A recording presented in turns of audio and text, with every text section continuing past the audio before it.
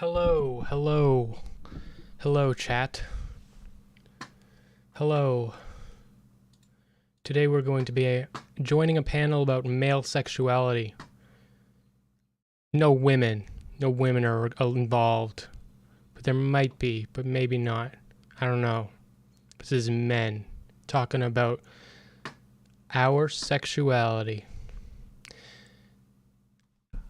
There's a lot of miscommunication between men and women, and I think we both assume we're more different and more similar in ways we don't realize. Let's get to the bottom of it. All right, I'm joining this VC. Let's see.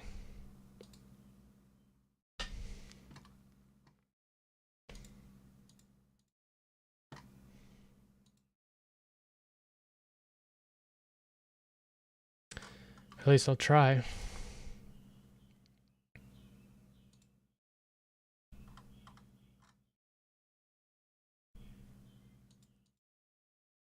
Link not work.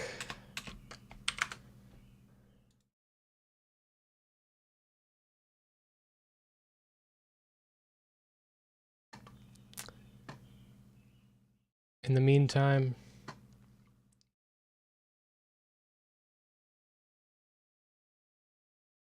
let's boot up some vibes.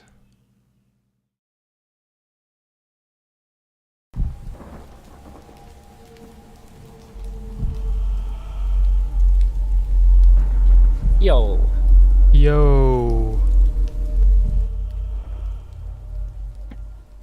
You said the link didn't work. Okay. Hello, hello. Hello, hello. How's it going, Smeth? How's it going? How did you feel as I did as a moderator the other day? You're an amazing moderator. I don't know if this is appropriate for me to ask, but I feel like me and Erudite clash in a way. We just really clash. And I really don't mean. I don't want to fucking piss her off all the time. Okay. I'm Hold live. on, give me 1 second. Don't say anything Oh, you don't okay. want to say live. Yeah. Gotcha. No, I'll talk to you about it for sure. Give me 1 second. I'm not streaming yet. I just have my starting soon up, just so you know, Smeth. I don't know if you're live on your end. I am Figure live. out my Yes. wardrobe. Gotcha. We're just waiting for Ahrelevant. Let me see if he's in the. Yes. Not.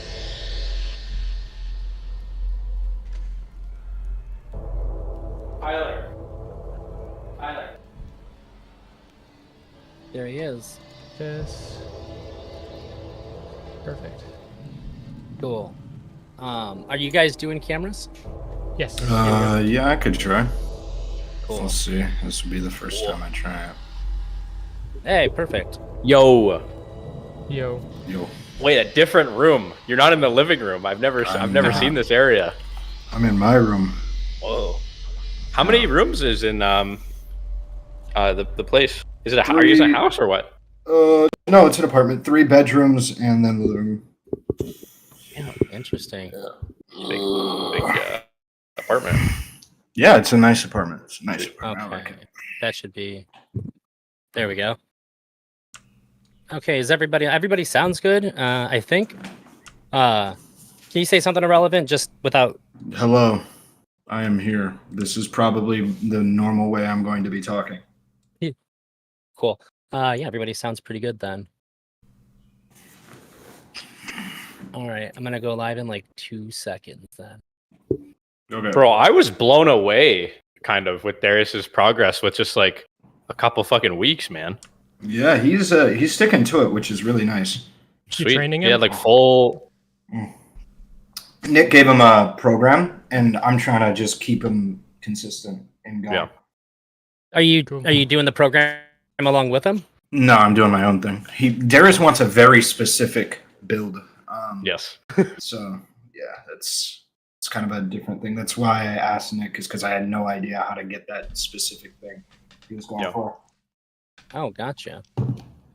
He wants to be like a skinny anime protagonist. Yeah.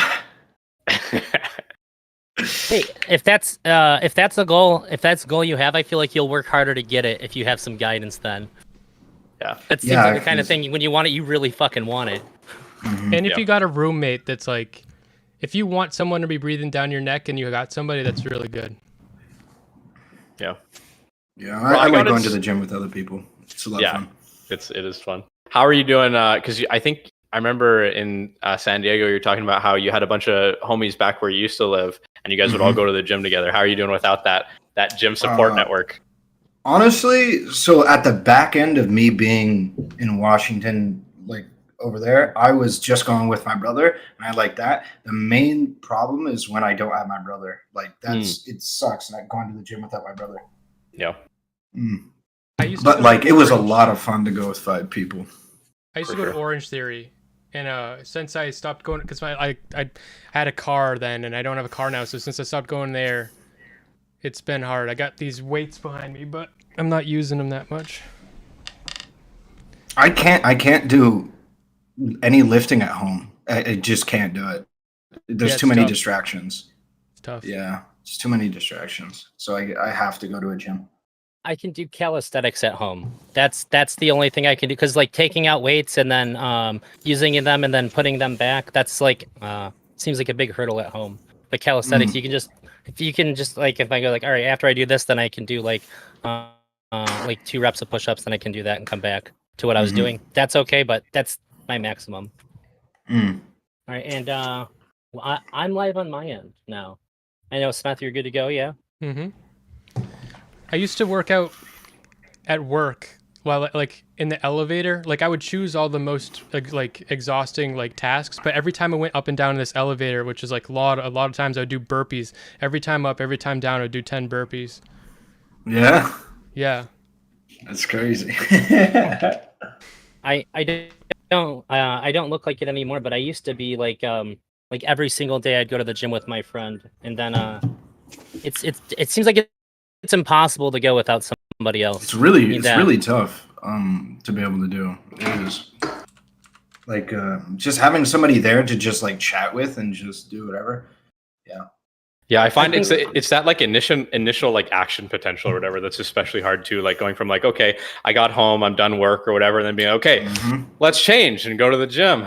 Yeah, like that shit's hard. It was the easiest, I think, in my young adulthood when like I worked on like a truck or whatever, and with the drivers, like I was like the swamper, so I just lift stuff. And so the guy on our way back from our last run, he just always dropped me off at the gym every single day, and I was just kind of like, okay, well I'm here. That was what my friends did to get me to go to the gym. I was like, man, I want to go to the gym. Me and my brother were like, we're gonna go, and my friends were like, we go to the gym like every day anyway. We drive past your house, just jump in the car, and Just grab you. Yeah, it's made it so easy. Yeah. That's why I liked Orange For me, Theory it's so much. having responsibility to someone else. That's why I liked Orange Theory so much, because you buy like a certain number of classes per week, and if you don't use them, you lose them. So you set up the classes and then you have to go, and if you fucking miss it, you're wasting your money. So I think one of my roommates signed up for like jujitsu or something, paid like a bunch of money and just didn't go to a single one. It's pretty bad. That's tough. That's just burning money. So I want to say thank you guys for doing this. I very carefully selected the people that I invited, and all of you guys said yes. I didn't invite anybody who said no. You are like my hand-picked guys to talk to about this. Cool. I got to give credit where credit's due. I didn't think this kind of conversation would be possible, period. But I heard Smeth talking about his sexuality several times on stream so openly. I was like, this might actually be a conversation that can really be had. And I think that this is something that I just kind of always knew in the back of my head I couldn't talk to like my friends growing up about. So I would usually just end up talking to like either like my girlfriend about things, which is they have no frame of reference for, or like I never really had talked to like my therapist. Not like I have a bunch of issues, but because of Smeth's the first person I've ever seen just talk about it and put it out there. Smeth is definitely a trailblazer. Bit of a man. You're not wrong. Speaking of which, I'm gonna have a conversation with you, Smeth, after this about your like lighting and all of that, because I want to replicate that business. I'm conscientious of this one right now, but Yeah. yeah. Well, if you want my lighting, all you have to do is you have to just do it like this. Like, just get one of those Oh. umbrella things. And These then do blew it my like mind. that. The way it looks to what we normally see, it looks like it's like a whole magnitude of less effort than that. Like you just have it like perfect without even trying, kind of deal. Yeah. Yeah, it Well, does look kind of effortless. You just put. I have this. I never move it. It's just there. What, do you know what the umbrella things are called, or is it literally an umbrella? I have no idea what Umbrella lighting thing. Yeah. What is the photography umbrella? I think it's like a reflective thing is what it's supposed to do. So like reflective umbrella Yeah, lighting probably will find it. It's literally called the photography umbrella. That's the name. Wait, really? Yeah. Somebody Yeah. said light spreader or bouncer. Oh, then they said reflector. Okay. Okay. Softbox umbrella. Oh This shit! is- They this make a is- full. Softbox. This is Sorry. really, really gay. And I think that's good because the conversation we're about to have is really gay. Yeah, it's kind of gay. So actually, I think that's kind of a good thing to talk about. But first, I just want to open with on the 11th, I put a poll on Twitter, and I don't have that much Twitter engagement, but I got more engagement on this probably than anything else. I said, do you think that most men are open and honest about their own sexuality? To be more specific, do you think men are open and honest about how their sexual feelings manifest, make them feel about themselves in their relationship with others? And I got 89.3% no, but that's actually like a 96% no because 7.1% was results. So so nobody thinks that we have that we're even honest with ourselves or other people about it at all. What do you guys think? Do you think that you're open and honest about your sexual feelings, like how they come about and how they affect your relationships with others and yourself? I think you good. would. Okay. I'd like to think that I'm pretty open and honest about it. I would say that definitely my opinions have changed over time, but that's just because of my knowledge of myself. I'd say definitely growing up, I wasn't. It was like about how some of the things affected me. Like for a very long time, I acted like I had sex when I didn't. You know, the classic stuff. So yeah. I'm kind of all over the place. I think there's some things where in most ways I'm pretty open and honest about my sexuality, and then there's like a few things that are almost like the deep dark secrets or whatever that it's just like I don't want to talk about. Not like kink shit necessarily, but yeah, there's certain things that it's just like I don't know. It just doesn't come up or something. I'm pretty open and honest about how I feel, except I feel like socially, there is a lot of confusion about sexuality at all. Like I just last night had a conversation with Phil Illy, who's just wrote this research like book about autogynephilia.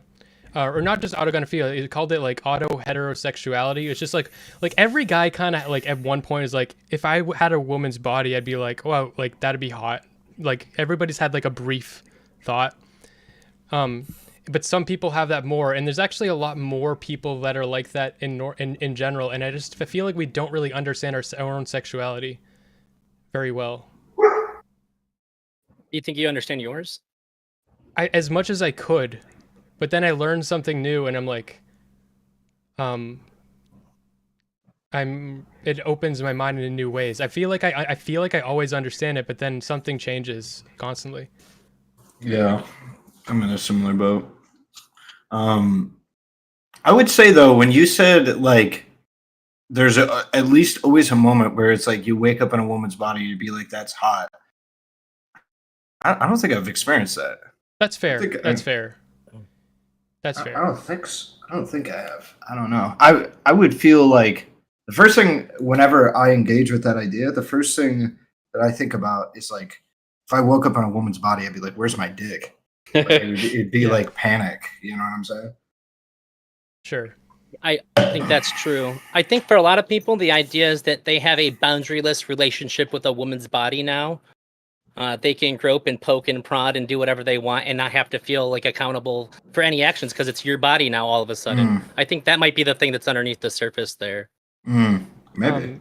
Yeah, it's the theory is the word that's often used is sexual target misattribution error or something like that. Something like that. But that's actually pretty common, and that can happen in many different ways. So is it just is it the fixation on the idea? Is that what the ism is? Like that's what it's about? It's about like your sexuality. It's called metasexuality, I think. In that it's so rather than having a direct relationship with the objectified, you see yourself as that, and then you have a unique relationship with just yourself, seeing your object of desire as yourself too. Oh, I see. Yeah. Okay. Yeah. I mean, I feel like my feelings about being in a woman's body for a moment or whatever are pretty puddle deep. It's like, okay, if it's a chick that's really hot or a chick that I have like a thing for already, I'm like, God damn, this is never going to happen any other It's time. the thing whatever, I was right? talking about. Yeah, exactly. I have like that, a little bit of that. And then the Yeah. other thing is like, oh, it'd be really interesting to see what clitoral and like cervical orgasm is like. And if it's way different from my routine orgasm or what. That's like, my first outside thought. of that though. You get to find out what it feels like, and it's like, okay, unless this is amazing, I would just like to go back to what I'm used to now, please. Yeah. Yeah. So one of the things that I'm really curious about is when I brought this up to you guys, was there anything that you immediately had like in your head, like, I think I'd feel uncomfortable talking about this thing? Because that's kind of like the point of this, is that my goal for this is for the people that see it to see that these four guys are able to talk about things that I didn't think that I could talk about, and hopefully it gives them a little bit of courage to express themselves in a healthy way. Because if we're not talking about these things, I think it hurts everybody. Uncomfortable. I don't think there's the only thing I could think of that would make me uncomfortable to talk about would be like naming sexual interactions that I've had with like specific people, like naming names kind of a thing. But that's just kind of, I feel like that's a general, like everybody would say that probably makes sense to not want to do. Like if I was like, oh, I had this kind of a bizarre, bad sexual interaction with, and then X person, I feel like that would, yeah. Sure. Like that's the only thing that I could think of is like naming names. I don't want to like put anybody out there or on blast. Does it make you uncomfortable saying like things that you've done? Because that's like most people are like that, you know? No, I don't think anything that I've done has been that out there that I would feel uncomfortable like talking about. I feel like if I'm uncomfortable talking about it publicly, I probably wouldn't do it privately at this point in my career. Like if you asked me like 2 years ago, there's plenty of shit I would say I wouldn't want to talk about in public, but right now, I'd say it. What's changed that? Is it just being like a streamer, do you think?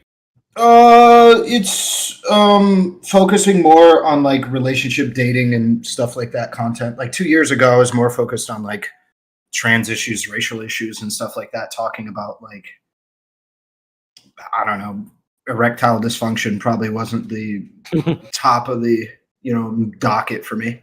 That's a good topic. I agree. What about you, Nick? Are you ever uncomfortable talking about sex? Generally speaking, not really uncomfortable talking about sex. Like the one thing I had in mind that it's like am I uncomfortable with that? It's like a weird thing to talk about. I've talked about it before though, so I don't think it's uncomfortable. Sorry, it takes like a little bit of groundwork. I'm totally down to go back to erectile dysfunction now, or I can say the thing first, and then we can go to erectile dysfunction or whatever. Take your time. If you have boundaries, boundaries to set, we want to hear them. I'm sure everybody here. I have no boundaries. too much of a man for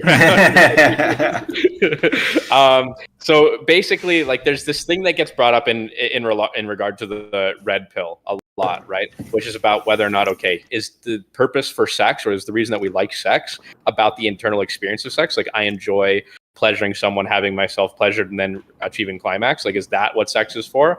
Or is it like a status thing, or is it like a heuristic for status? So it's like, if I'm having sex with lots of women, or exclusively beautiful women, or in the like highest order world, having lots of sex exclusively with beautiful women, it's like that makes me more intrinsically valuable or whatever, right?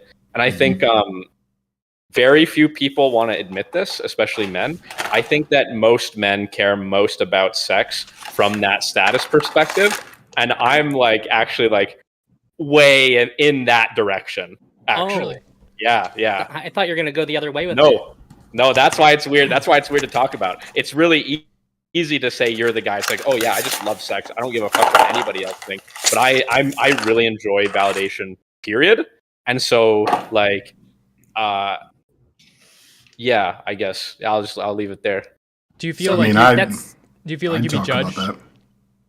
Do I feel like I'd be judged? Like for saying that, you mean? Yes. Oh yeah, for sure. Oh, Alright. yeah, 100%. I'm not judgmental of that. Well, I hope that none of us are here to judge the other ones. We're all here to be supportive of each other. I have the exact opposite of what you're talking about.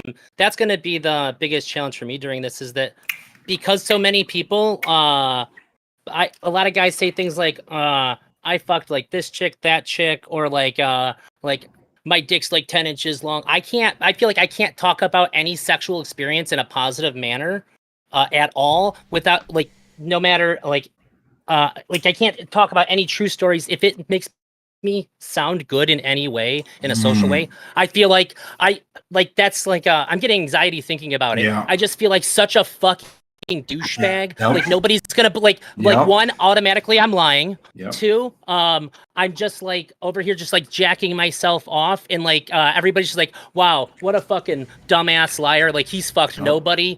1-inch dick. Obviously he's talking about a positive sexual thing. Nothing freaks me out more than sharing a positive sexual experience that I've had. I know exactly what you. I 100%. You know what's weird? I agree with you. Maybe it's weird. I agree with you, ElderDrazi, but I'm also in a similar thing as like what Nick was talking about. But I'm assuming you are too, but maybe not, Nick. I'm trying to learn my way out of it.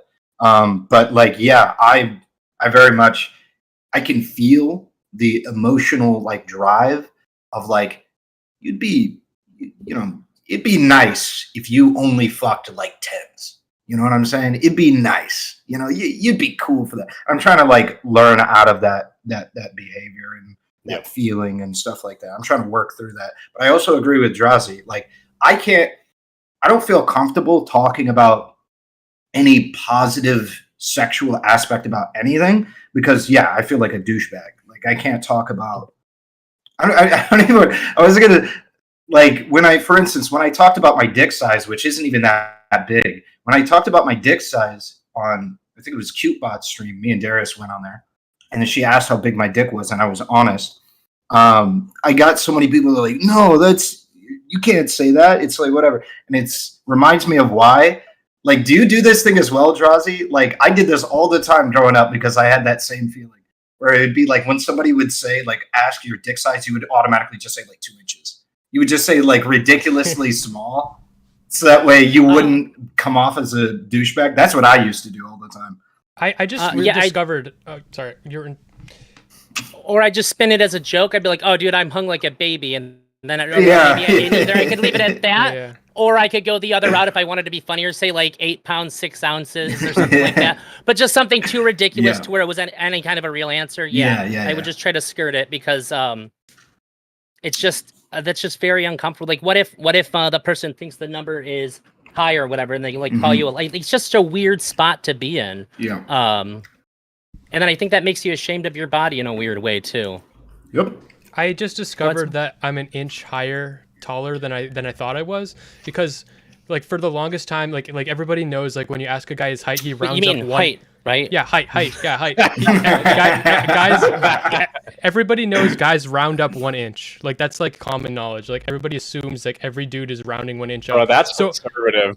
That's conservative. I was rounding for years. I was rounding 1 inch down, and I really believed that that's how tall I was. I'm 5'10", but I was saying I was 5'9". God damn it! I was about to guess. too. I thought you were 6'2", 6'1".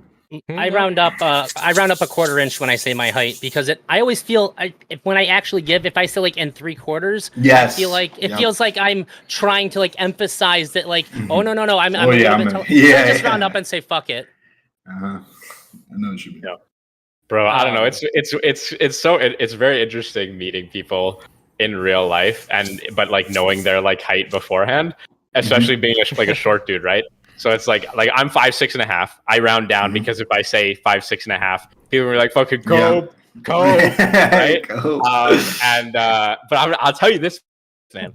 I'm the tallest 5'6" motherfucker out there. Okay, everybody else who's there's so many 5'10" guys who I'm like a cock hair shorter than. It's like, oh, what's going on here, man?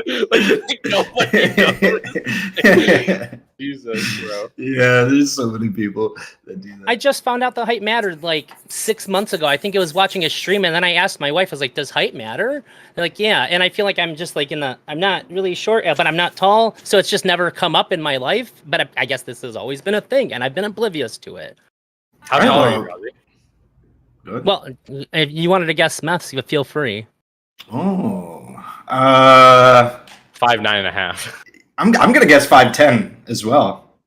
I'm gonna guess I used to just say 5'7". I used to say 5'10 3/4. Now I just say 5'11. Because it's 5'10 3/4.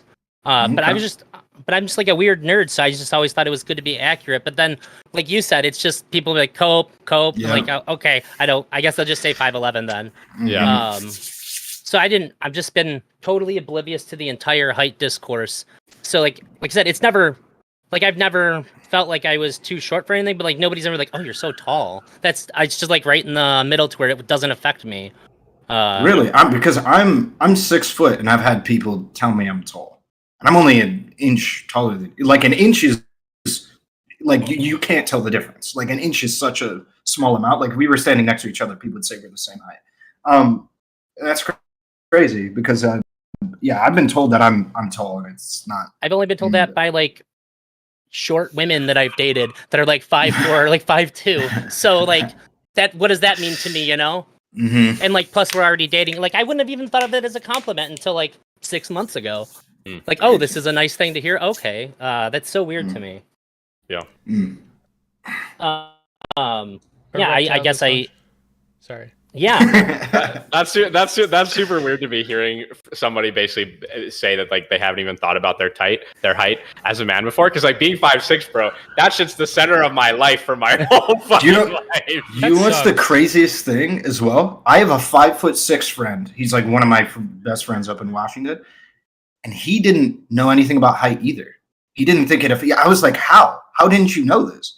Like you've been bullied for your entire life, and you didn't even know. Like it mattered. And he's like, nah, not when it comes to dating, because he fucks. So like, I guess him and the women that around him didn't get the memo. Well, he's very confident. I'll even echo that a little bit. It's like most of my height anxiety in the past came from men, not really from women, honestly. Because it's like I'm gonna be honest, like if like a girl's like 6 foot, I'm not gonna step. Like I'm not gonna attempt. It's not gonna happen. It's like the fucking river doesn't flow that way. But then again, man, I asked out this one 5'10" chick, and she said yes once. And that's the only time I've ever even tried to go for a girl that was taller than me. So I don't know. Maybe girls are way more open to it than I realize. I have no idea. I think if a woman's short, it'll matter to her more. But if a woman's tall, she knows she has to like manage like the height expectations, or it's just not going to be a thing that occurs to her as much. Because if you're like a 6 foot tall woman, you're not going to meet a ton of guys that are taller than you. So it might not play into like how you think about men. I think it depends. I've met a couple tall women that are very dead set on finding guys that are the same height and taller than them. I've met a couple that are that way, but I think it's I like would say like the vast majority of women are super adamant in my experience about height. But then I think when the rubber meets the road, Yeah. if you make a woman feel a certain sort of way, all of the other variables just don't really matter as much. yeah, it's like proclivities that you like, genetic proclivities. As much as you could have a proclivity to being like gay or gay or I don't know, agreeable, any type of personality thing. You can have a proclivity, but that doesn't really set it in stone. So just because you're born to be a certain way doesn't mean that that's how you're going to end up. And you can be short, but still be like the object of desire for women based on your other characteristics. Yeah, as an example, I mean, it's not a huge height difference or anything like that. Like a lot of the people that Darius has over is either the same height or like taller than him, and they don't seem to care very much. Like it's not that big of a thing. They might like make a joke about it, but it doesn't seem to affect him at all in his dating prospects. Does he have a weird attitude about his height? No. It probably has a lot to do with it. Yeah. Erectile dysfunction. Yeah. I love you, Smith. So I can go first on this if you'd like, because I recently had this inflicted upon me. It's still coming out soon. It's been hard to work on. I'm doing a review of my vasectomy. I got a vasectomy recently, and it went bad. I had my wife take care of it. She's a vet. She's a surgery technician for veterinarian clinic, and so like she cleaned it out and everything, followed all the instructions to a T. She had like all the good shit from her job for like sterilizing and all that. But there was an infection that happened like the day of, and I ended up in the hospital for 2 days. They had to do emergency surgery on me. It was already healed, and then it was so infected that it had burst open, and they had to spend 2 hours flushing it over and over again. And since then, I lost a lot of feeling on one side, which is back of like my balls area, like the whole like skin and everything. And now I have significantly greater trouble getting it up and keeping it up than I ever had before. I'd say it's probably 30% of the time now. Everything works like it ought to. And I've been told that like this is kind of normal when there's trauma there, but it's a big psych out just having things all of a sudden not work like they should. I feel like this is supposed to happen as you get older and like a slow burn, but for it to be like night and day, like, all right, I can use my dick again. And for like 4 days, when you can't have sex for like 2 months, it works. It's going to work great. But after that, it's just sort of, it's like, it's almost like I have somebody else's dick that doesn't work great. Like, where's my old reliable at? And it's been, there's been very few times in my life. I very rarely think about masculinity when it comes to myself. That's been one of the most emasculating things I've ever experienced. Only second to before I got the second surgery and I was in bed and I couldn't move at all. And my wife had to do everything for me. She finally had enough of like doing things for me, and I felt extremely emasculated. Like, what am I doing? Like, she's having to like wait on me and stuff. That and then my dick not working the way it should are like the most emasculating things of my entire life. And can you still come? Unique. Yeah. But sometimes like we have to stop, and then it's just the focus has to be on me if it's gonna happen. When it's the 70% of the time right now. I don't know if I want to go get pills or what. It feels weird being 34 and asking your doctor for pills. I looked into it a while back, but I've discovered how to make it work for myself. But I feel almost like embarrassed even to discuss how I'm making it work. Like when you're having this issue, it's insensitive. That's awful. Do you not want to talk about it? No, I do, but I don't want to like as soon as he's telling us how he's got this issue, then I'm like, well, this is what I'm doing to make it work perfect for me. It's like, you're not gonna hurt my feelings, buddy. Okay. This is a very me-centric thing. I had erectile dysfunction a lot in my early 20s, and I think for multiple reasons. One is I would fast before every single date, because I wanted to be like slim and look as fit as I could. And fasting is not good for erectile function. Huh. Interesting. Yeah. yeah, and also being like dehydrated, because like I would be like fasting and dehydrated because like makes your like veins pop out a little bit, be a little and yeah, You're that's not preparing for good. the Olympia, Yeah. dude. Yeah, he's fucking day. preparing for me. Yes. Bodybuilding. But so that was part of it, but also I just like didn't understand how to like just give myself an erection. And since then I've like learned like I can just like stimulate myself and then just give myself one. And like even if like it just I do like you have to like I have to stimulate myself of like you ever done, because you guys work out, have you ever done a peel? Peel. A peel, this is something a military guy told me. I don't know if this is like a technical term. This is when you start from your highest weight intensity that you can do, and then you keep going lower and lower until like you can't go anymore.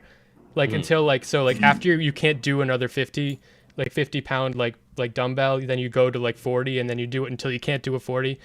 So like that, if I do that with stimulation, like in like lowering like my stimulation, then I get like a rock hard boner, and then I'm good to go. Shit. That's a hell of a way to go about it. Yeah. I'm do you want to expand on that anymore before I go off? That's pretty much it. Well, I was going to ask. Okay, so sorry. How does the peel translate into erection? So it's like, Okay, so are you saying like you go like RPE 10 stroke? Like really? Okay. So if you're actually interested, so actually I'll start out with like my whole hand. Okay. This is, I don't know if this is too TMI, but I do it like upside down, because like the pinky is like smaller, and then opening is your thumb area is bigger. Anyway, Okay. I start off like that, and then I just move to like my fingers, and then I just move to like less fingers, and then just one finger. When I get to one finger, I'm rock hard. Okay. What the hell? I'm gonna try that. Yeah, what? You said upside down? Yeah. With the pinky up, yeah? I'm in a similar position to seems like ElderDrazi, but minus the surgery situation. Well, actually, no. My shit acts up every time, every single time. Like the way that it works, I think I got it pretty bad. I'm gonna probably look into. I'm gonna talk to a doctor about it because it's so bad. Like I can't even wear condoms. It doesn't work. I can't get hard enough to put a condom on. But in when I do, I'm only hard enough for like 45 seconds. So like if I'm in that state where I'm hard enough to like put on a condom, I need to know, jump like to it, slap that bitch on, and then like go at it, because otherwise I can't put it on. It just doesn't work.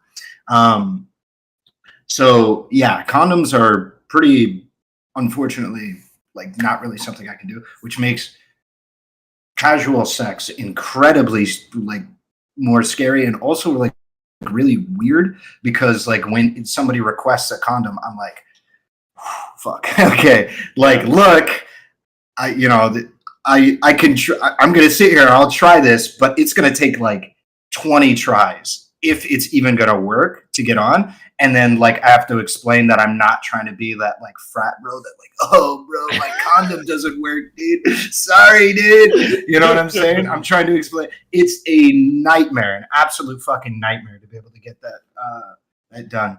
And then actual sex, oh man.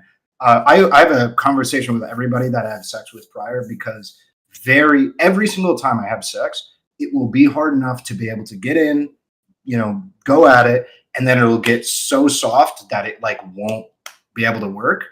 And so I like look them in the eyes. I'm like, look, it's gonna get soft.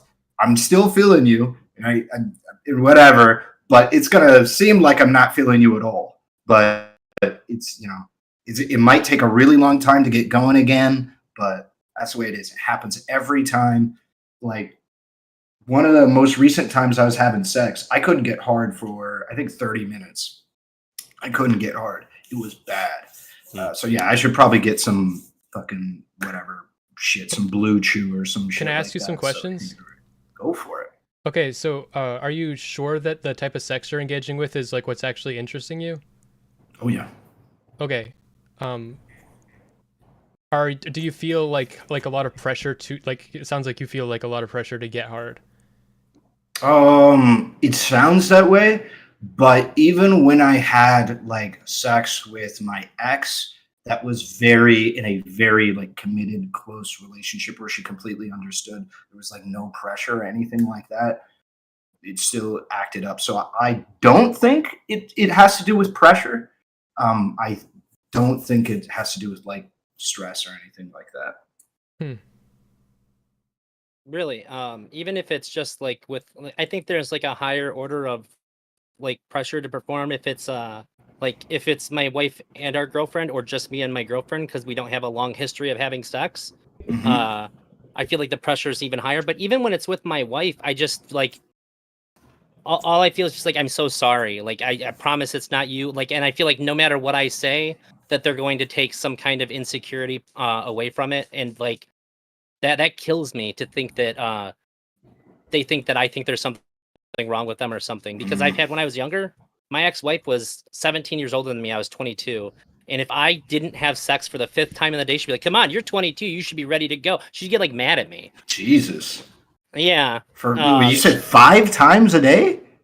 Yeah. I remember specifically. I was No like, we had sex 4 times shot. already, and like it's still daytime. She's like, "You're 22. You should be ready to go." So I think I got it in my head then that like, it's going to be very insulting if I can't perform when the woman wants to go. But now, even if it's just like the first time, if I lose it part of the way through, I feel very ashamed. I feel very embarrassed, and like I have to like over explain myself that there's nothing that you're doing. There's something physiologically wrong here.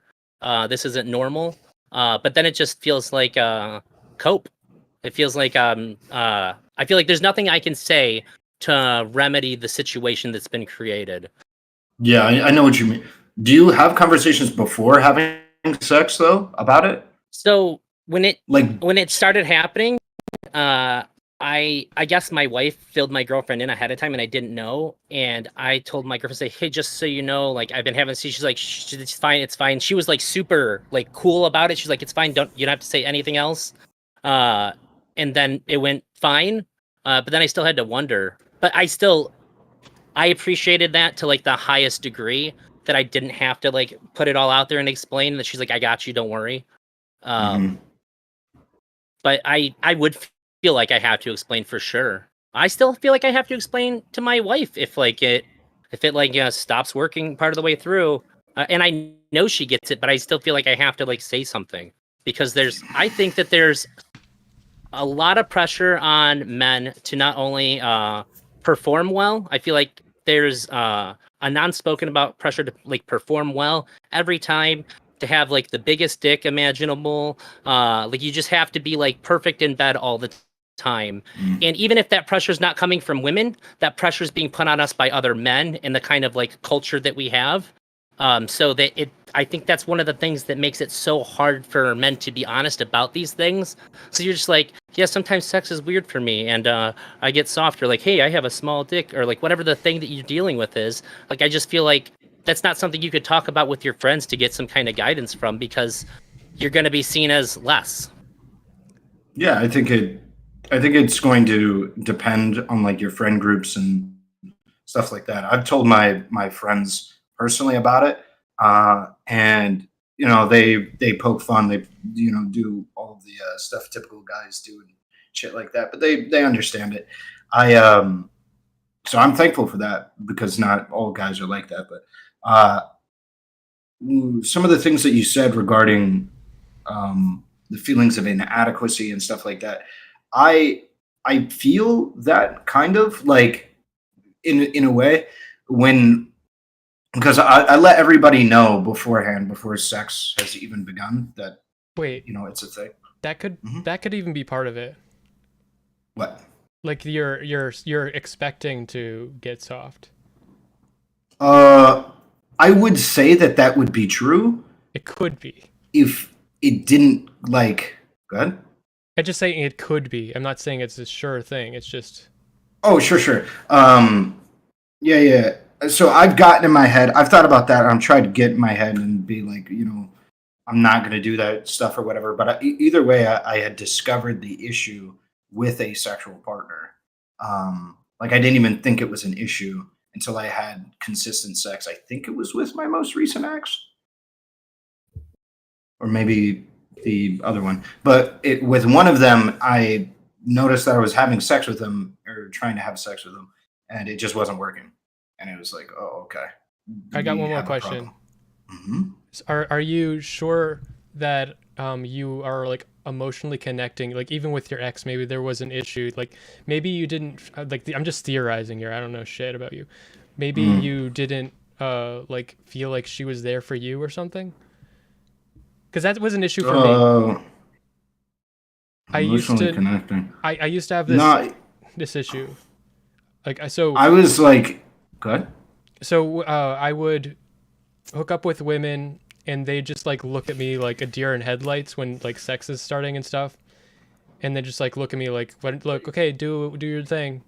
And I'm just like, and I realized that that's not gonna work for me, and if that happens, I'm just like, I'll just do something, but it's not gonna be, I got creative with it, like it's not gonna be just normal sex. So just like, okay, we'll just goof off.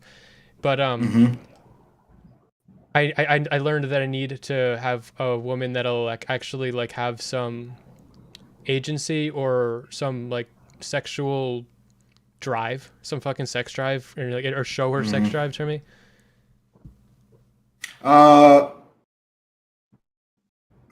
So with my ex, at least, the issue came up even when like, we were both like very much infatuated with each other during the like infatuation phase. So I was like super into her, she was super into me, and I still had the problem, and I felt like I had a good emotional connection. I mean, we had like talked long distance and things had gone pretty well for like 6 or 7 months. So I felt like there was a decent emotional connection, and I found her very attractive. So I just, in my mind, it has to be like some kind of stimulus thing, neurological, whatever thing. It's got to be something weird. I don't think it is like a pressure like to perform thing. Maybe not though. There's one more theory. This is one I don't like. So this is not my advice. But I like, people will say that we'll just jerk off less. I mean, I think that does work, but not well. And it also just sucks. And I don't think that that's the right solution, because like I have considered that and gone through that, and I've found solutions that aren't jerk off less. A jerk off less is one that definitely has positive effects, I think, for me, because I'm like more horny, which can like keep my like, I feel like it allows me to proc the chance to get hard more frequently. So yeah, I feel like that helps, but how long I have to go without jerking off in order to get that is like pretty low. Like I have to go like 2 weeks, and I slap that shit every day. There ain't no way I'm going 2 weeks. So I don't want to do that. I don't want to do that. And it's not even a guarantee. It's just like a little bit, like whatever. It's like, I ain't giving that shit up. No way.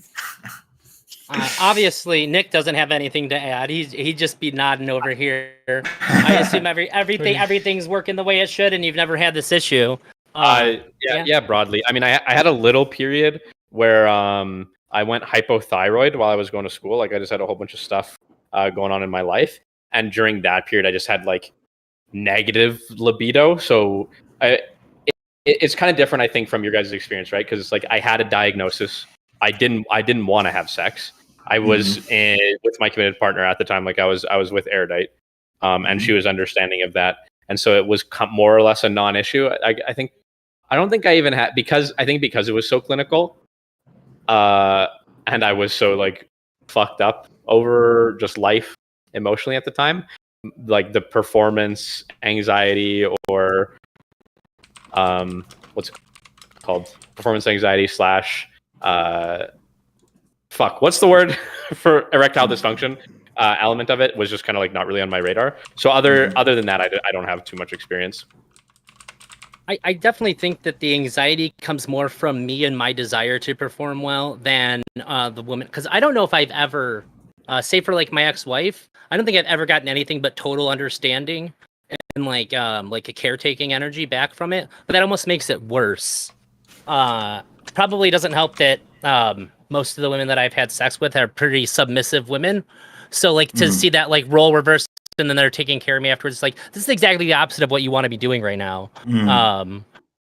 So it's all coming from me.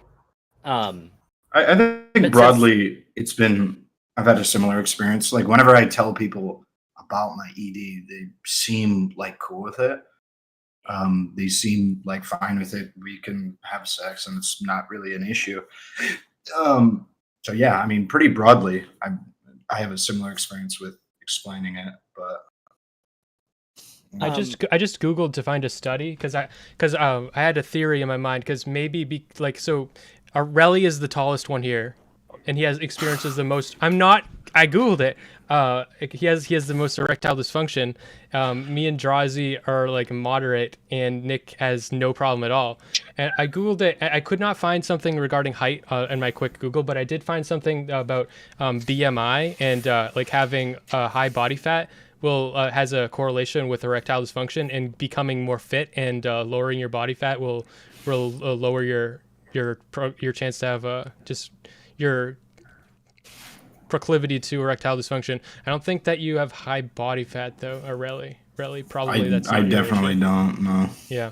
This is something I know. I've always known that if I drop some more weight, that I'll have better sexual performance because I used to be in hella good shape. Like 8-9 years ago, I worked out every day, like 23 chin-ups in a set, kind of like fit.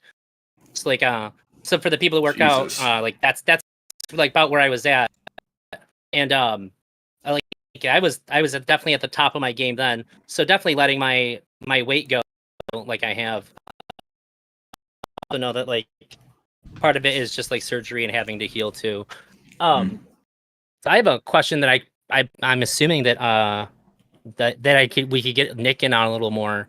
How do you feel about if you want to do something with a woman that like she's not already doing, like you want to address like, hey, what if we if she's never like asked you to go down on her, be like, hey, what if you let me go down on you tonight, or like we 16 out or something, like maybe even like kinky or something, like what if I tie you up or something? How does that work for you? Do you get like really nervous? Like, is there any like fear of rejection for that, or like that they're gonna think that you're weird, or have you experienced that at all? So I think that's pretty common. Yeah, I would say the only anxiety I get around asking like a sexual partner if they want to do different stuff or new stuff or weird stuff is, am I going to make you uncomfortable by asking? It's very much other person oriented, right? So it's like if I ask for something, are they going to be like, bothered internally? That's the only thing I really care about. And I feel like things, generally speaking, come across pretty well. But I'm also really cautious, so I probably haven't had it go wrong because I'm just like, I'm not going to ask unless I'm pretty sure the answer is going to be yes, basically. How would you feel if you made them feel self-conscious? Horrible. If they're like, oh God, no. Like, would you feel bad about yourself then? No. No? Oh, you just feel like, oh shit, I'm so sorry. Yeah. I'd feel bad for making them uncomfortable. Like if they tried to put it on me, if they didn't get uncomfortable and they're just like, oh, you're a freak, I'd be like, yeah. Yeah, sure. You know what I mean? But if she gets hurt, offended, bothered, aghast, whatever the heck, then it's like, that's going to just make me feel bad, right? I don't want to hurt people. I don't want to make people uncomfortable. Well, I don't want to make women uncomfortable. I mean, I'm pretty much the same way as Nick, except for if a woman told me that she was made uncomfortable because of my actions, I probably would feel self-conscious because for lack of a better term, I feel a little bit autistic. Like I don't really know how to. I feel like I have a good read on what people are feeling, but I have a really big issue with knowing what my actions will make someone feel. So I can look at you and I can be like, oh, you're feeling uncomfortable. You're feeling this. I don't know what I can do to make you feel something else. I don't know what I'm about to do. I don't know how you're going to feel about it. And so that's kind of an issue that I have. So if somebody was like, oh my God, I can't believe you did that, I'd be kind of I'd be kind of pushed back. I'd be like, oh shit, maybe I actually did fuck something up. Maybe I should have done that. Maybe I should have done this. So I'd probably get pretty self-conscious about it. But everything else Nick said, I agree with. Or I'm the same way. I mean, so you'd put that on you and not understand that it's a them, and like, and not think it's a them thing. I think it would depend. I would look into it and like maybe like if I said, "Hey, hi, how are you?" and then they were like rapist, I'm like, okay, get the fuck out of here. You know what I'm saying? Oh my God. I do want to ask this to Smeth, but John, what you just said, my biggest fear in any kind of like dating anything is the idea that I would be called a creep or creepy. Just fucking kill me. And if you could just put a bullet in my head instead of saying that, that would be fine with me. The last thing I ever want to hear is that you're creepy. Yes. Especially growing up, I had such a fear of coming off as creepy or making women specifically uncomfortable with my like romantic or sexual advances. It resulted in a complete paralysis. I just couldn't mix with my like lack of social ability. And I knew that I had not great social skills. It results, okay, I don't want to come off as creepy or weird. And I know I don't have very good social skills, so I'm kind of likely to come off as creepy or weird. And then so I just never interacted like sexually or romantically with women because of that paralysis. And I would hope that people wouldn't like fall into a similar pitfall as me when it comes to that, because that's not a long-term viable solution. If you want to date women. I was the same. I had to. It wasn't until after high school, even after, actually, it wasn't until after college, and then I just like suddenly like having gone to art school and then using Tinder, and I used my art school skills for Tinder, and like I got like lots of hits and shit, and I got to try everything out. I think just because I had good photos, and so when I say try everything out, try all like the strategies, and I had to reverse engineer talking to women from Tinder, and I feel like that's like the worst place to learn. I mean, it's a safe place to learn it, but that's the insidiousness of it too, because it's so sterile. Yeah, you can say sense. Fucking wild shit on there. Yeah, exactly. Yeah. So for a while, I was dependent on saying fucking wild shit, and then in real life, I'd be like, okay, I know how I could make you horny. But also, this is risky behavior. Like, I'm not just gonna say that. I think that that's kind of a thing, though, right? Being risky, having risky behavior. It's all about finding that line of like doing something that's going to like shock and awe without triggering that like disgust reflex. I think that's what a lot of people are trying to look for. Yeah. I think that's like kind of part of the social demands of like men is you need to be bold but not too bold, and that shit exhausts me, just to be honest. That's just exhausting to me, that I have to like ride this line of like looking a woman in the eye and being like, hey, I'd love to take you out, or like, hey, let's go back to my place and let's lock the door. You know what I'm saying? It's like figuring out that balance or whatever with my social ineptitude is just such a nightmare. It's exhausting to even think about.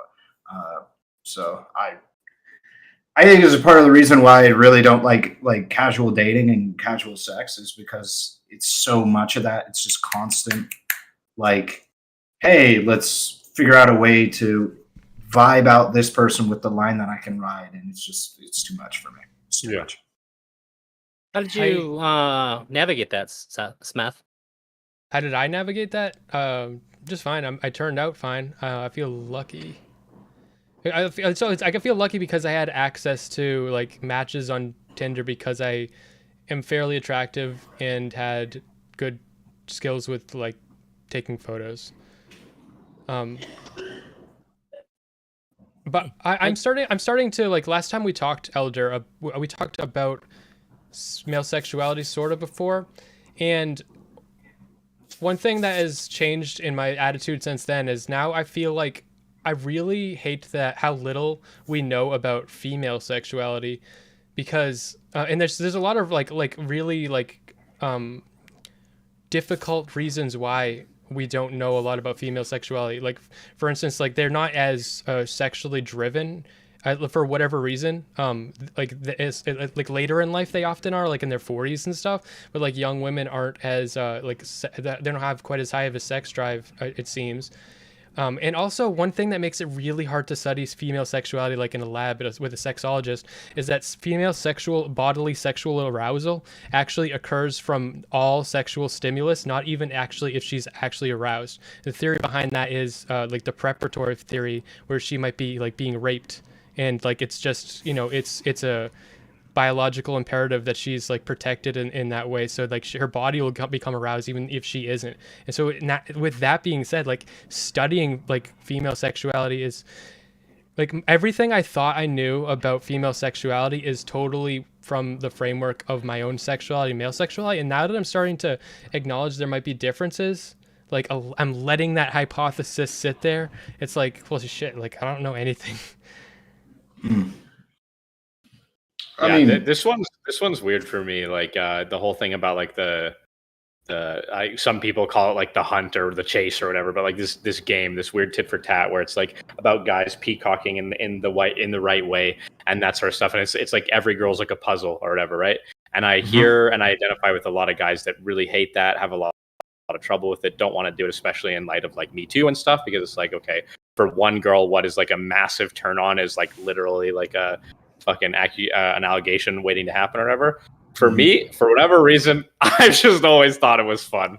I just like, to me, it's like a fucking game. It's like the puzzles in Legend of Zelda.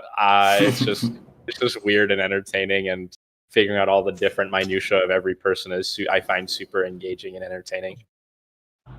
That makes sense. I kind of like getting shit tested, even. Have you ever been like really unsuccessful at it, like gotten a really negative response? I've gotten rejected. I've never had like a really insanely negative response. Like literally the closest thing I can think of that would be really horrible is like back when I was like a younger guy and I was practicing like cold approach and stuff like that. I went up to this one girl in Zara who had like she had brown eyes, but like really interesting brown eyes. Like they had a really unique texture to them, and they caught the light in an interesting way. And so like I told her, I was like, hey, I just wanted to let you know, like, you have really beautiful eyes. And she looks at me and she goes, they're brown. And I said, what? Well, yeah, but I mean, they're very unique brown. Like, I mean, they've got a lot of texture to them. Like the way they catch the light is like super interesting, and your eyes are very big. You know, they like kind of like brighten up your face a lot. And then she goes, okay. And then I just laughed. Kudos for the recovery. I'm impressed that you made a second attempt after they're brown. That's the fucking balls on you. If it's like they're brown, like, shit, you right. Bye. Like, what the fuck? Yeah, it felt like a spar. Like she was trying to fight back, sort of thing. Which is just like, I mean, some girls do that. I don't know. It's kind of fun. I enjoyed that. Yeah. If you know that's what's like, happening, I wouldn't know what to do than to debate it. Yeah. What am I? It's so hard to know though. You say brown eyes can't be pretty. Like, I can't do that. It's not a recovery. Yeah, for sure. We're fighting now, or I'm leaving. That's it. Yeah, exactly. I don't know. Those sorts of situations, they're kind of the most horrible, especially if you're not super attuned to what's going on. And a lot of the time, I would say I wouldn't really be attuned to what's going on. I would just always assume that it was playful, and it just tended to work out more or less. I did. I don't know if what I do is the same as Smeth. When I talk to a woman on Tinder, I feel like after an hour talking, I want to know. Like, I just put all the sexual stuff on the table. That way, I don't have to guess. I don't want to guess in person. I don't want to like talk about it in person and get that like weird disgust response. But I don't know if I go. I don't know if you're saying you go like really over the top to try to like if you can handle me like being like super wild, then like we're good. I know that I'm like safe here. This is I just try to like lay it out. How it goes for me. It's like the very first like few couple things I say are like disgusting, like generally, like so I read their profile, I just kind of gauge them up, and I say something that like I think that like matches the vibe I'm getting, and usually it's like really disgusting, like really sexual, and then after that, I remember there was like this girl from like I don't know, she was like from Harvard or something, and I was like I don't see a lot of Harvard girls on Tinder. Are they eating your pussy there or something like that? And Hey, that's the shit I could never do. That worked out great. And then immediately after like that, like a couple like one or two just back and forth, like just me saying two things. Then immediately after that, it's like right into like a real conversation. Like it's not like, okay, I'm a real like I'm very sexual. I'm funny. I mean, I don't do this consciously. It's just how it always plays out. But at that point, they know that I am DTF. We both see each other. Okay, we know what we were here for, and then we have a conversation. All right, we have similar interests. All right, and then it goes back to, and then I always want to meet people as fast as possible because I want to. I don't like the pen pal thing. Like I think that we're all like our own best representative in text, and I want to get past that and I want to meet in real life and get to know somebody. So I try to get like a public place, like a safe place. We'll go get coffee and see if we vibe. Now, you said they're not eating your pussy there, or are they? I just wanted to get the exact. No. The fucking balls on you, man. Kudos. I don't think I could ever be that bold. Why not? It's Tinder. I usually.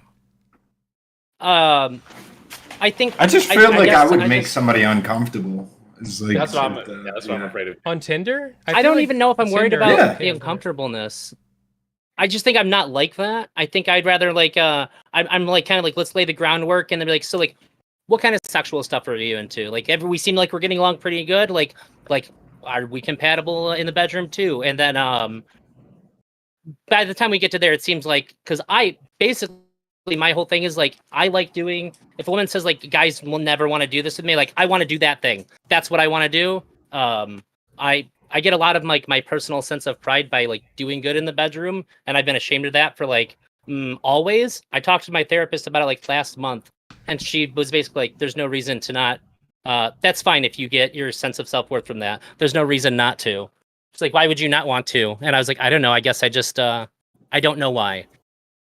So I guess I just want to make sure that I think that if I did something really bad and like if that freaked a woman out, that might affect how I feel about myself.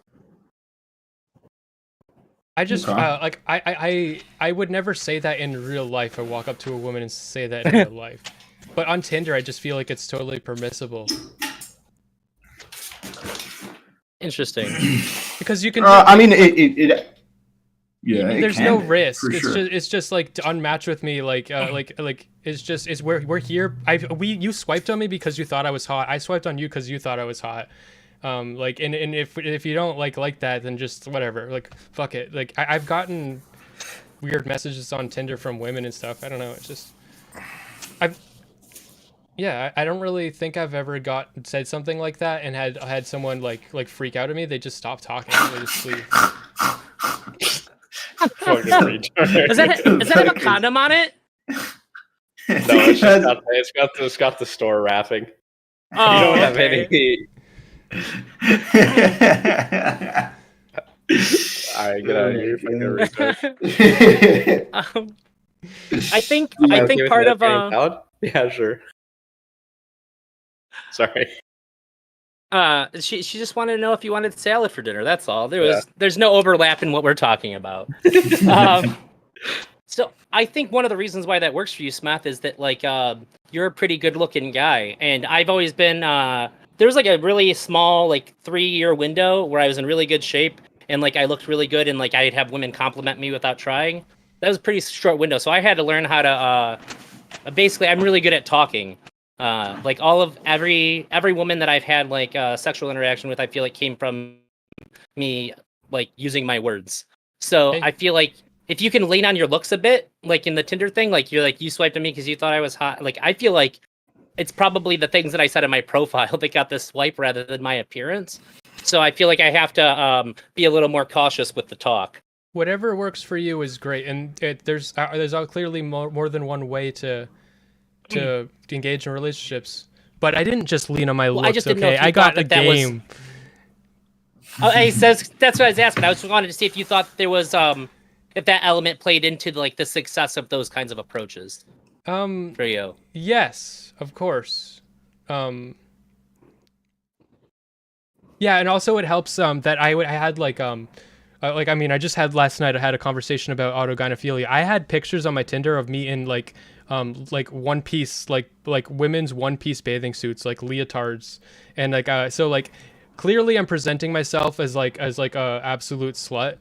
And Oh, yeah, okay. the women that matched with me, I knew like they swiped on me, so like okay, like I feel like that kind of I aided in my selection of women that would be willing for that kind of conversation. Yeah, actually, I guess that makes a lot of sense, right? Like the net you're using is already selecting for the people who will positively respond to your follow Yeah. up. Like Yeah. you're thrusting sex onto people as soon as they see your profile. Yeah. So then when you do it in DM, it's not weird. Yeah. That's kind of how it went down with me and Darius. Me and Darius had a situation because his Tinder is like very much e-boy, like whatever shit, like fuck boy, e-boy vibes, Yeah. TikTok guy. And so when he does his crazy wacky shit, it like works well for his account, but my matches it doesn't work well for at all.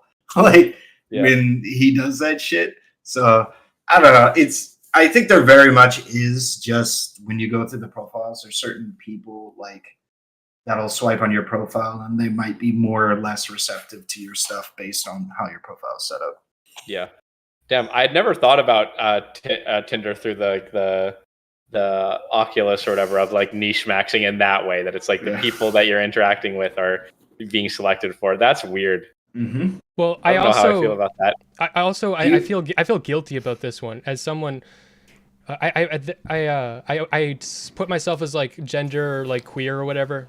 I was more of a femboy back then, and I would match with a lot of like very fresh, like newly transitioning like trans men. Like they had just started testosterone, and the reason I matched with so many is because when you just start testosterone, you're really horny.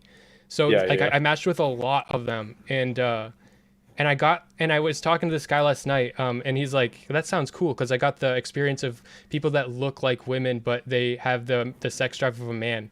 But I feel so guilty because like I don't deserve that. That's not fair. Like it's You like sound like a it's mad scientist. it's like I feel like them taking like testosterone and then hooking up with me is like me taking advantage of them, honestly. Why? Because like the rate of, like there's an epidemic of female to male transitioning. It's like skyrocketing. Like I don't think it's just a trans thing. There's something going on, and I feel like I was taking advantage of that. But I wasn't very conscientious of what that movement. This was like a couple of years ago. Did you know that the testosterone thing was in play when you were hooking up with them? When it was just like, wow, Yeah, all these people that are transitioning are like really. Oh, okay. Well, I then would find out. that might- Yeah, they would tell me. Oh, I mean, like, are you aware of like that like because they're on testosterone they're going to be more horny, or did you like after No, you like it's just- how did it's that just- play out like that and then figure it out afterwards? It's just because I'm into very androgynous or like pixie cut like women or like non-binary dressing women, so that's why it was a lot of that. Here's what I'm curious about. Did you feel bad from the perspective of like you're desiring them for explicitly not what they want to be? No, I never felt and I didn't ever felt bad back then. I feel bad now, but no, that part I thought about that part and I performatively went through like trying to make myself feel that way, but I just never really did because they like that was their body, and I was attracted to it. So like you're attracted to me because I was also like queer. I know I was like in the middle there, and I was like a femboy, and I would have rather have been a woman. So it was like, look, you're attracted to what I am now. I'm attracted to what you are now. It just felt kind of, it's fine. It's like symbiosis. Okay, yeah, I feel that makes sense. Do you guys ever feel bad or weird or ashamed of like the kind of women that you were attracted to at all? Or would you have ever like not dated somebody because of like what your friends would think or anything like that? Because this is something I've seen a lot of posts and I've interacted with people who have said like I really want to date this chick, but like she's a little overweight and I'm afraid that my friends will make fun of me. I'm like, hey man, if you think you're going to be happy, like, and your friends aren't going to support you, fuck them. But at the same time, I know that, like, it's going to alter the way that you feel too. So, like, I've had these conversations with people a lot. And I didn't know if you've ever experienced anything like that, because that's one of the biggest things that I see people talk about. So I felt like it was almost two different questions there. So like my taste in women hasn't really changed ever since since I was like a kid, since I was like 14, which is like thicker women. I haven't changed in that in quite a bit of time.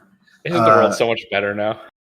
It is. It's a lot better now. But also, there seems heroin chic or whatever is supposed to be coming back. So there's gonna be less demand for the body type that I want, so less competition. Okay, if it goes that way, let's go. If it goes that way, then is that your dog, by the way? Is that like a German Shepherd? Yeah, she's a German Shepherd Husky. Oh my god! What a big I love dog German mix. She's very sweet.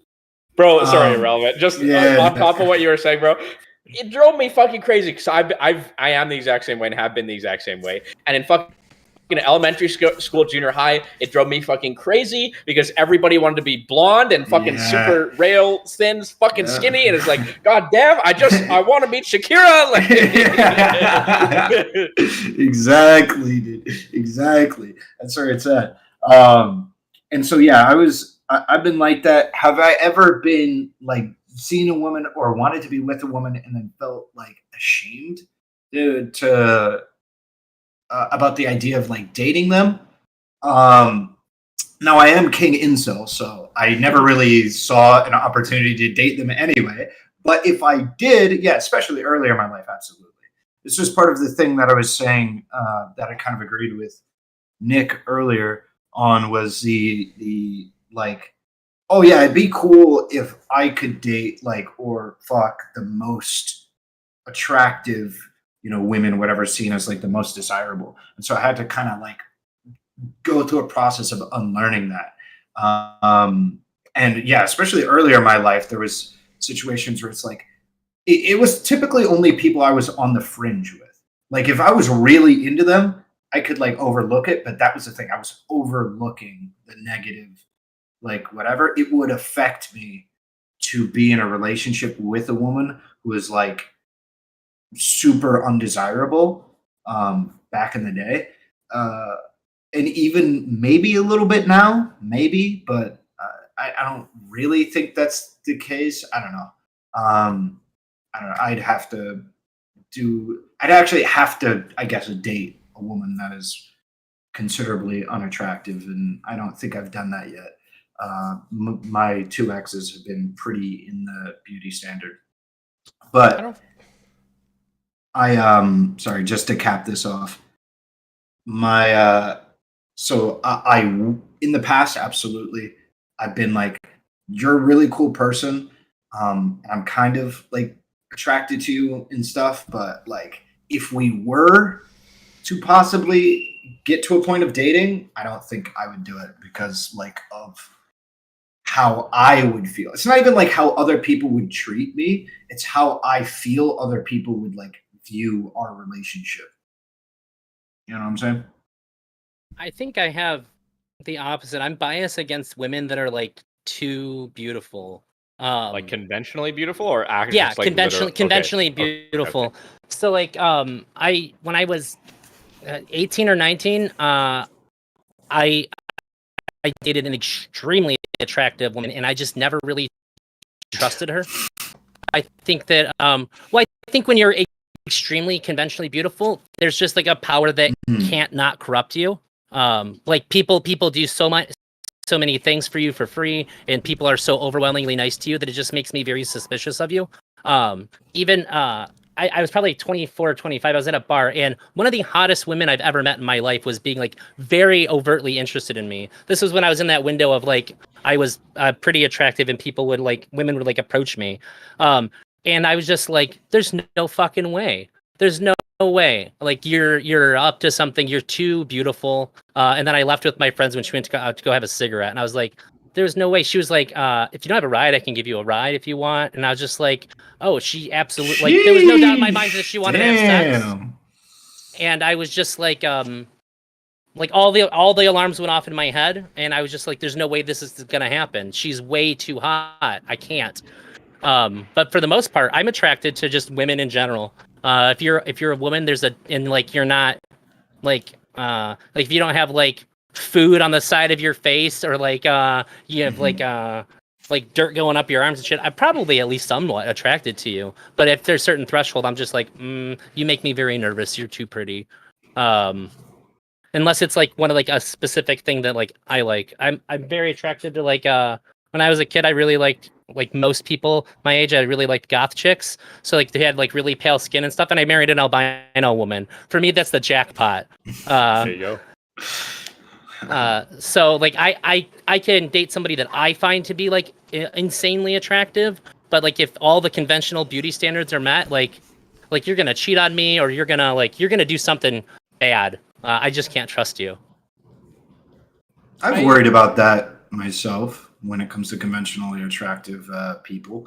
I've worried about like, oh, you have a lot of options. You're probably going to exercise one of those options at some point. Like maybe we're in a or the main thing that I think about is like a snakes in the grass kind of situation. It's kind of like the guy best friend thing. I don't really care if a woman has a guy best friend, but it's kind of like that with attractive people, but for everyone, where it's like, if there's any kind of a lull in the relationship, they're going to have 100,000 people inside of their DMs ready to jump at that opportunity of them like having a slight like, kink in the armor, is that they can like maybe wiggle their way into. And so like that kind of shit is like, oh, okay, this is kind of exhausting.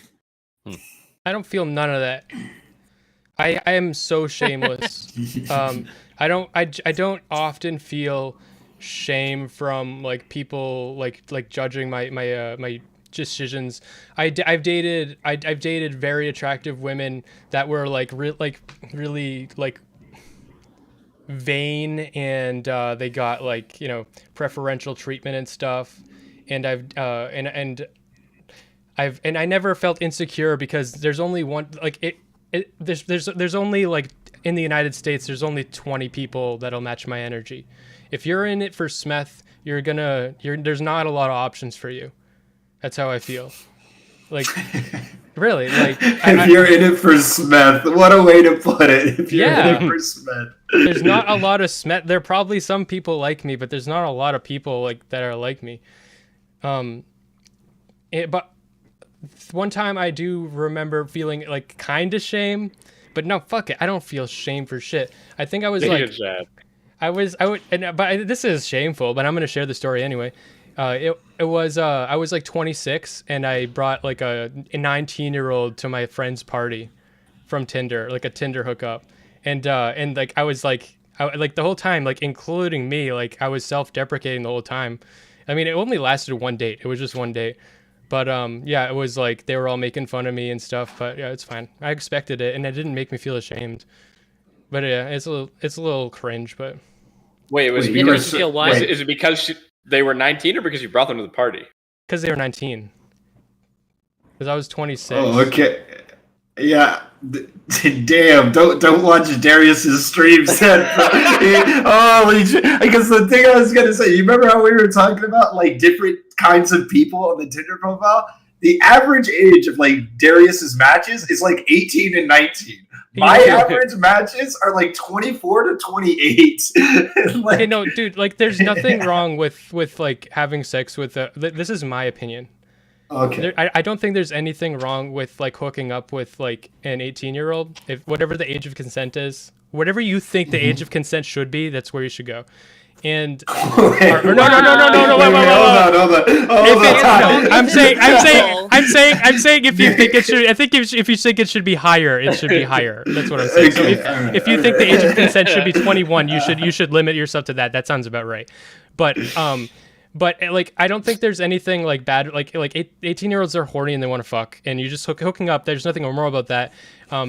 But like you could like, I think it would be immoral to like groom an 18-year-old into like being your slave because you're like smarter than her. You know, like that would be immoral. Well, yeah, but like, just a hookup, everyone wants the fuck. So It's a little weird that a 26-year-old with a 19-year-old like cringy, but like a 54-year-old and a 19-year-old, people are like, aha. Like my man still got it. It's a very weird lens that we view the relationships in. I think, because I think that you're probably fine to do that, but I can imagine people would be really like you said, you felt like you had to like self-deprecate, right?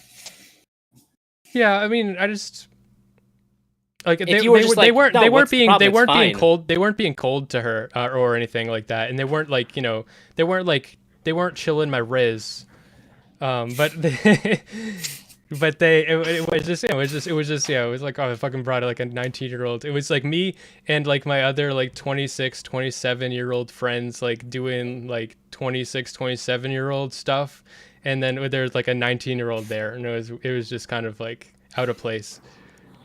I don't think I could do it because I matched with an 18-year-old on Tinder, and I tried talking to her, and I was like, we have nothing to fucking talk about. Like, I can't do this. I'm sorry. Yeah, like, you're that's pretty why enough, but like, it's no. I feel that way with like every woman.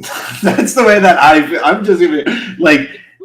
I talked to Darius about this shit, and he hates it when I bring this shit up because so many young women nowadays, they watch anime. Like that's a very common thing for like young women. I'm like, bro, you like. He's like, dude, no, you just need to talk to them about shit you like. I'm like, what are you talking? What, physics? Like, what do you mean? Like Tarkov?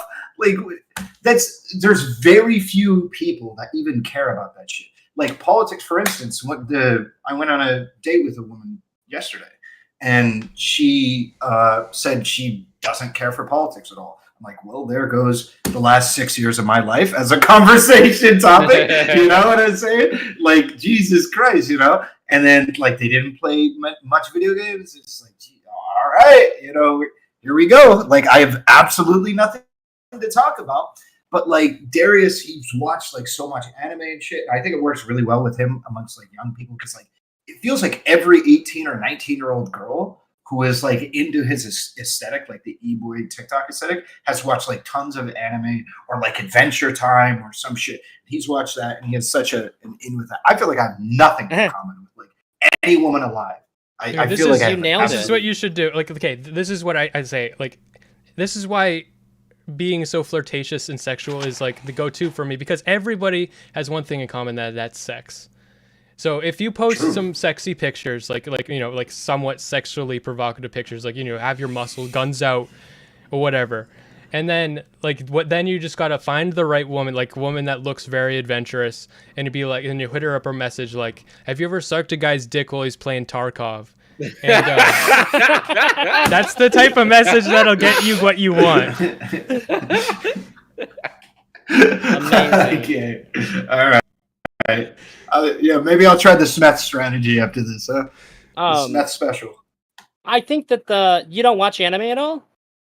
Not really. I watch like Naruto and Dragon Ball Z or Dragon Ball Super, but on the Super. Like nothing. I watched Death Note, but like I haven't watched anything else in a while, and I don't even remember like much from Death Note or Dragon Ball Super. I remember some things from Naruto, but like that's really it. I don't watch that shit. I watch like real TV, quote unquote, like conventional TV shows. I feel like anime conversation has gotten me really far, and it's funny you said Adventure Time, because like I put this shit that I'm into in my profile, so I can be like, do you like tattoos? If they say, yeah, I have a half calf Adventure Time tattoo. Yeah. So like if you like the kinds of stuff, yeah, I got it because somebody told me I wouldn't. I just sort of threw it out there, like maybe I'll get an Adventure Time tattoo. No, you wouldn't. I was like, it's half of my leg is Adventure Time now. That was me when I was like in my mid-20s. You tell me I'm not going to do something, I'm going to do it above and beyond. But yeah, if you like anime and stuff, like that's usually going to be something. Yeah, that's because I'm 34 and women my age also watch a lot of anime, but like that's if you're going to match with me and I have like anime and like card games and stuff in my profile, video games. Yeah, So a and lot of times when I match somebody, they play PC games already. Like, oh, what do you play? Oh, like it's nothing for me to reinstall WoW and play a couple hours of WoW with you before we meet or something. Yeah, for me, like even with video games being a similar hobby, the problem is I don't play like any popular video games. Like all of the video games I play are especially not popular amongst women. Like because if I played Valorant, Minecraft, League of Legends, or Wow. what's that? WoW, Stardew Valley, Sims. I'm trying to remember. There's like those are like the women games that like Women a lot love of women. The Sims. Yeah, they do. It's like also, do you guys notice this? Women also love like Dead by Daylight. You guys notice that game specifically? There's so many women that like stream and play that game. Yes. Like I feel like it's propped up by women. It's weird. I fucking hate Dead by It Daylight. looks So like I such a know, bad game. dude. It looks like such a I bad know. game. party ass game bullshit. Fucking I just matched Mario the chick that Party streams reskinned. it. Yeah, exactly. I tried playing it. It's garbage. I could hear my roommate whenever he's playing. He's like, "This stupid fucking map every fucking time." Like that's I hear. I'm like, "Oh God, he's playing that garbage game again." I'm like, why do you play it? All I ever do is hear you complain about it very loudly. Well, that's me and that's a big Tarkov. one. Trust me, every single time. That's me and Yeah. Tarkov. Valorant, I find Valorant is insane. The number of girls that play Valorant just blows my fucking mind. It's like every other lobby, there's like one or two girls, which is just like for a video game. Like what? You know? yeah. I probably played with 20 women over my 15,000 games of Dota. Like total 20 women. I've never heard a girl on Dota. Yeah, exactly.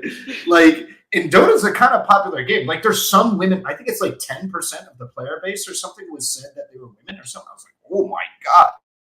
But Have you played Valorant?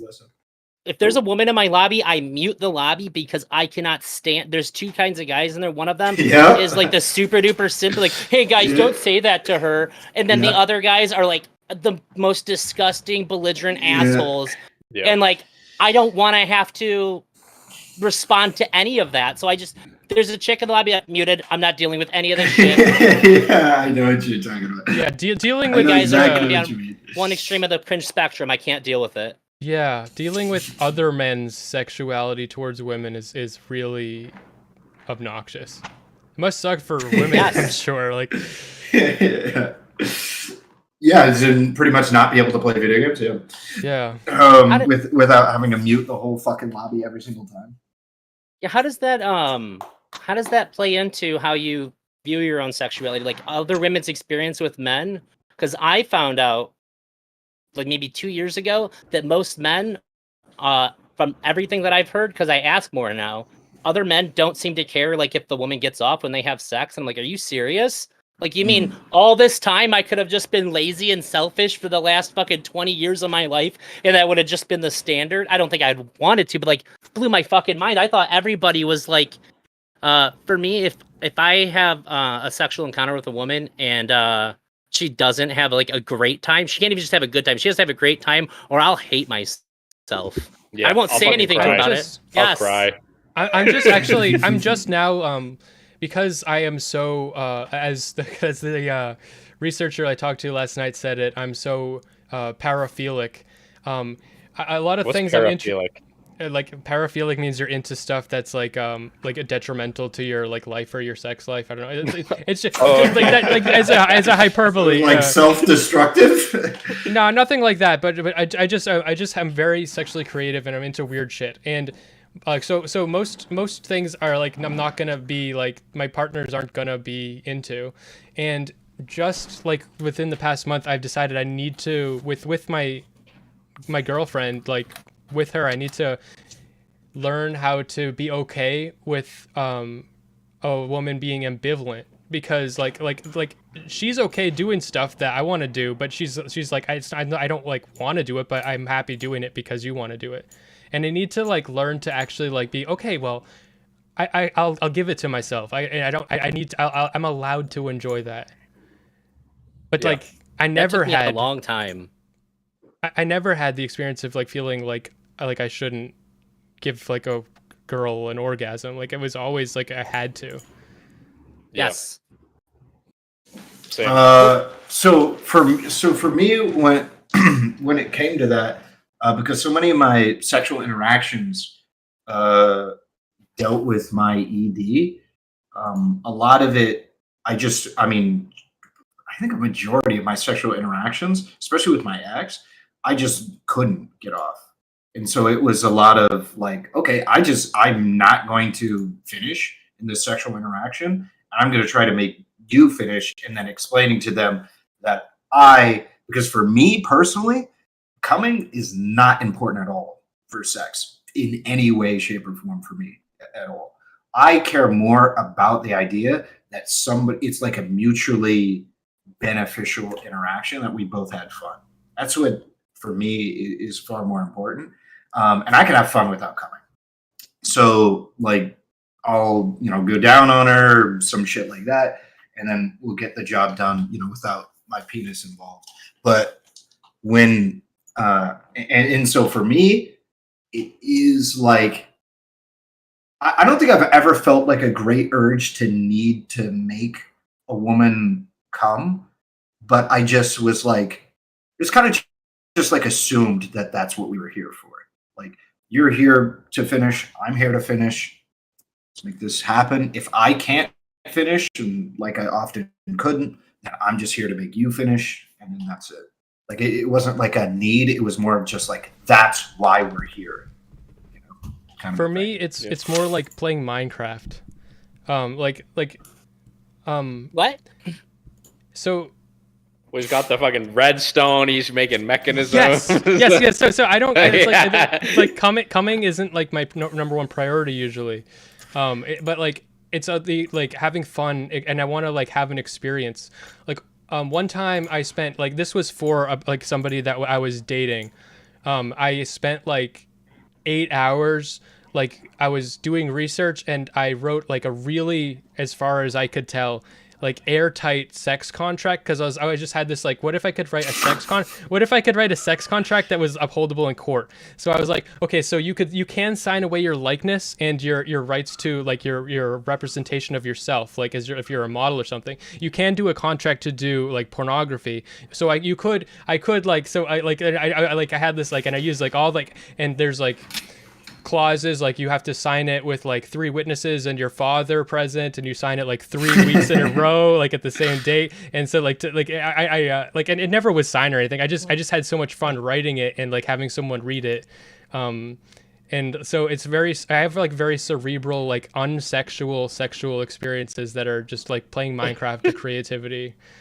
I wish that I could find partners that would like enjoy me crafting these experiences for them, but like nobody really shares my level of creative fixation. Interesting. So that's one of the things that you wanted to do that was weird during sex, huh? I guess like so. Make a sex like, contract. I would love like a woman that would just like sit next to me like on like a legal desk, and we both like writing, or I don't know, some stupid shit. I don't know. Yeah. Yeah. Or like that's all about the has some porn kind before of, the sex happens. Yeah. Did you go to many like BDSM events or anything like that? I never have, but I've hooked up with people that have all the time. I just never gone to one myself. Yeah. I feel like if you were gonna try to find somebody on your end of the spectrum, it'd probably be a BDSM event. Probably, yeah. I've never been to any of the events, but I just throw it in my profiles a lot. Like BDSM is always like tucked in there somewhere. Yeah. Like I enjoy anime, video games, BDSM, veganism. Just sort of smush it into the. There's no way you just throw that in there. All right, shit. You got it next to Adventure Time. Yeah, I think my relationships with sex is much more vanilla. Like I'm super down to like try anything. I'm super open, but sex is just sex. And like for me, it's like I have a really big like vested interest or whatever in my partner orgasming. Like if I orgasm and my partner doesn't orgasm, that feels like a theft. Feels like a robbery or something to me. But it's really fucking annoying, and I'm trying to work my way out of that. Even if even getting a blowjob or something like that, being like, oh, okay, like that can just happen, and then it's just done, and then that's all there is to it. Yeah, Yeah, I feel guilty if yeah. I get head and I don't reciprocate like within like the 15 minutes or something. Yeah. Like I did something wrong. Like it's like the dream where you're in school and you don't have pants on and you're just like trying to hide your dick with your shirt or something. Yeah, I feel really bad about that. I'm working on that. That's like the hardest thing for me to overcome is that sex. I feel like sex can never just be for me. Yeah. Not that Yeah. I necessarily want it to, but if it's offered that way, like if it's not established that like what's happening is that I'm going to get head, I'm just like waiting for like, all right, like you can't come, you gotta wait till it's done, like till like she's done doing that so that you can have sex then, or like whatever else is gonna happen. Yeah. Because like what a crime it would be if I just enjoyed myself and didn't do anything. Yeah. Yeah. I find it's like for at least for my internal monologue, it seems really immature, right? Because it's like I'm totally cool to do that for somebody else, right? Yes. And so then it's like, yeah, if you and I would be annoyed with someone if they were like, no, absolutely, you could never. Right? It's like I'd be like, shut up, bitch! Don't rob me of a blessing. Like if I want to do it, I want to fucking do it. And then it's like for me, it's just it's. But I really challenging the narrative that guys just want to like come and leave though. See, like maybe I wasn't wrong. Yeah, everybody. Where are these men? Seems to be in agreement. I'm sure they exist. But it's just like these men that I don't even fucking know are ruining my life. I think it's more likely that these men, it's not that they don't care about getting the woman off, it's that they don't know what it's like to get a woman off. So they just assume that when they get off that the woman had a good time. That's so and then stupid. they're just like, fuck it, don't really care. Yeah, but I'm willing to bet that that's probably what's happening. I don't think they're just like, oh, I got mine, don't really care or whatever. I'm probably, if I was a betting man, I would bet that's what I guessed previously. But when I come to find out that like men, like when I've been told in like the last 2 years from a good handful of women that men don't seem to care, that's not the vibe that I get. But that's what I would have always assumed when women say they don't have orgasms during sex. But like, maybe I always assumed the guys really tried and they just didn't. Maybe they're just not communicating at all. I definitely know guys that just flat out don't give a fuck. They just don't really care. Really? Yeah, honestly. Like trades guys, especially. Like I worked as a scaffolder for like a good amount of time, and it's like it's just a different world. Like, but here's the thing: is they're normal and we're weird, right? Yeah, like true. we're all super politically minded, esoteric, thoughtful, likely sapiosexual to some extent, online motherfuckers. But it's like if you go work at a gas plant, like every guy is talking about women in a genuinely not objective manner. What's the fuck? Objectifying? Objectifying, yeah, thank you. And in an objectifying manner, like showing you pictures of the girl. Interactions. Showing you the pictures of the girl. It's just, it's just like that. Yeah.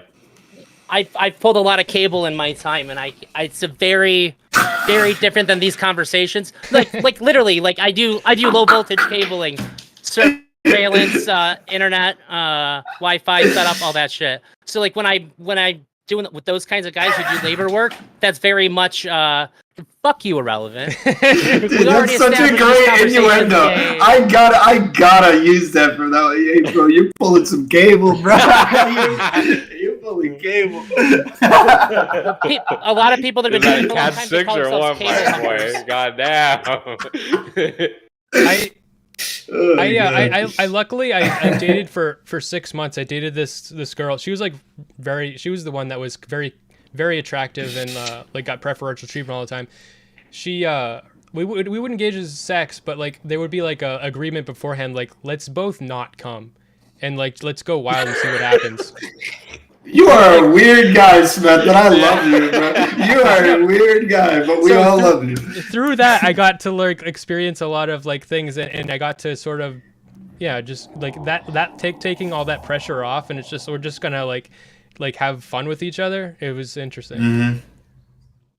Well, what you guys were talking about earlier with having sex, and then like sex that's only for you and not necessarily for another person, and how that makes you feel bad.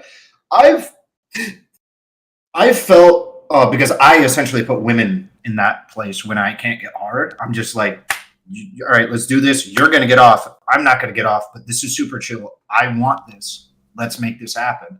And I've had them be like, oh, feel the need to like do something for me, even though my dick doesn't work, and it feels so sad.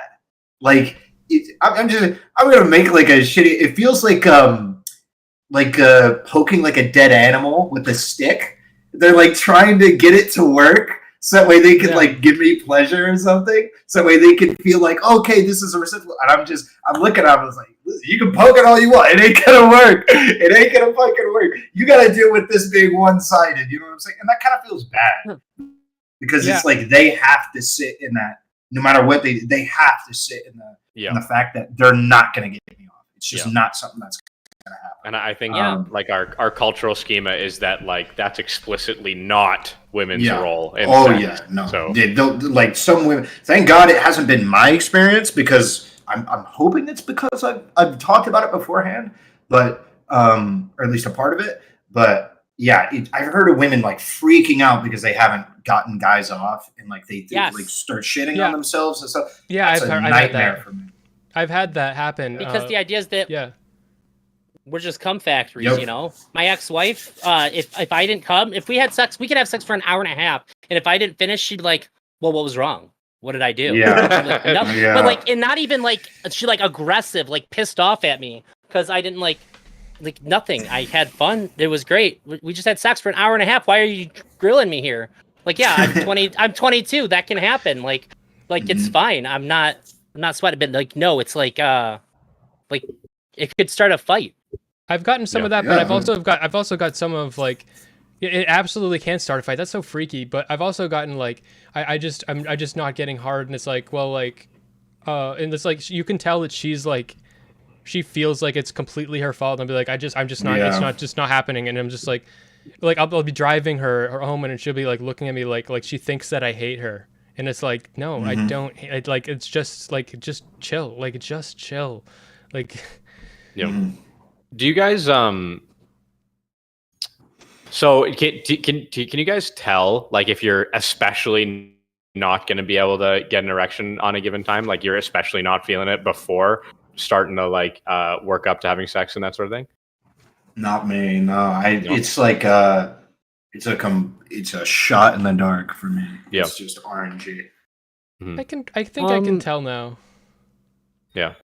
Because like for me, the only time I'm gonna have any trouble is like if I'm just like super not in the mood, and so if I'm not in the mood, I just avoid sex basically. So I think I just don't really encounter. Okay, well I can tell, like with the jerking off less thing, there have been times when I've done like marathon sessions, like, and if that's happening, then it's like, okay, well, like you did, like I've gone on a date. Oh, sure.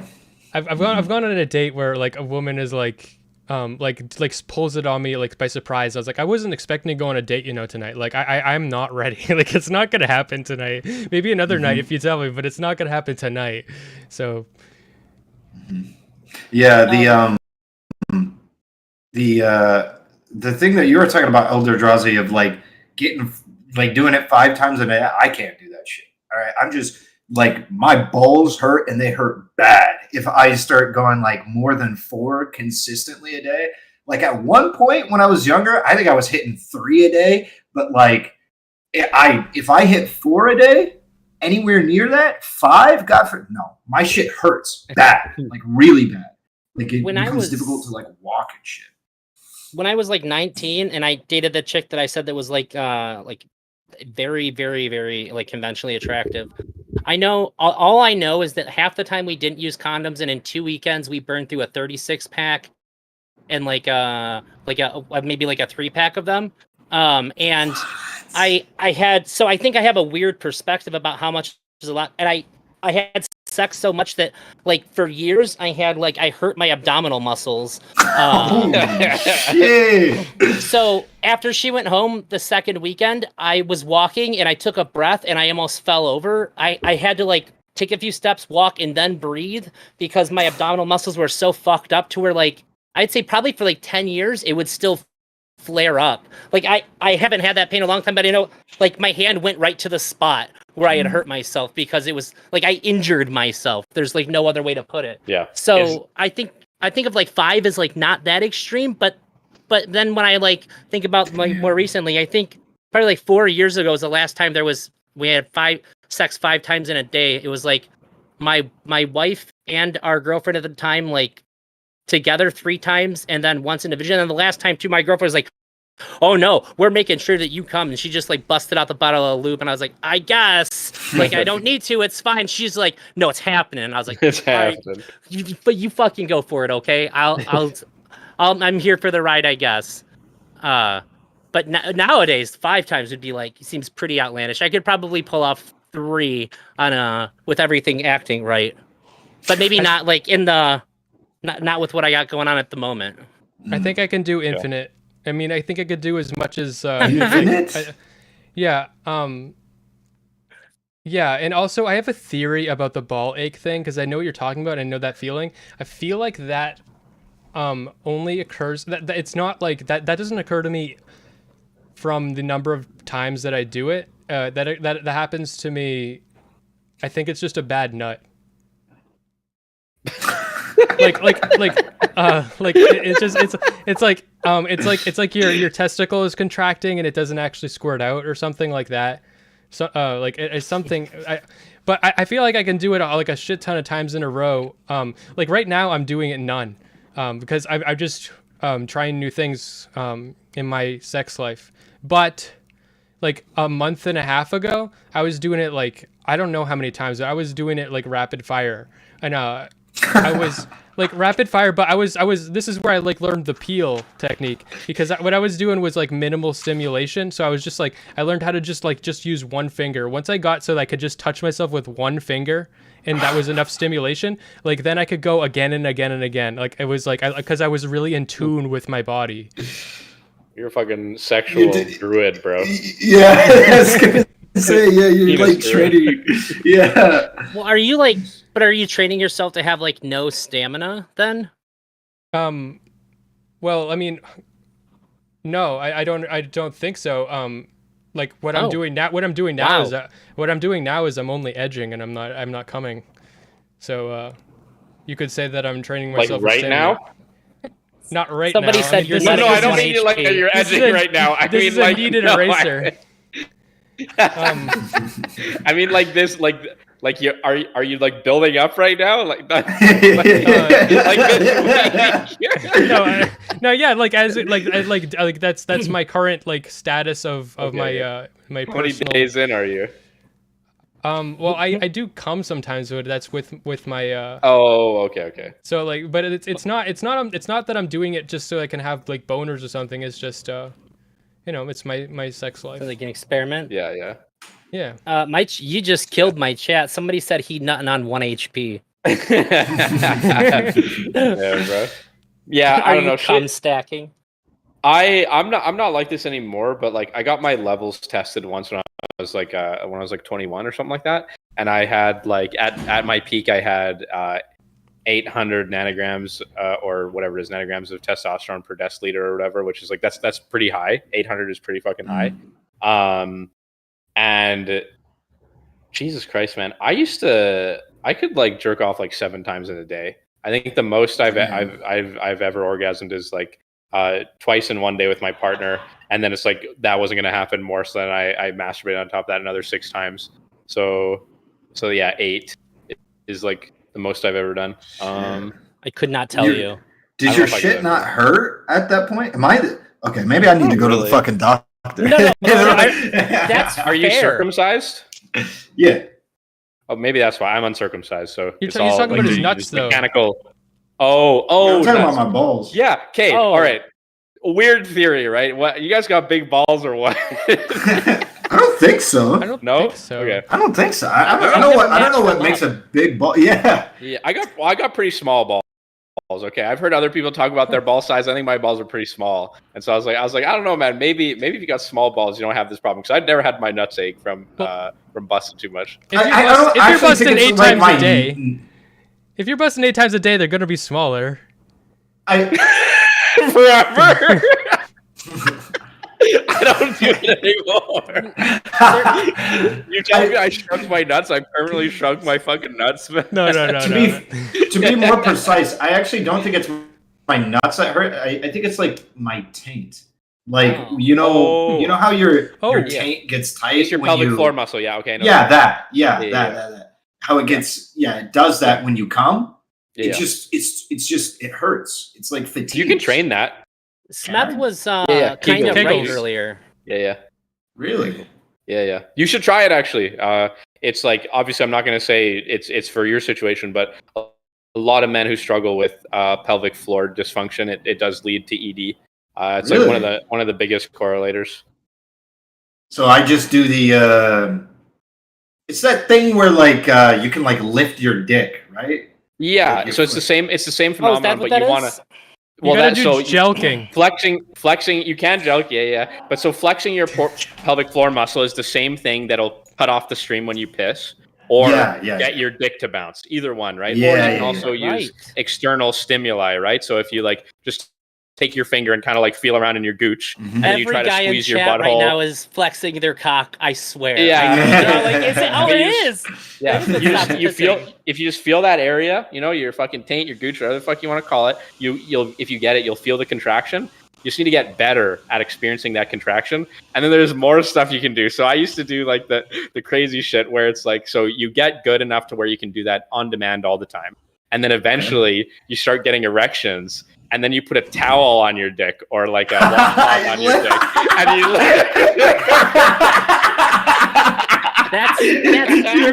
You're putting weights on it. Yeah.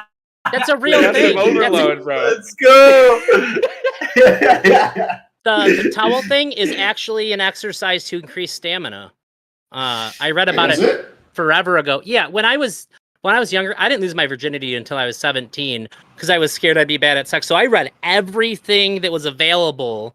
That's from what I these did too, tiny man. internet and like porn magazines, just anything that there was available to me. I just consumed all the information so to make sure I was good. And yes, the towel thing is for like you will increase your stamina according to the thing that I read.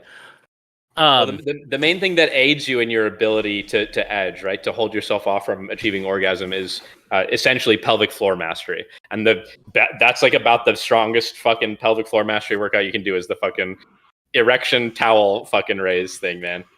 Yeah, I was the same way as you there, Drazi, whereas like before I'd had any sexual experiences, I was like, oh God, like I gotta be perfect. Like before I ever had my first kiss, I was like using my hand to mimic lips, and I was practicing shit. All that shit. You know, Yeah, you know what? I'm first kiss, imagining, I got kissed. I didn't even respond. Damn. I'm imagining like I was like 14. Some woman like watching this and like being like these fucking guys talking about dicks but honestly like women should like they should be so lucky that we're so conscientious. Like dude, you're literally doing like dick push-ups like just so that you can be better at like pleasing women. Yeah. Right? Like hey, it worked out well, man. My first kiss and my first time were both pretty fucking good, so let's go. Okay, Kissing. I ended up Kissing. being a really good kisser because of it. Hold on, kissing. I don't think there are. Well, I think there are like bad kissers, but as long as you're not like doing some weird shit, like I think that just people have different ways of kissing, and I think people put too much emphasis like, oh, like good kisser, bad kisser. It's like you're either good or you're just bad. Like some people kiss different, and just because you're kissing your partner different than they're usually kissing, like some people like it really slow, or some people like a lot of suction or something, and like people like different some people like the squishy tactileness. It's like a dance. Yeah, so like you just gotta it's about figure reading it out. The other person. You gotta figure it out with your partner, not just like assume, oh, we didn't kiss right, you know. Yeah, that's true. What I would say, fuck. I'm big on the objective scale of kissing or whatever. Like I don't know. I don't want to talk about it too much, but like I've definitely kissed a lot of people where it's just like, yo, man, your head movement is not on point. You're not moving with me. Your neck's fucking stuck, man. Like you're rigid.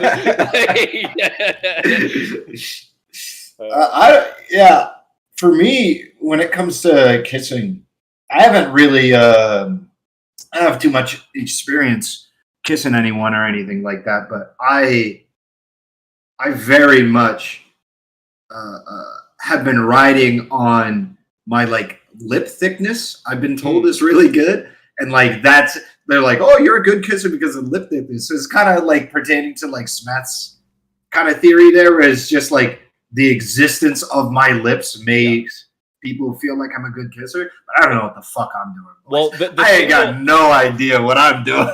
I swear the single most common and the single worst thing is when people will sometimes they'll kind of like cut their lips just a little bit. They'll do like this dinosaur thing, and they'll fucking like chomp on you. It's like, God, bro, just relax. I've done bad kisses on purpose. A lot of it comes down to the looseness of the lips. What's that? I think the looseness of your lips has a lot to do with it. Yes. I don't like when I kiss a woman and they have tight lips, like it's like a bird beak. Don't do that. Smeth, I've also, I know that just based on feedback and like how it goes, I'm pretty confident that I'm a good kisser. But if I've definitely like given my wife a bad kiss before if she's like did something like mean or something and tried to kiss me, like dead lipper. Or like yeah. And she'll go, what recently what was that? I like some like little playful things I like to do is like, like I'll just like go for a kiss and then I'll just bite the lip or something. But it's like one time I was like, I'm gonna do as bad of a kiss on purpose as I possibly can because we were talking about kissing. So I did suck I did a suction like around her whole mouth area, and then I just did like I did like the tornado around her whole mouth. What did she do? What'd she do? She's like, ah. Yeah. If you really want to catch her off guard, as soon as her tongue comes near your mouth, just suck her fucking tongue into your mouth and don't let it go. Like the Dalai Lama. That's a good one. That's a good one. The fucking, that shit was crazy, man. Yeah. Jesus. I've had fun like this is like weird, but it's actually like sensory. Like if you're autistic, you might enjoy this. Like having someone or sucking the air out of someone's lungs. So like you just like go for like a kiss, but then you just like breathe in the air out of their lungs, and having the air breathed out of your lungs like feels so good because like you've never actually relaxed your diaphragm before. Then that moment you get to experience that. It's actually really an interesting feeling. I've only ever done that with me weed. Like you do the little inhale. Shotguns? Yeah. Is that what you call it? I don't know. It's where you flip the... Oh, wait. Are you talking about where you pass the hit to somebody? Yeah. Oh, okay. That might still be a shotgun. Shotgun's usually when you flip the joint around, you blow out. Oh, no. I was not talking about that. But that'd probably be like a form of it. Yeah. Yeah, you sounded like you're a dementor. Sucking people's fucking souls out, bro. Oh, my God. Smeth, you're wild, bro. You're actually wild. Yeah, you're wild. How old are you, Smeth? 29. Damn, bro, you look my age. You look like you're 25, 26. Thanks. You could definitely pass for early 20s. Yeah. I can't grow a full beard. I'm hoping at some point I can. Your mustache came back fast as fuck.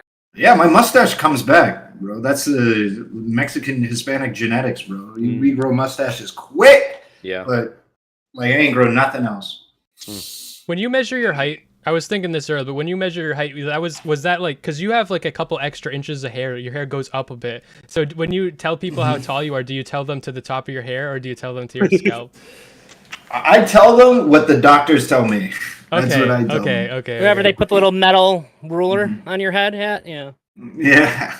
I remember going for a Disney ride, and the guy like put the thing because like he's like, you don't look tall enough, and I had my hair gelled up in the front because it was like early 2000s, and he like the tip of my hair touched the thing, and he's like, "Oh, fucking go."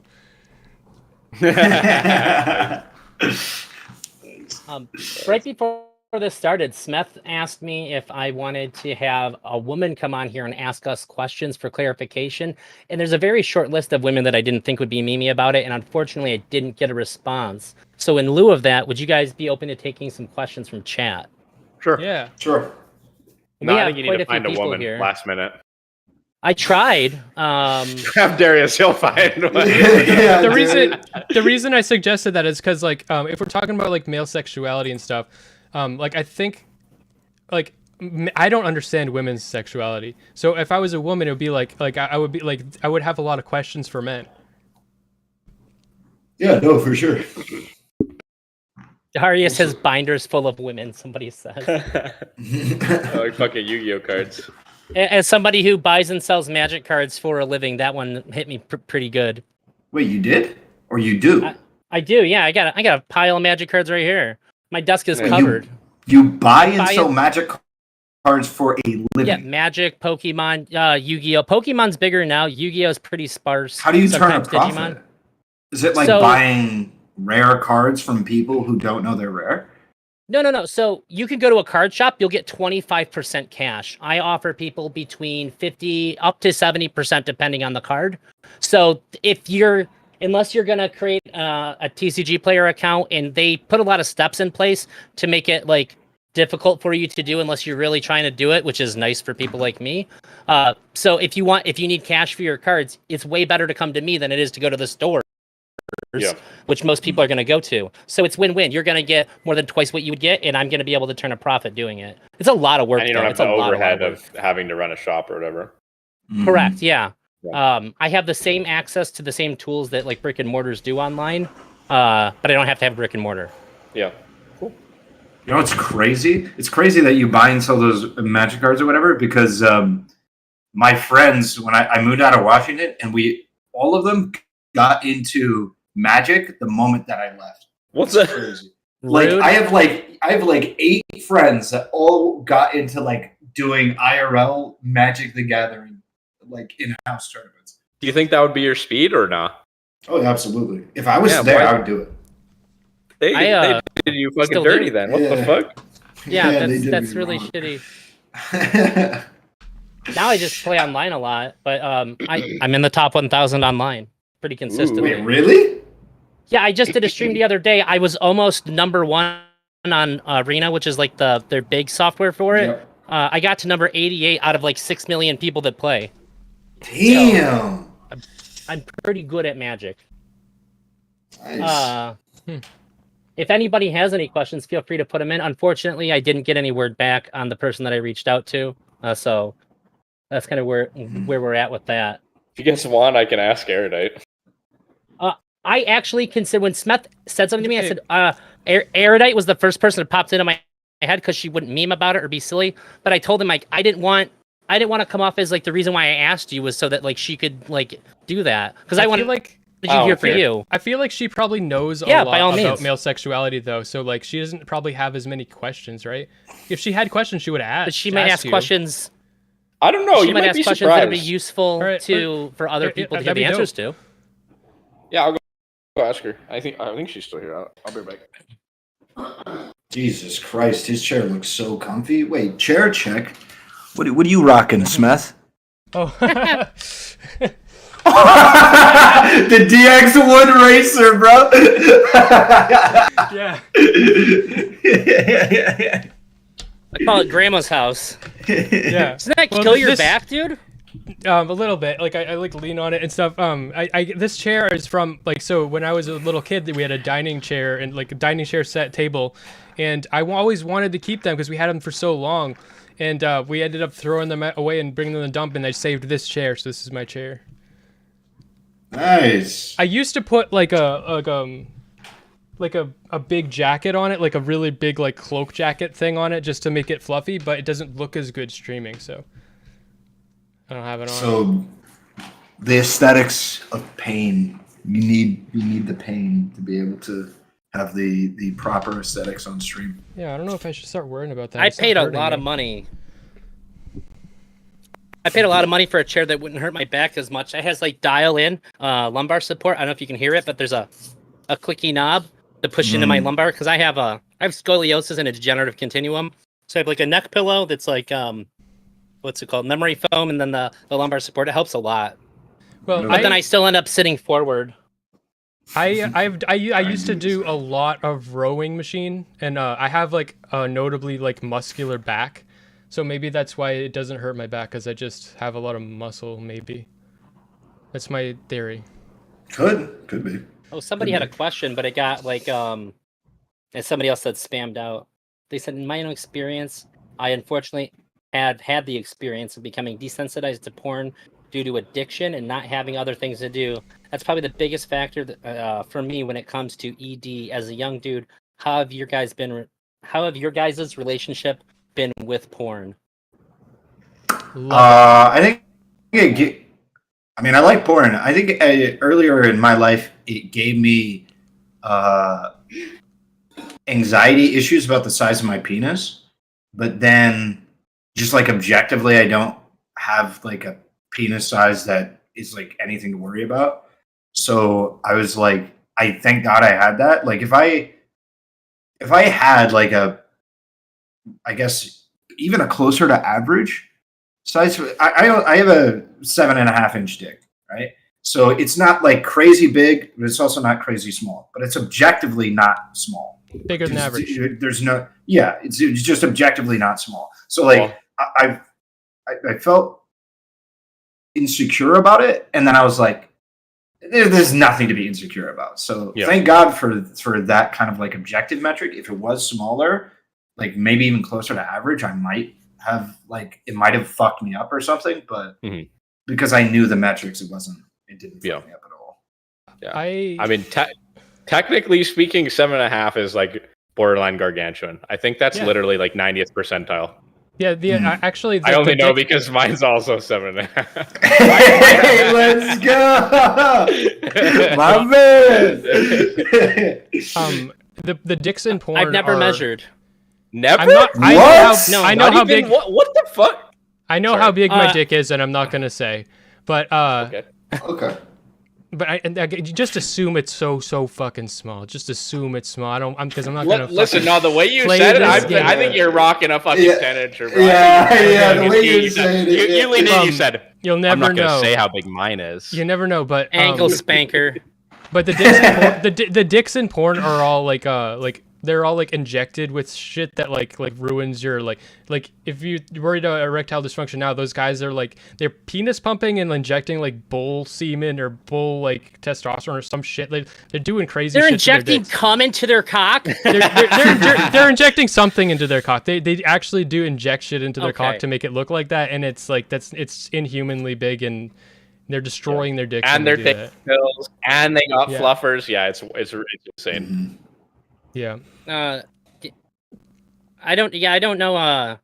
I think it's weird to measure it. I just know like by hands. That's it. Because I feel like if I had a number, I would think too much about it. Yeah. Really? Huh. My relationship. Hold on though, bro. Like I like always have a tape measure somewhere. I can't imagine. So I can't imagine that you're just sitting there and you never see one and you're like. So if I'm being perfectly honest, I had attempted to do it once, and I can't get hard while trying to like it'll go away. I remember having that experience. When I do that. I remember like so, many times when I was young, like I got hard and I was like where's the ruler, and I couldn't find it. So I just assumed it wouldn't work. I know it's 2.5 like hand whips. That's it. That's all I know. And like everything's been okay. And nobody's ever bitched about it. Like wait, whips? Are you like this? Whips. Oh, like. So you like? Yeah. 2.5. Wait, am I stupid? Am I stupid? Is the average hand is like the same width. So it'd be like that. And then a half a hand. Yeah. That's kind of. That's all I know. You're kind of working with something there. I've never had any. Depends how big your hand is, also. Yeah, I was gonna say depends on how big hands are pretty. I thought hand width was pretty universal. They used to use hands as a measurement. Because like this shit's all different, but like this is supposed to be pretty much the same for everybody. Let's hold hands, Drazi. Let's find out. But that looks like. I bet you got some monster hands. I actually don't. I don't think I do. I don't think I have very big hands. I do. We didn't compare hands at TwitchCon, did we? I don't think we did. I know we did Wingspan. Yeah. I wanted to say something about the person said like their relationship to porn thing. I think that if you like I think there are certain fetishes and stuff or like porn fixations that are about I don't know. It's just like you can like let the porn control you, or you can control the porn. I don't think it's the amount you consume. I think it's your relationship to it. And why you're like jerking off. Like I think if you have a problem with porn, like if you go to a therapist, It's not actually the porn; it's something else. Yeah, I think I would honestly be prone to agree. I think most addiction outside of the like biological and genetic impacts is an issue of self mastery predominantly. To be honest, I have no idea about the. I guess it would probably depend on the negative effect that porn is bringing to you. I have no idea. The closest, again, problems that I've had with porn has been like body image issues that kind of got resolved pretty quickly. But yeah, I don't really have any super. Like I haven't even. There's like the thing of becoming more, have a higher proclivity for like, for instance, violent sexual acts. I haven't experienced anything like that in my life, and I wouldn't know like exactly how to handle it or like where it came from or anything like that if that happened to me. So I don't even feel like I could give any kind of words on that. I haven't experienced it. Yeah, I just have to cycle through different like categories. Porn's weird for me because it seems like this is like it's almost like create your own scenario, and so like I'll get frustrated if I'm like repeating the same kinds of things. Like this is like let's like build your own thing, so I have to like keep on switching it up, and then I can like eventually go back through the cycle again. But otherwise, I just sort of had what Ahrelevant said, to where like porn at first just made me feel really insecure about my dick. When I was a teenager, I just like sort of like look at it in the mirror, be like, that doesn't seem that small. But then I'd watch porn, be like, no, fuck, I'm worthless. No one will ever think this is okay or adequate in any way, shape, or form. But then like, fine, it's always been like nothing but like nice things have been said. I think if a woman ever like laughed or said like my dick was small, you wouldn't have seen me talking. I would have just put myself in the ground after that. I could not recover. I think Kyla is ready to join. I sent her an invite. Oh, okay. Yeah, they're in general chat. My dad, I asked my dad if I had a big dick when I was like 12 because it started growing. And so I was like, Dad, is my dick big for my age or something? He's like, yeah. And then I remember I was like, yes. And then he started cracking up like hysterically, and that's just a fond memory I had. And ever since then, I never ever not once felt bad about my dick. Oh, wow, that's cool. W Dad. Yeah. W Dad. I'm sorry. I didn't mean to laugh, but that's the best thing I've ever heard you say. It's a great story. Yeah. I have actually kind of a similar one, except like in effect, but it had nothing to do with my dad, and it wasn't wholesome or whatever. I was like on the computer when I was like 17 on like Tiny Chat or something like that, which is just like it's like a video cam website or whatever. And people were doing the thing, talking about dick size, shitting on each other, right? And then some guy says to me, he goes like, expletive, your dick's probably so small it doesn't fit in the toilet paper roll. And I've never heard, it probably fits in the toilet paper roll. I was like, huh, what an interesting like metric or whatever. And then I went and tested it, and I was like, it doesn't fit in the toilet paper roll.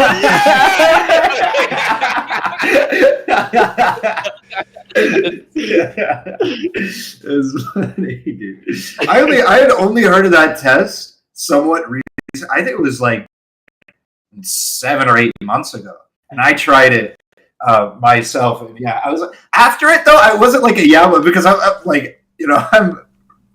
Fucking 26-year-old man. I was like, and then I put it, and it, I guess past the test, it didn't fit, right? And I was just sitting there, and I was like, damn, what have I come to that I'm trying to put my dick in a fucking toilet paper roll, dude? I was like, damn, I was ashamed of myself that I like, what the fuck? Who cares, dude?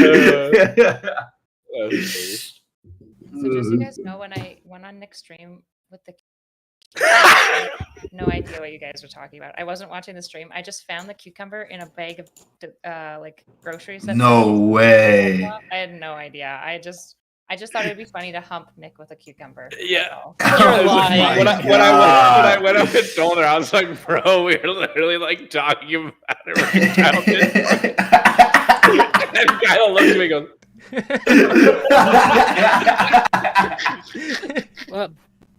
By the way, Road Mike Gang, what's up? Bro. Nick has the same one too. Oh yeah. Shit. Nice. Yeah. I'm sitting over here with the fucking Yeti. Cringe. Cringe. I've got a SM57. It's like a standard mic. Wait, how much do those Rode mics cost? There's like Very only reasonable. 150? Yeah. I For thought the you were gonna say quality, like it's nuts. 250 or something. Nope. That was 150 Canadian. It was actually Whoa! really, 150 Canadian. I got mine on sale for $100. No, ours was 250 Canadian. Oh, Was that with the mixer? oh I can't. They I were can't. 250. I can't. I can't swear it do was that. 50 a pop. They're No, expensive. I'm looking at it right now. 139, 139 bucks Canadian on Amazon right now. Oh my lord. All played, though. Also, I know that's What? not what this is about, but this has a built-in same pop price. filter, and I see you have a pop filter on it. Yeah. It's built into the mesh. You say that, but my audio vastly improved when I got Interesting. the pop Yeah, we bought it responsively because we were getting a lot of filter. whatever the pop. Yeah, when Wicked Supreme was talking to me about like pop filters or whatever, I don't know shit about audio, so I might not even be accurately relaying what he said. But he said that like it works the best if the filter is at least like 4 to 6 inches away from the mic. So even if there is an integrated thing in there, it's probably closer than 4 to 6 inches. So That it's makes really sense. That makes sense. Interesting. not. Yeah. So you guys I don't know want me to anything. come on Yeah. here and ask you guys about dicks? Yep. Yeah, ask about our Well, dicks.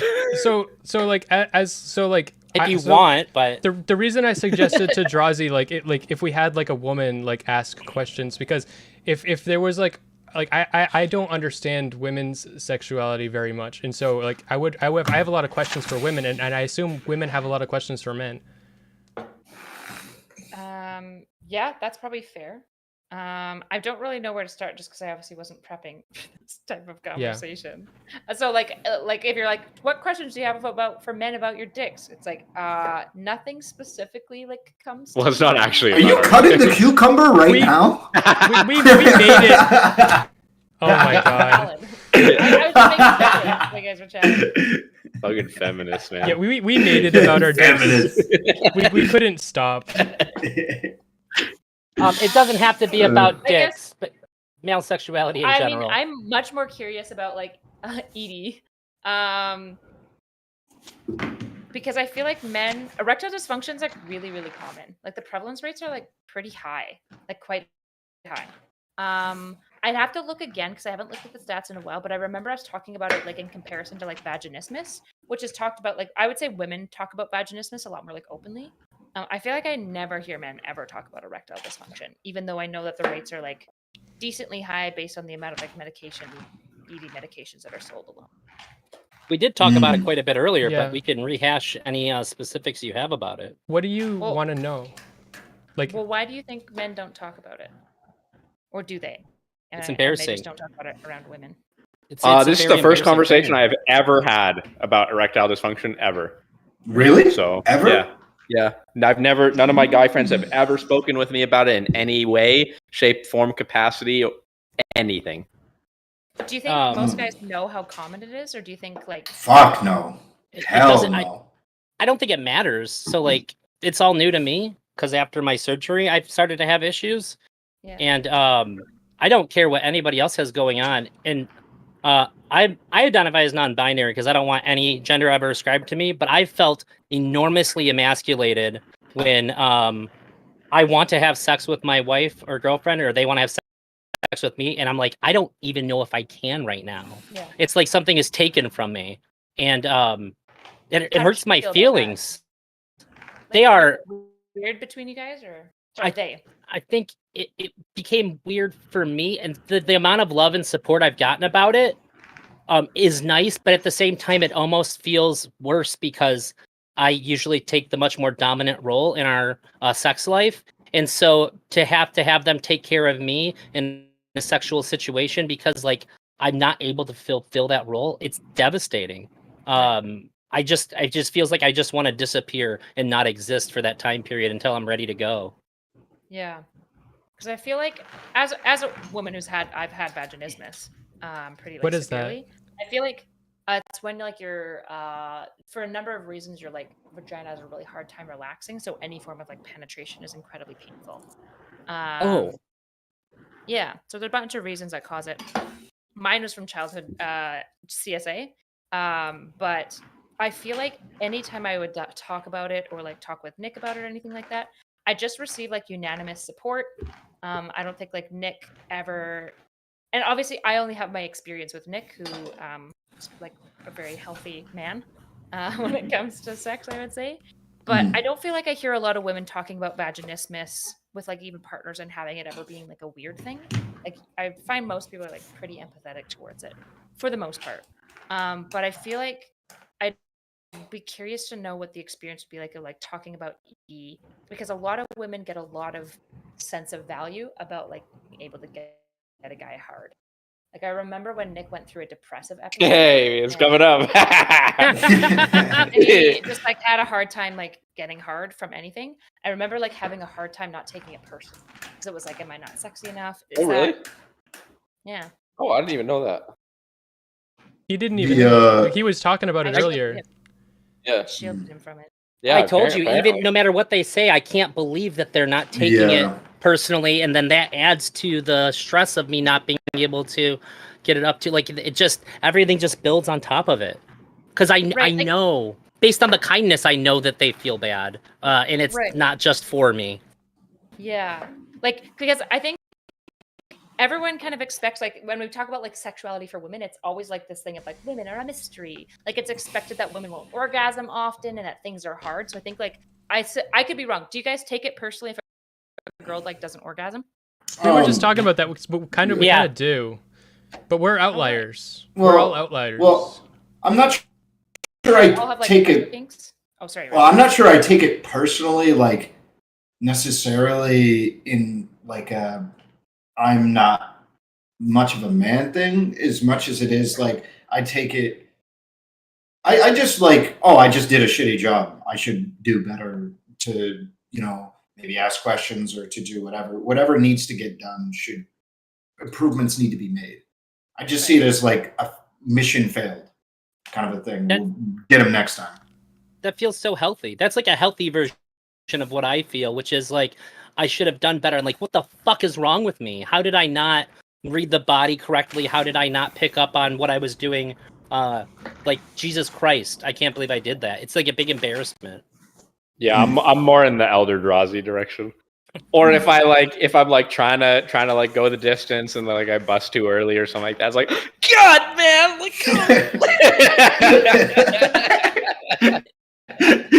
you feel the need to apologize right away? Crazy. By the way, I'm just tearing up because I'm cutting onion. It's not because I'm crying. No, do you feel the need to apologize immediately, Nick? Nick, you hear that? No? What? No, I didn't. Do you feel the need to apologize immediately? If you if you finish and like she didn't? I think so. I feel like I do. I think so. I don't know. I can't remember. I think I do though.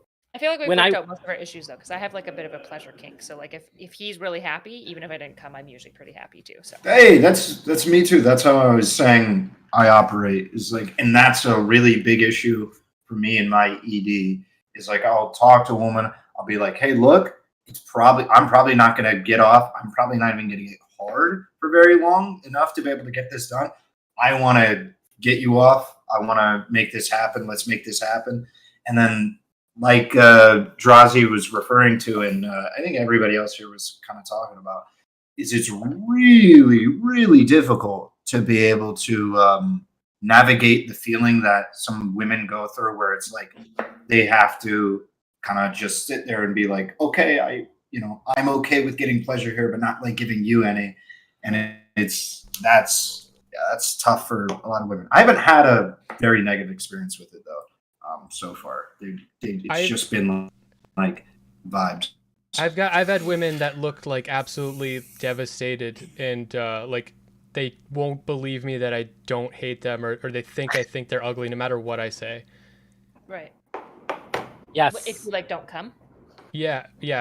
Or that, or if Did I you don't talk? get hard. Yeah. But Did you talk to them about it beforehand? Yeah, like especially even if I like say like I was telling you guys, like if say I was not ready, like I've been jerking off a lot, and I know like suddenly there's like a woman that's like, I want you to come over, and it's like, I know I'm not, look, I didn't expect this. I'm not gonna be able to perform for you tonight. It's just not gonna happen. And even in that scenario, I feel like I'm giving someone, like, I'm telling them where the dog died. Damn.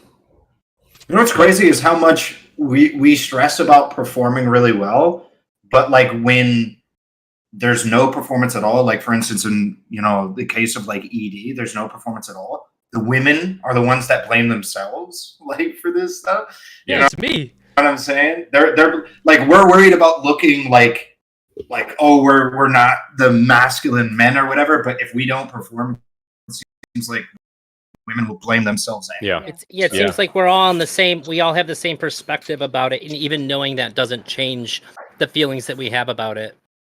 Yeah, and also Which I is feel weird. like that the pressure doesn't necessarily come from the opposite gender most of the time either. Yes, No. it comes from me. For me, Like it's internal. Have you guys ever had a 100%. woman have a bad reaction to not getting it hard? She got like upset or angry or like blamed you in any way? Yeah. This is new for me. This just happened since my vasectomy and a subsequent surgery after the vasectomy. So How this long has ago was been. I got my vasectomy in October, and then the second surgery was in late November. And so I wasn't allowed to have sex for a long period of time. And then so like when it was like, hey, you're good to go now, you're safe to have sex, I'm like, cool. And so it was super easy for like a few days. Then all of a sudden, I guess from not having that boost from not having any sexual contact, since that went away, it was just like I described it earlier as like I got like somebody else's dick that doesn't work right, and now it's just like I have to be the PR man for my dick ahead of time, like, hey, just so you know, there's something's not right here, and it's just very hard to like explain it to. It's almost like I'm explaining it to myself. I'm explaining it to them because I just dread the like not optimal outcome happening so much. Right. My relationship that makes it worse, right? Oh, sorry, Smith. No, it's fine. I mentioned earlier briefly, but I had a relationship for like 6 months where both of us like went into like every single sexual experience saying, let's both not come. And that lasted like 6 months, and we only both of us probably came once in that whole relationship, like from each other. And that relationship really was therapeutic and like eliminated all my expectations. And now it's like I'm making someone else come, or they're making me come, or it's like mutual. It's just like I don't commit to it thinking this is my objective. I go into it thinking like I'm like feeling it out as it's going, like what is happening here? Am I making you come, or are you making me come? And it doesn't need to be one or the other, you know. Right. I think that's ideal. Yeah. You guys ever think about your scrotum size ever?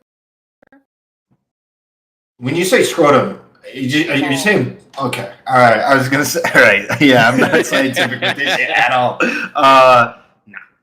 I don't. I didn't tell my wife told me before at one point, she's like, you have really big balls. I'm like, really? Like I've never considered this in my life. It's like, is that good? She's like, yeah. I'm like, well, cool. All right, cool. Bonus points, I guess. But like, it never would have occurred to me that would have mattered to anybody ever. It's of all the things to be conscious of, it seemed like balls are just aesthetic.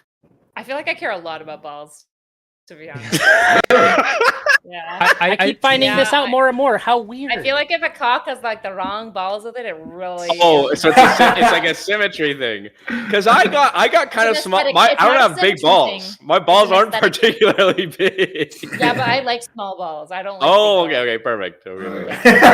Does it match? Does it match? It doesn't have to match. It just needs to be aesthetic. Okay, like that's what it means. Round balls, but a really, really skinny wiener. That's also not very aesthetic.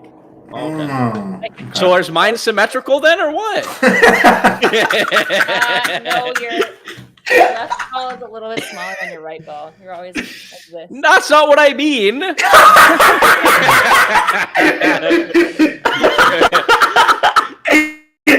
No, I mean like so. Okay, does my testicular circumference and the rest of my shaft do they clash? Do they go together? Well, what do you? I'm trying to figure out. What's the feng shui of his genitals? Is Yeah. Are does my it nuts spark feng joy? shui? Yeah. Yeah, his genitals. Okay. I once saw a chart that had like a bunch of different names for penis looks, and then there's one that's called the Channing Tatum, and that's for sure Nick's cock. Well, now everyone's gonna look that up. I had an experience. Like they don't teach you this in high school. Like they don't teach you enough about your genitals in general. Like I remember I was just cupping my balls. I was like 24. I was just cupping them, and I felt them like moving, and it freaked out. Oh yeah. And I didn't. Nobody told me for my whole life that your balls move, and so Wait, I they felt contract? Moving? Yeah, I felt them move? just they like they slowly. The skin? No, the testicles slowly No, the contract testicles. and expand and contract Yeah. like this.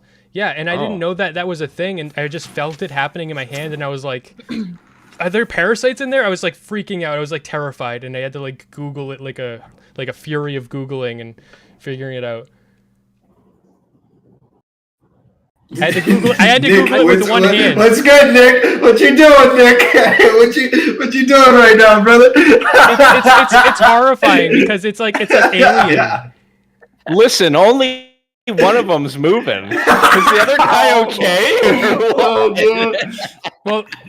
Well, one of I'm pretty sure they alternate which one is like active and which one is not active. Oh, That's why one of them's that's usually crazy. lower. You are the cock druid, bro. Wait, God, does it dude. change? Yeah. I don't. Does I the don't lower feel hanging like. one change? I think so. What? For me, it does. Huh. For It's like nostrils. You only have one that's like in use Yeah, and ready yeah, at a time. the for me for me it's more like the skin that like moves around. Have you never like looked at your balls and then just seen like the skin move? Does that never happen? I'm about to I'm not sound looking real at them weird. for long enough, I don't think. Oh, okay. Because I like look at them and they'll like morph like in front of my eyes. Like you know how like your balls get really close to you, like the skin gets really tight when you're like cold or whatever. Yeah, I can see them just like moving when like they're out in the open. It's horrifying. Yeah, it's very weird. Do you guys? Okay, so if I have an erection, my scrotum is always like fucking sucked up. Like I can't have like droopy balls and an erection at the same time. That doesn't happen. Oh, it's the opposite for me. Really? That's when they're hanging. Really? Yeah. Huh. Like your scrotum relaxes more when you're. Oh, That's yeah, absolutely. So like, yeah, that's so weird. Fucking so like, alien. when you have sex, your balls are like up against you. Then. Yeah. Yeah, they're tight. Oh, Well, no, they're not like up that's- against. Like they're not like popped in, but they're tight for sure. Yeah, like that's. Sorry, need to I always stop thought that answering was. for Nick's cock. I always you thought can it was speak super for me, normal it's that like if I have sex, like especially from they're very movie They're aroundy and slapping around. slappy. Yeah. Yeah, no, I never had that. Like anytime I have an erection, they get all. Honestly, they just I've spend had most of comments the on time that. that way. I think mine are. I think it just changes for me. Yeah. I think because I know there's some times where I've had sex, my balls are so like droopy that it like becomes difficult to do certain positions because they just keep slapping up again, and it hurts. Yeah. To like slap up against that shit, so like I have to mix it up. I guess mine Once are, in like, a great outdone while, me I'll get that pain. But I just feel like that means I'm like in the zone or something. So I just try to block out the pain. Yeah. You got to perform. It's your masculine duty. Yeah. That reminds me of something I learned. Yes. A trick I learned. So like if you are like, this is like something you can tell to like your partners or if you're gay. But if you grab like when a guy is coming, if you like gently pull down on his balls, it'll come way harder because you're forced them to contract. That one's for real. That one's on God. I don't want that ever. I have, even before the surgery, I have very sensitive balls. Like they get hurt really easily. So like I can't My wife can't suck my balls. It hurts. I'm like, stop it. Stop. Don't. That fucking hurts. No. I don't think I've ever had very, somebody very try and- tender. No? I don't think I've ever had somebody try and suck my balls. Fucking love getting my balls sucked. That's just my favorite. I've never had it be done, but I mean, I'm not opposed to it. I feel like. Is there anything you would be super, super opposed to trying? Each of you? Yeah, probably. I don't feel like I'm adventurous enough for ass stuff. I don't feel like anything. Ever? I feel like nothing? I mean, a finger could probably work its way in there, but like. In your butthole or her butthole? Sorry, when you're saying ass stuff, are you saying either ass? I haven't done any anal of any kind with anyone, but it's no, in mine, I feel like it would. I don't know. I don't think I could ever like do anal like with my dick on someone else. I would just feel like they're in so much pain because I know you can get like lube and it won't like be super painful, but I get in my head and I feel like it'd be so painful. That's part of the problem for me too. You know it hurts, especially if they're not accustomed to it. You're like, you're hurting them, and that's very distracting. I couldn't do that properly. I don't know how to start asking questions about this without like just go, just ask. It doesn't have. I don't know. This stuff doesn't have to hurt. I don't know. I don't know if I understand. Even when I've used a lot of like I've had a handful of failed attempts to do anal, even with a lot of lube. They're like, okay, we're gonna like, nope, stop, don't. And I think that's only ever happened like twice. It was okay. But to answer your question, I don't think I could ever fist a woman. That would be no for me. Yeah. Any that's gaping one of the very stuff, few things. Yeah. I couldn't do any gaping shit. That fucks me up. I'm. Yeah. I don't know. Shame if anyone loves gaping. Yeah, there's that stuff. I haven't done like any slapping or hitting, but I'm conscious about that for several reasons. Because for the obvious, feel powerful? No, I'm just kidding. Yeah. No, my ex was white, so it was yeah. I feel like people know what I mean. Yeah, you didn't want to have to tell a mockingbird or whatever. Yeah, exactly. Yeah, so I'm really conscious about that, but not to say I don't think she would do anything like that. You still choke though, right? I feel like that's like vanilla at this point. I've met a lot of women that aren't into that. No, I met a lot of women that actually are just, you would think so, but it is on Tinder for sure. But like outside of Tinder, for some reason, like Tinder selects for chokers. Well, I feel like choking has become like this fad where like a lot of girls are like, I'm kinky, so I'm into choking. Yeah. And like they'll kind of make themselves like do it regardless of whether they enjoy it or not.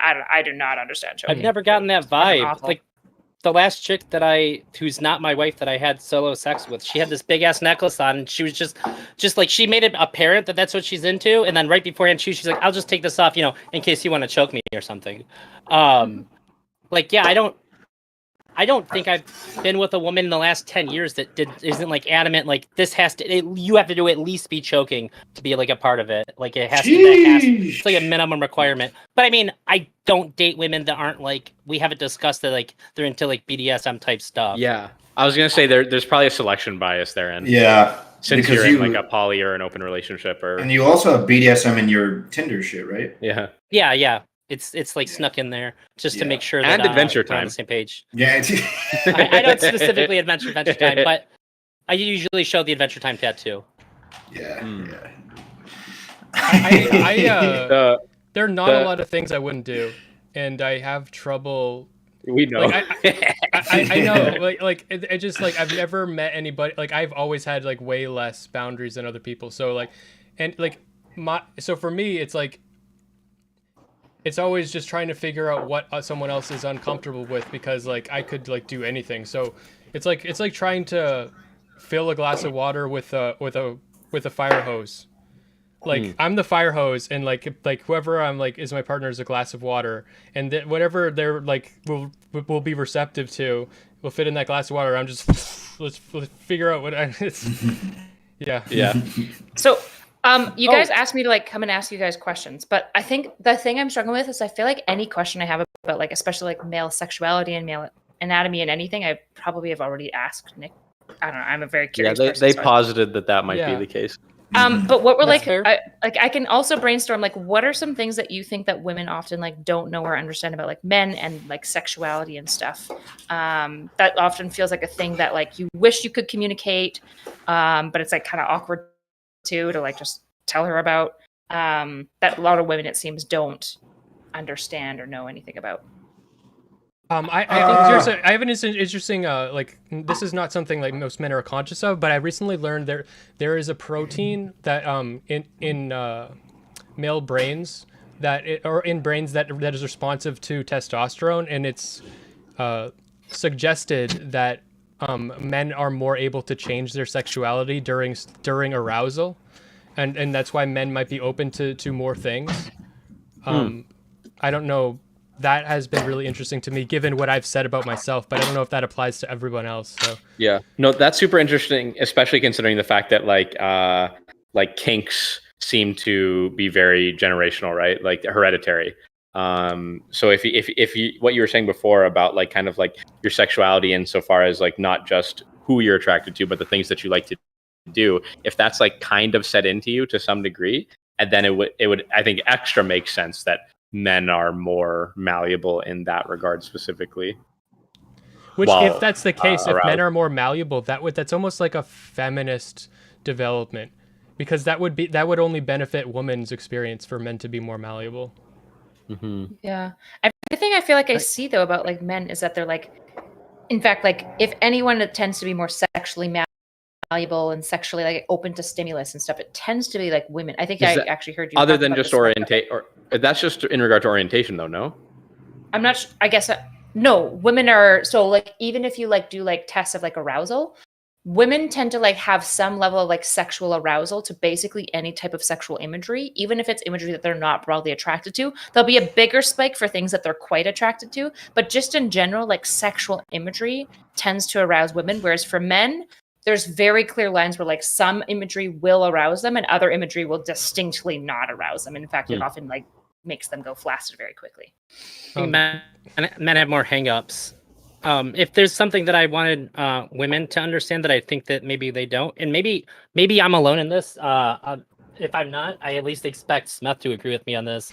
I think that doing sexual things that don't lead to sex is super cool.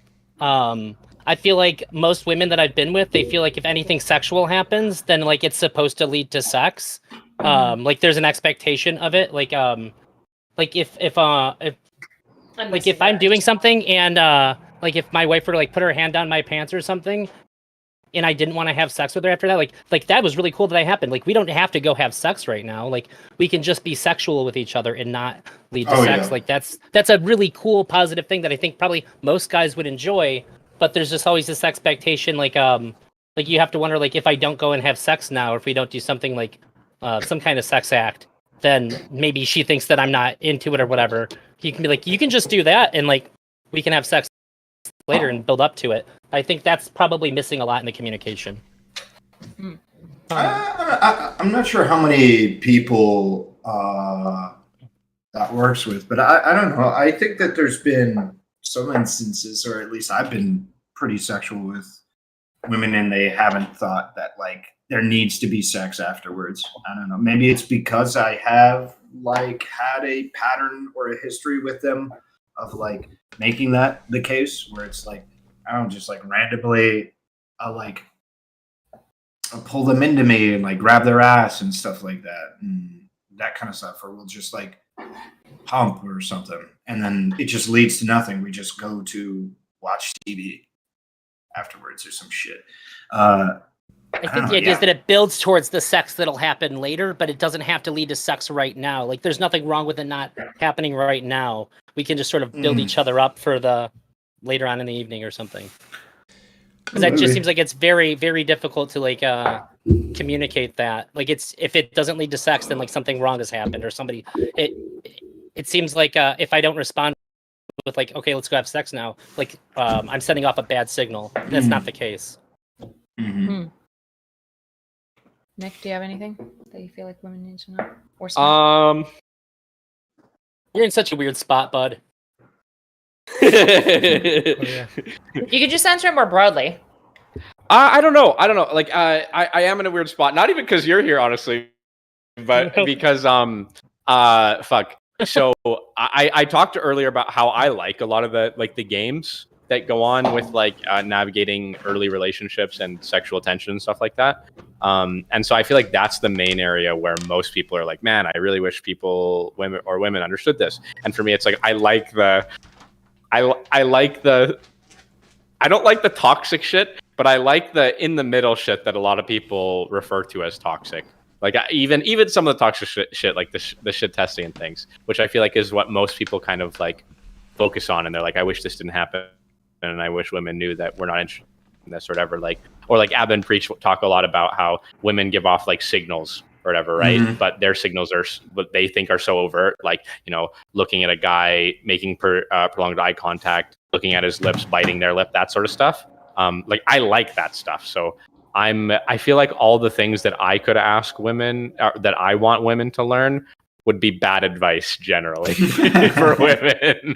I don't know what shit testing means. I've heard that come up a couple of times. What is shit testing?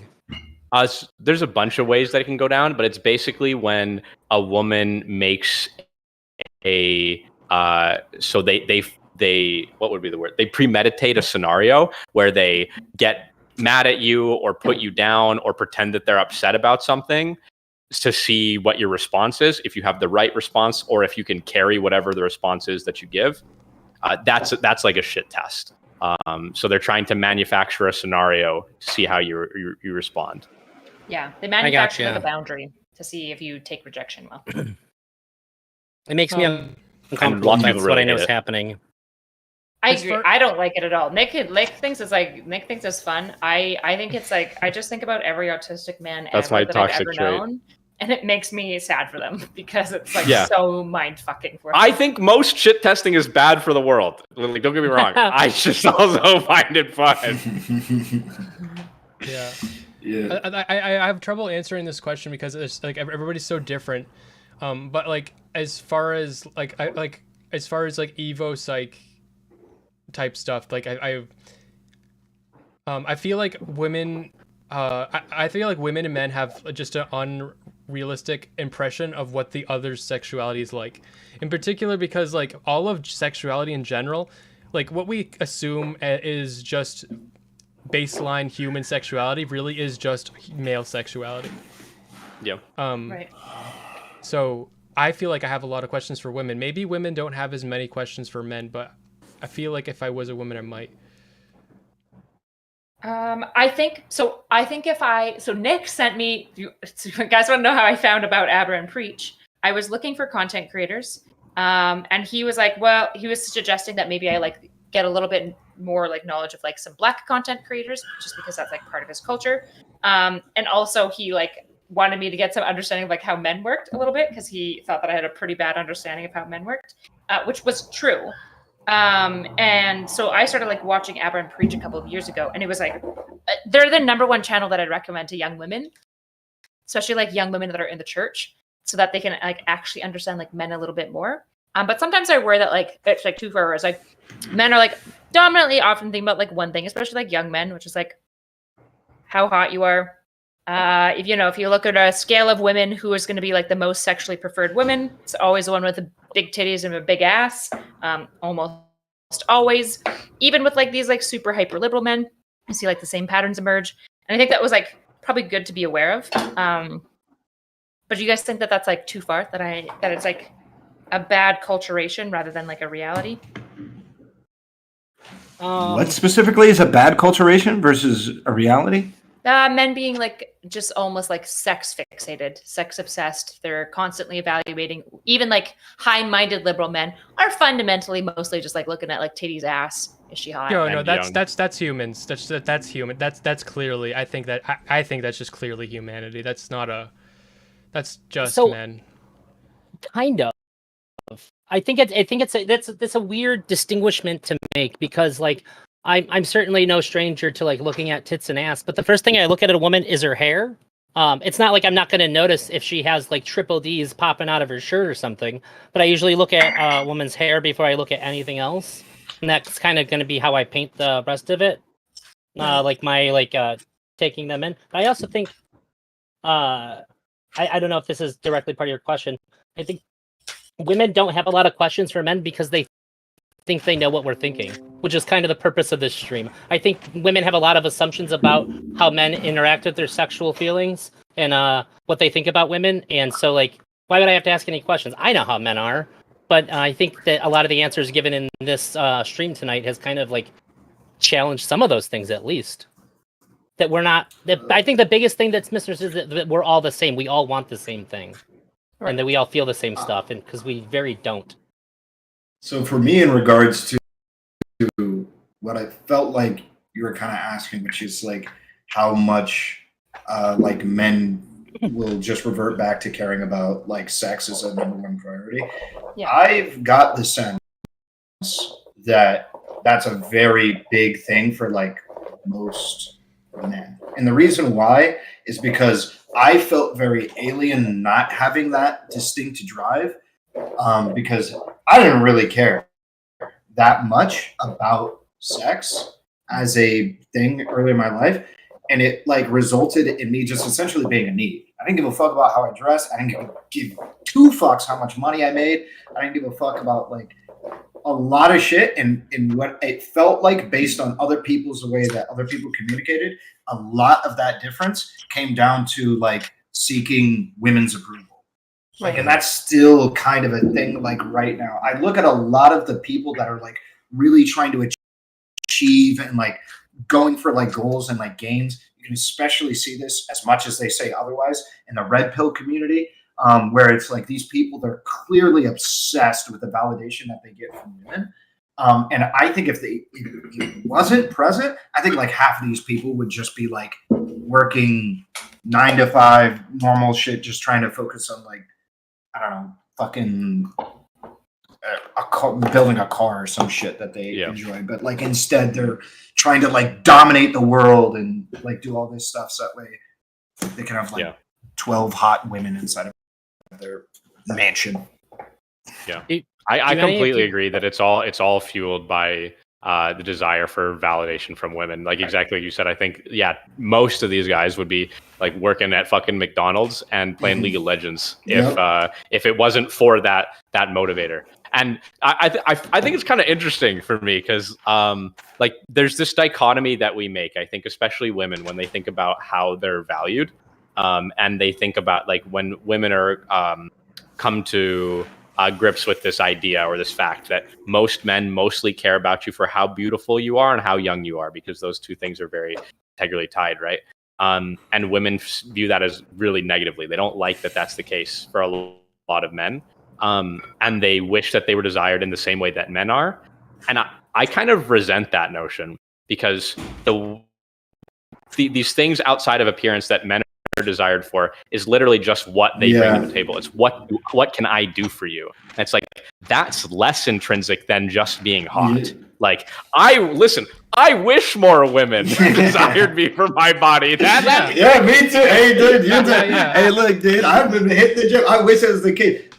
So many people, they'd be talking about that between me and Darius. Guess who pulls more? Guess who does better? It's Darius. Do I look better? Hey, listen, say less. Of course but like, but Darius, you know, he's smooth. He's silky smooth. He's a real like social chameleon. I think it's the term. Like he can play to the room that he's in. He's really good about that. I suck ass at like talking to people casually and stuff like that. I'm not good at it. Making small talk is a nightmare. And shit like that. I would love it like so much in theory. Well, not even like in theory. If like it was more about character, because I think, you know, women will look at like, I prefer to be on this side of the spectrum I'm at right now, which is providing, than I would just based on physical appearance overall. But like if we're talking ass meets grass, but like, you know, women will talk about, you know, only being valid for their physical appearance, and then men for like their what they provide. But it's like, man, what if I just like get fucked? I'm just born into poverty, so I'm probably gonna stay into poverty, right? And I'm just like working a McDonald's job. Like the fuck, you know? How am I gonna become high value? How is that gonna work? Right. Then you look at like women who are like born significantly unattractive, might have like potential eating disorders or something like that, where they're like putting on a lot of weight. And it's like, you know, it would suck to be them as well. It's just Yeah. I Yeah, think- it's I like think- a. Sorry, go ahead, Elder. I think I I'm in think- the vast minority here. I think I just as badly as everybody else wants validation from women, but I don't want to achieve something that I don't want for it. I would be disgusted by that, I think.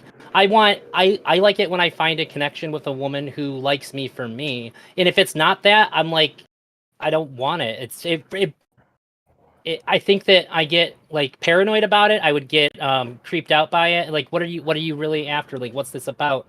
Because like, I don't like if I lost my job and my girlfriend was like, well, I don't want to be with you now that you don't have that job. Like, I don't ever want to find myself in that situation. Because I think that I would it would hurt my idea of myself. And I think I'd be really, really angry at the other person. Yeah, I mean, I just try to find women that like I've found that the less I try to impress women and the more I'm unapologetic about who I am and just like very honest about like myself, the more it actually works for me. It's risen me up. But I thought of a question That's that good for you. I thought of something I would want to tell women. I thought of a good one. I think this is a really specific. Is it going to change the subject? Because I want to bounce off of what you said. Okay, you go. Okay, because Yeah. I had the similar experience, but that was why I was a virgin until I was 24. So I tried for 24 years to be myself, to do everything, play that by the book, and it worked spectacularly for being a virgin. It worked great for my virginity. It was perfectly intact. But like at the end of the day, like I have to play ball where I'm allowed. Like that's just what it is. Because if I am being my authentic self, I'm not talking to anybody I don't know. I'm not doing any of that shit. I'm not approaching women. That's not happening. I have no natural ways to rub shoulders with women. So I would be a virgin till the day that I fucking die. Because I'm not going to meet a girl in fucking VoIP on Tarkov. That's not going to fucking happen. Like, I'm not going to be, you know, what am I going to do? Meet one of those 20 women who I played you played with over the course of 15,000 games of Dota? It's never going to happen. Okay, so being my authentic self, I couldn't do it. It's just not compatible with getting in a relationship. I don't rub shoulders with women. And I also just don't talk to people spontaneously enough to be able to get in that. So I have to, if I'm going to, what I'm essentially trying to say is your scheme, Smeth, I don't think it works for everyone. It didn't work. You don't have to change a lot. You don't have to play ball a lot. You just have to go outside your bubble a little bit. It's not like you just have to expand your repertoire a little bit. It's not like it's not like you have to go full red pill. Sure. Yeah, But absolutely. I think also What's Smith- full red pill? What does that look like? Like full red pill is like red pill I would define as like playing into the stereotypes, playing into whatever gender expectations. And it's like, okay, you got to be Sigma grind set, you got to make a shit ton of money, you got to get like a really fast car, and you know, like that's how you get the ladies and stuff. You don't have to do that. You just have to do something women do. I met my girlfriend on Discord. Yeah. I met my ex Wait, on Discord as well. okay, I think Smith, you have a bit of a probably a survivor bias because you're very handsome. Thank you. Like you have like a lot of like really natural facial features that are handsome, like good jawline, got a really good hairline as well, which is a huge bonus, especially at 29. But also, I think your natural personality makes you niche max to a really extreme degree.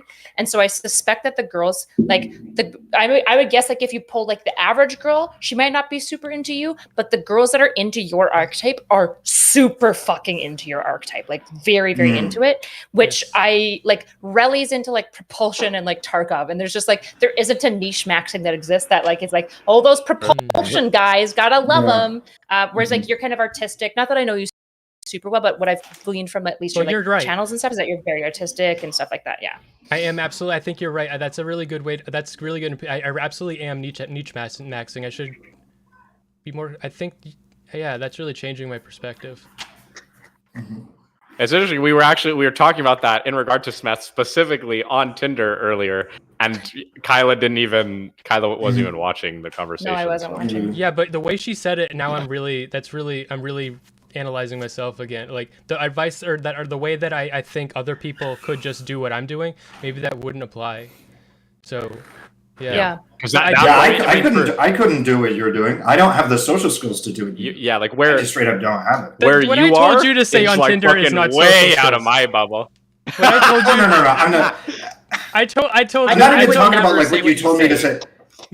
Because this is the same like dynamic I have with Darius. Like he'll send like a crazy wacky message. And I'll be like, kick it off, and I'm like, bro, you just started with a crazy wacky message, and I'm like, hello, madam, would you like to partake in like doing? I can't follow that up. How am I supposed to follow it up? You know what I'm saying? So like you be here and you be like standing on my shoulder and be like, yo, homie, I got it. I'll take over the keys. And you'll type something that's witty, You know what? nice, and stuff like that. You and know what then a big I can't issue is follow for it you, up. Relly? Is you are the archetype that girls manifest and pretend that they're really into when they're actually into Smeths a lot of the time. True. Like a lot of girls are like, oh no, I'm really into the guy who's like old style, kind of Pride and Prejudice, where he uses a little bit of like flowery language and he's very slow and cautious and careful. And like, you know, he's kind of like a thoughtful guy. He gets lost in his books and his activities, and girls like manifest that they want this, but then like what they really want is a guy with like that dog in him, you know? Yeah. They're just like, and Darius comes along and he's like, oh my gosh, yes. God, bro. It's true. It's actually Yeah. true. There was a chick that came over that was like, she came over, she was interested in me, right? And then I fumbled, right? As I do. And then it was like, you know, I wasn't really feeling her, whatever. And then Darius was feeling her, and I felt like they were feeling her. So I was like, yo, what about my roommate though? And then, I mean, now they're still talking. They're still hanging out. So like they're Hold on. track. I'm gonna say I'm 70% confident about this theory. As soon as you're 26, I'm 29. As soon as you get into your 30s, I think you're gonna you're gonna have a better relationship than most people, because the people that are gonna select for you are gonna be people that have long-term mating attitude, not short-term. I would probably agree. I mean, that's part of the reason why I was talking about earlier. The average age of like the women who swipe right on Darius' profile alone are like 18, 19, maybe 20, right? And the average woman who swipes on my profile is like 24 to 28. Yeah. Right? Like it's going to be, I imagine when I get in my 30s, there's probably going to be a majority of women who are single who are going to like my vibe. Yeah, That's and probably- I would say not only that, right? But the girls that Darius is getting all these swipes from are also like these semi-e girls, like really on TikTok, Mhm. like, and which even that is like I don't know if it's a minority anymore, but it's definitely not the only demographic of young people. Yeah, no. It's in for the way that I describe it is like for me, I'm like somebody who really isn't. I say that I don't really mesh well with young people, even though I am a young person. And the reason why is because I'm not like using my youth, right? What a lot of people want to do when they're my age is they want to travel, they want to hike, they want to climb, they want to do some activity with their youth. They want to use their youth. I don't give a fuck, dude. I want to sit inside. I want to play fucking video games. I have an obsession with this. It's a dream that I have, okay? I want to get a wife, have her, love interacting with me, and I want to, as a unit, make a lasagna and watch a show. It's a dream of mine. It is such a dream. I remember with my ex, one of the greatest experiences I have ever had in my entire life, I tell you, was the first day that I mowed her lawn for her. Oh my God, it felt so great. She was inside, I think she was like doing the dishes or something, and I was outside mowing the lawn. And it felt so fucking good. It felt so fucking good to do that shit. And then like making food together, oh my God, nothing can beat it. Nothing can beat it. It's fun making food with a partner. Do you think that the kind of women that you're looking for, there's just like an incompatibility between what you're looking for and what the women you're looking for are looking for? Because when I talk on Tinder, it's almost always like, hi, I introduce myself. I find like one particular thing, and if they say they like horror movies, like, what's your top 5 favorite horror movies? Talk a little bit about that, and then like 30 to 60 minutes later, then I'll talk about something sexual, see if we're compatible there, and then like can set something up. So like I feel like my approach isn't that different than what you've described your approach to be. Just maybe there's an incompatibility between the ones that swipe on you And what they're I just straight up, I just don't think there's very many women that I can find that are like looking for like fucking domestic life at the age of like mid-20s. Well, they're looking. actually, There are, yeah. but there actually are, but they're looking for 30-year-olds, right? So you're That's true. like a grown Yeah, and man. they're not- You're like yeah, a they're grown not man in a on young man's body, right? Whereas all these women are looking for a grown man in a grown man's body. In 'Cause many there ways, aren't you're there That aren't makes many young men that are internally like grown, or if you want to use this verbiage or whatever. Yeah. I just remembered He's something. right. I take back everything I said. I'm 34, so that makes sense. Before this stream, Yeah, I was exactly. talking to my girlfriend, and I was talking about how Relly always talks about how he's an incel and stuff. And she told me, Relly, oh, that guy's hot. How is that guy? Like, that guy's like really hot. And she's like, I was like, what, really? And so he's like, yeah, like I like watched this stream once, and I noticed he was like really hot. And then I listened to him talk, and his attitude, man, he's really spicy. So I think that you like, I think you have the riz. I just don't think you're putting yourself in a situation where it's gonna work. You got something. Well, like you've got. No, I don't. I would highly recommend you watch when we get women over here and they want to go on a date with me, because it is bad, bro. It is bad. It is really bad. You don't communicate that you're into them. That's the biggest issue. It's not like, I feel like the most common like reception I hear from like the women that you talk to is like, I just didn't know if he was into me. And it's like a girl wants to feel wanted, right? Yeah. I don't know how to properly do that. I really don't. And so I swear to you. So I'm so sorry. I shouldn't be interrupting you. Go ahead. You can. I was just gonna say, there's like, I think we've talked about it a little bit, but I think you have like a really acute lack of intensity in those bullshit conversations, which you describe as bullshit conversations, right? So it's like, remember when we were in San Diego, right? And we keep bringing this up, but you had the moment where like you turned the whole room into the fucking circle debate talk, and you wanted to get people to say the N-word and shit. Yeah. So like we had girls there, and as a result of that moment, there was multiple girls that were like, oh, you know what I mean? Like I didn't know that. How the hell am I supposed to perceive that? Well, listen, it's not gonna happen. I didn't know that. But so it's like the fact of having intensity, even if it's not fucking directed anywhere, is like a massive turn on to all sorts of women. I'd say just probably most women. But then you talk with them, right? And they're talking about some dumb shit that you don't really care about. You get into horoscopes and you're like, oh yeah, you know, Aries man, I think, or was it Taurus? Yeah, no, Aries man. Aries man, and they're like,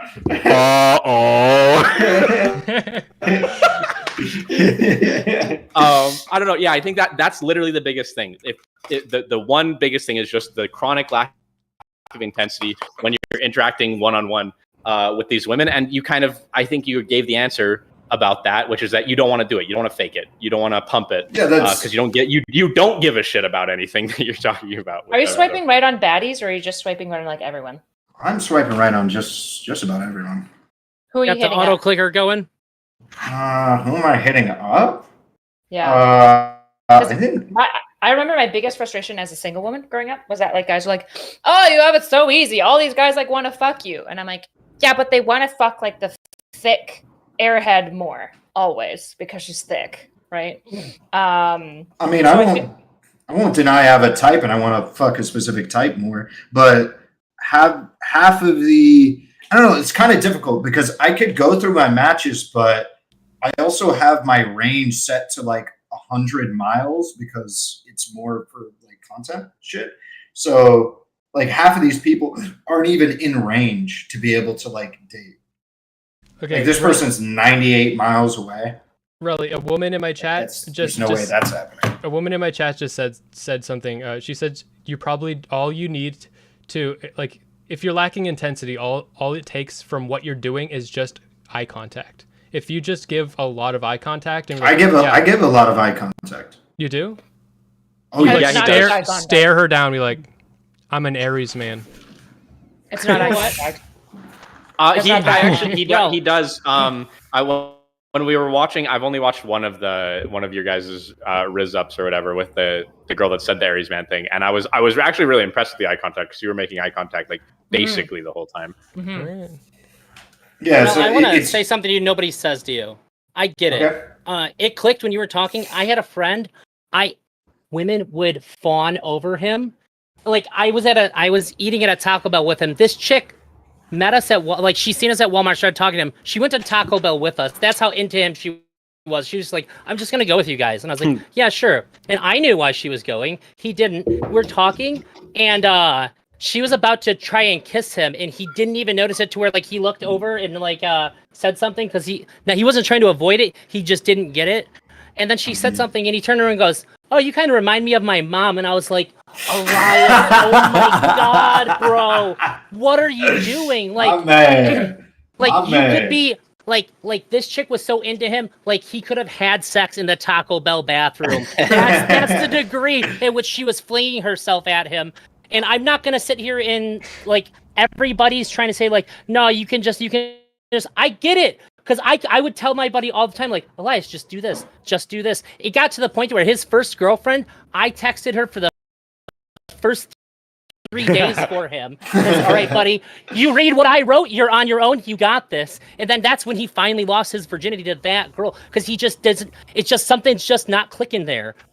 So I get it. Yeah, I'm not going to try to tell you that you can just do this simple thing and it's going to work for you. I get you have some struggles. I think you just need a good solid wingman to be there for you to help you out through a couple interactions, and I think that you can pick up on the rhythm. If you're into physics, if you can play Tarkov, you can figure out patterns and know, like, once you see what you have to do when you've done it, I think you can carry on. But until that, I don't think anybody giving you little bits of advice is going to be the thing that clicks with you.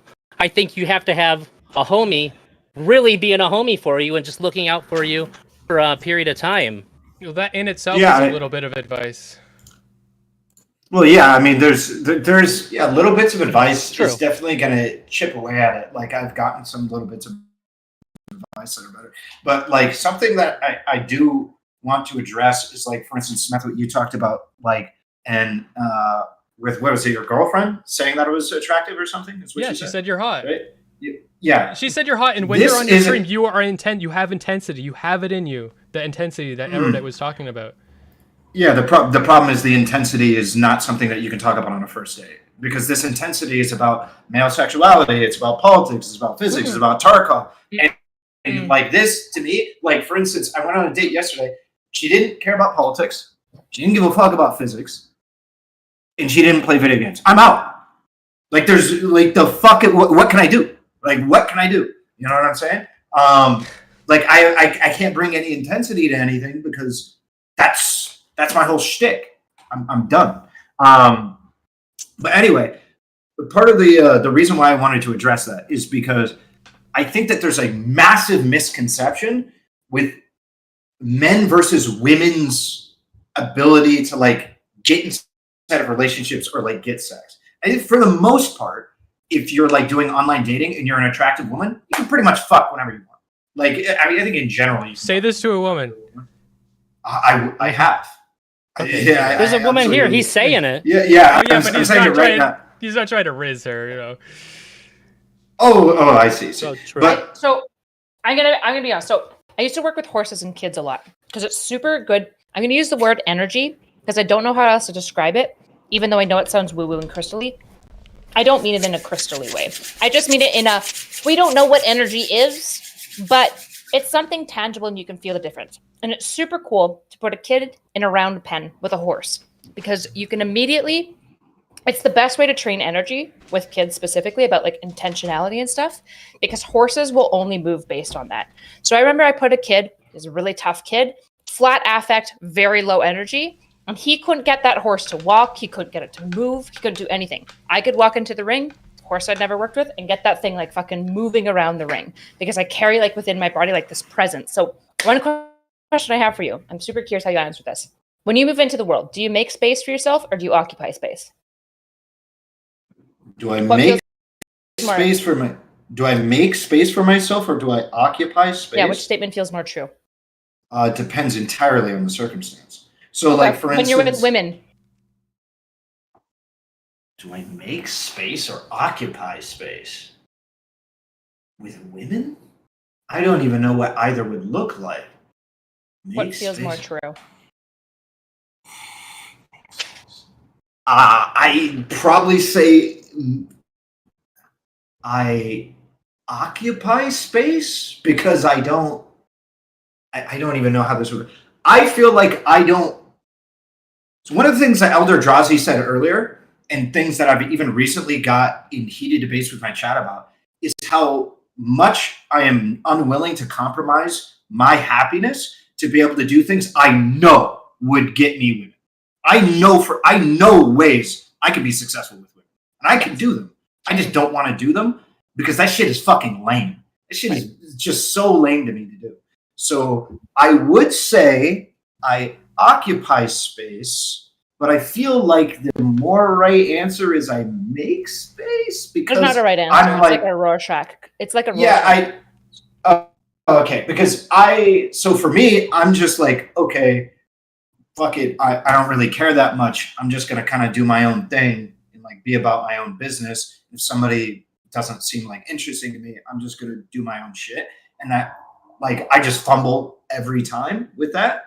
Right. But I guess I wouldn't know where that lies because when you're in a debate, do you make space or do you occupy space? I definitely occupy space.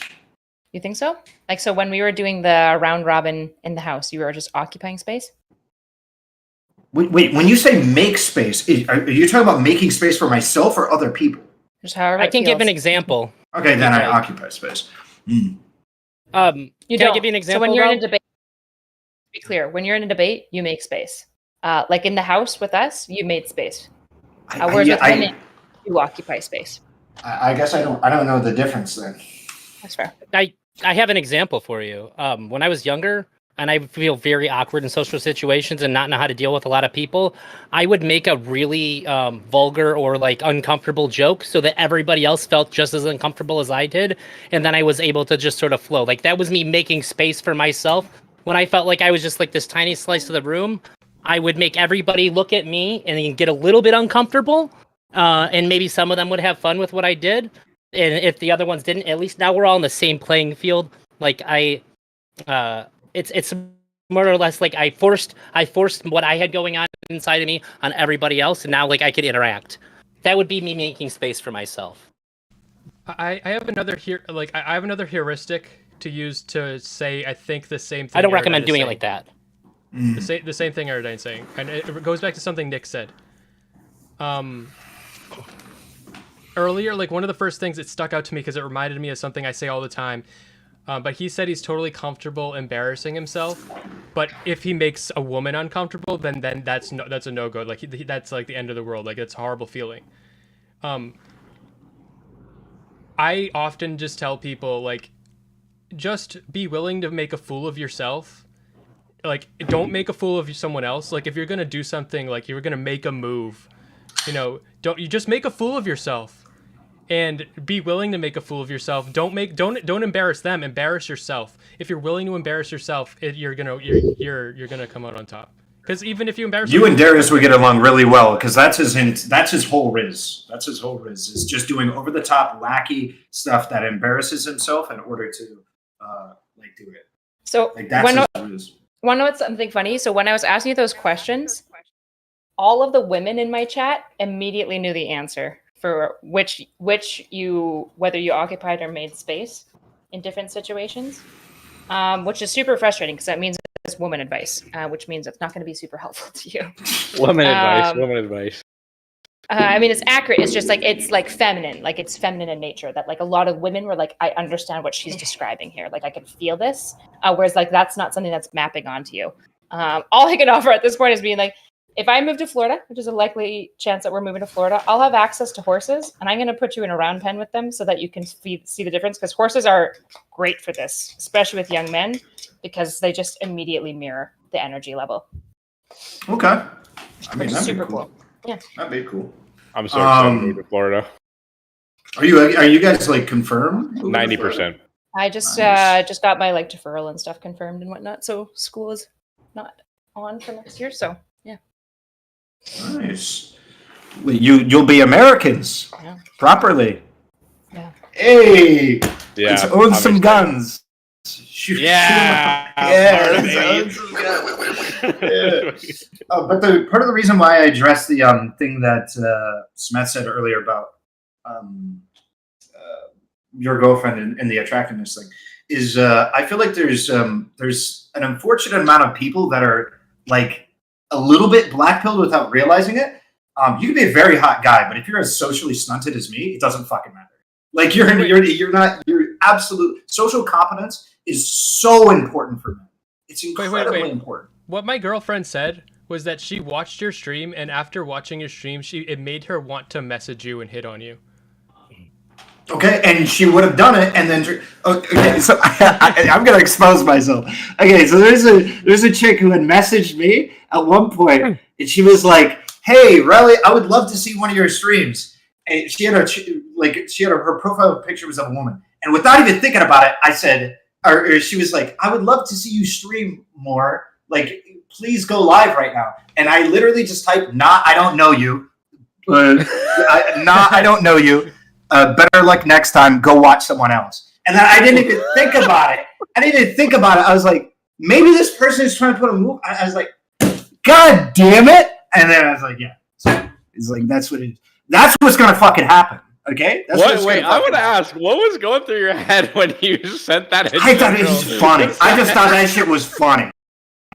I thought, wouldn't it be funny if you message somebody, go live, and then they literally just responded instantly? Nah, I don't know And you. they just went, like, nah, elbows over. Yeah. Hold up. Let me get the exact message. No, I said, quote, nah, don't know you. Hold this L. That's what I said. That's funny, right? And I was like, oh, shit. Maybe I should have done that a little differently. Oh my god, that's crazy. So, yeah, I don't know. I don't know how much I think of it as socially stunted, and how much of it is probably to some extent. And I think some of it is like the lack of social butterfly shit, right? Like I think you nailed it, put nail on the head, whatever the fuck. With Darius, Darius is very much a social butterfly. It's going to come off really, really weird to a lot of people who watch Darius, but he is very adept at reading the room and people a lot of the time, at least within a relatively wide range. And he's good at appealing to people according to what they like, reading the cues and then giving them, bouncing back what they appreciate and whatever. Is that not like, so when I'm talking about socially stunted, I'm just talking about my social skills are inadequate for a man of my age. I have below average social skills, at least in the realm of riz and relationships. I have below average social skills for a man of my age. I feel like that's extremely. It's not unlearnable though. Of course, it's learnable. I'm actively trying to learn it. I don't think there's anything wrong with I'm not you. the best looking guy, but I do fairly well when I interact with women. But when I was like 19 or 20, I had a girl. I just told this story recently. I had a girl who wanted me to teach her how to play Yu-Gi-Oh cards because that's what I played then. And obviously, she didn't give a fuck about learning Yu-Gi-Oh. Started teaching her at the library, and then one day I was like literally teaching her in her room on her bed. And I look back and go, she didn't give a fuck about the cards, and I way over my head. I would beg on my fucking knees and eat dirt for a woman that would do that. There is not a single. Do you know how many women I get in front of my computer? I'm like, do you know what this game is? And they're like, no, I don't care. And I'm like, how about this? This game? It's just, I'm trying to show them my hobbies, and they're just like, yeah, I don't give a fuck. I don't care. I would say This girl's off Tinder though, right? Huh? This girl's off Tinder though, right? No, this was my ex even, and she played video games. Yeah. What's unique about you? Your social skills are way further behind than your attraction. Like you're very physically attractive, and a lot of people are going to always associate that with high levels of charisma. I would say your social skills are actually decently normal. They're not super far behind at all, but based on how buff you are and how big you come to life in certain situations and how attractive you are, I would expect more charisma from you and more confidence. Here's another thing, right? So charisma is dress well. Yeah, Thank you. Charisma is also like maybe not for all people, but I think most charisma is kind of dishonest. It's kind of manipulative. At least mine is, and so is Darius's. It's like it comes kind of natural. It's natural, but it's sorry. it's unnatural, but it comes natural. That's like what being a social chameleon is. And I think you're more averse to that than just about anyone I've ever met. It seems like Smeth and Drazi have. It sounds like you guys don't do that at all, though. Like your charisma, what charisma you have is not manipulative. It's not contrived in any way. Okay. I was Mine gonna isn't say either, that doesn't typically. feel like it matches me because I'm a silly, kind of like outspoken guy. So it seems like when I think that's attract people most. to me, it's from that.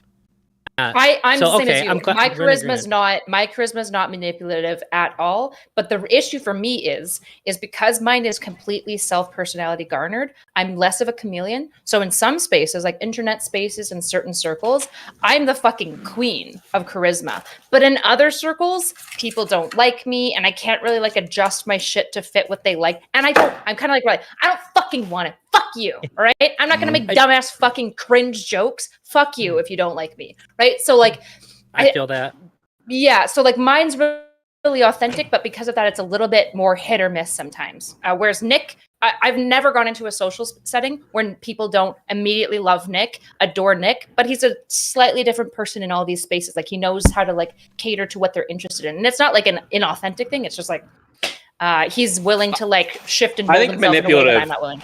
I think manipulative is literally the best word for it. Like especially if you can internally get rid of the connotations. Like, because I'm not trying to fuck anybody over or anything. I'm just like saying things and acting in a way that I know people will appreciate, especially in spaces where they'll be appreciated or something like that. Yeah. You remind you me don't of wanna me do when I'm in that shit. sales. I can't. I can't. I don't even think I could. I could do some of it, but I can't.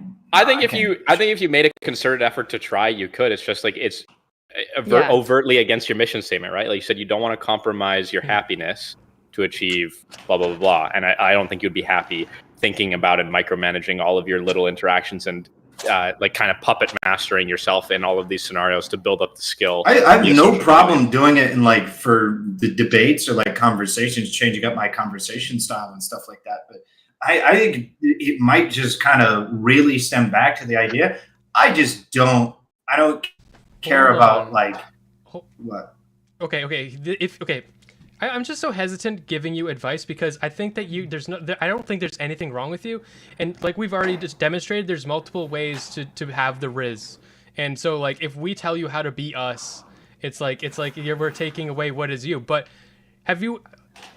When you're talking to a woman, Hey, what's me doesn't work. That's something. That's 25 years of established history. That what's me doesn't work. I'm gonna tell you the Smeth tactic, like the honest stupid tactic or whatever. You like so in these situations you're talking to women. I haven't watched any of these streams or anything. And you're like bored and you don't care and you're not interested and like you're not engaged. Have you ever just said like, this, you are so boring to a woman? Have you ever tried doing that? No, I don't want to be mean. Just saying exactly how you feel. No, you don't. You can say it in a non-mean way too. You can just be like, I don't know. Like, look, I think a mean way is the most fun social experiment. I feel like to do that you have to be playful. I feel like to do that you have to be playful about it, right? Like she's talking about her horoscope. She's like, you're one of those. Okay. Yeah, exactly. Like, that type of shit, right? And then it's like your relationship becomes making fun of you for being a basic bitch and her thinking it's funny. Which I think is also fine, but like it's like that's just contrived, right? I think that's the whole trouble is like Relly doesn't want to do any of this contrived shit, and I think that's fine. Because like I don't know. Go ahead. So there's that, and there's like it's just I don't know. It's not shit that I really have experience dealing with, like in having to manage somebody. I'm just gonna be honest. My 25-year part of the reason why I've never developed this shit is because I'll just cut you out of my life if I feel like you're a fucking weirdo. Like I just don't talk to you. Like the moment you bring up that horoscope shit, I'm not talking to you anymore. That's just what it is. It's just straight up. Wait. What about the actual conversation itself? So like one way that could go is not the way Nick said. Like the best, most fun way, I think he would agree, is when you say, "Oh, you're one of those horoscope women. You have like crystals," and then she's like, "Oh, like what?" And then she says something about like you're fucking a tar cop, and like you're going back and forth, and it's like that's I think that's that sounds fun, and that sounds like engaging. Literally, you and Darius are the same person. I highly recommend that shit. And so he's been telling me essentially the same thing. But yeah, I just like lose interest, and I'm just like I don't like. I spent my entire life like not talking to people like this unless it's in a like political debate fashion. I spent my entire life like I don't want to get to know you. I don't care. I just don't want to do that at that point. It's like, yeah. And it's not just for like horoscope or whatever shit. It's just like it builds up and then it gets to the point where it's like, yeah, okay, I don't want to talk to you anymore. And yeah. I have a question that's vastly off topic, but it's been bugging me for a while, and this is a great place to ask it. On Tuesday, I said something on Wick's Collins show, and Wick said that it was the craziest thing he's ever heard me say, and I want to know if you guys think this is crazy too.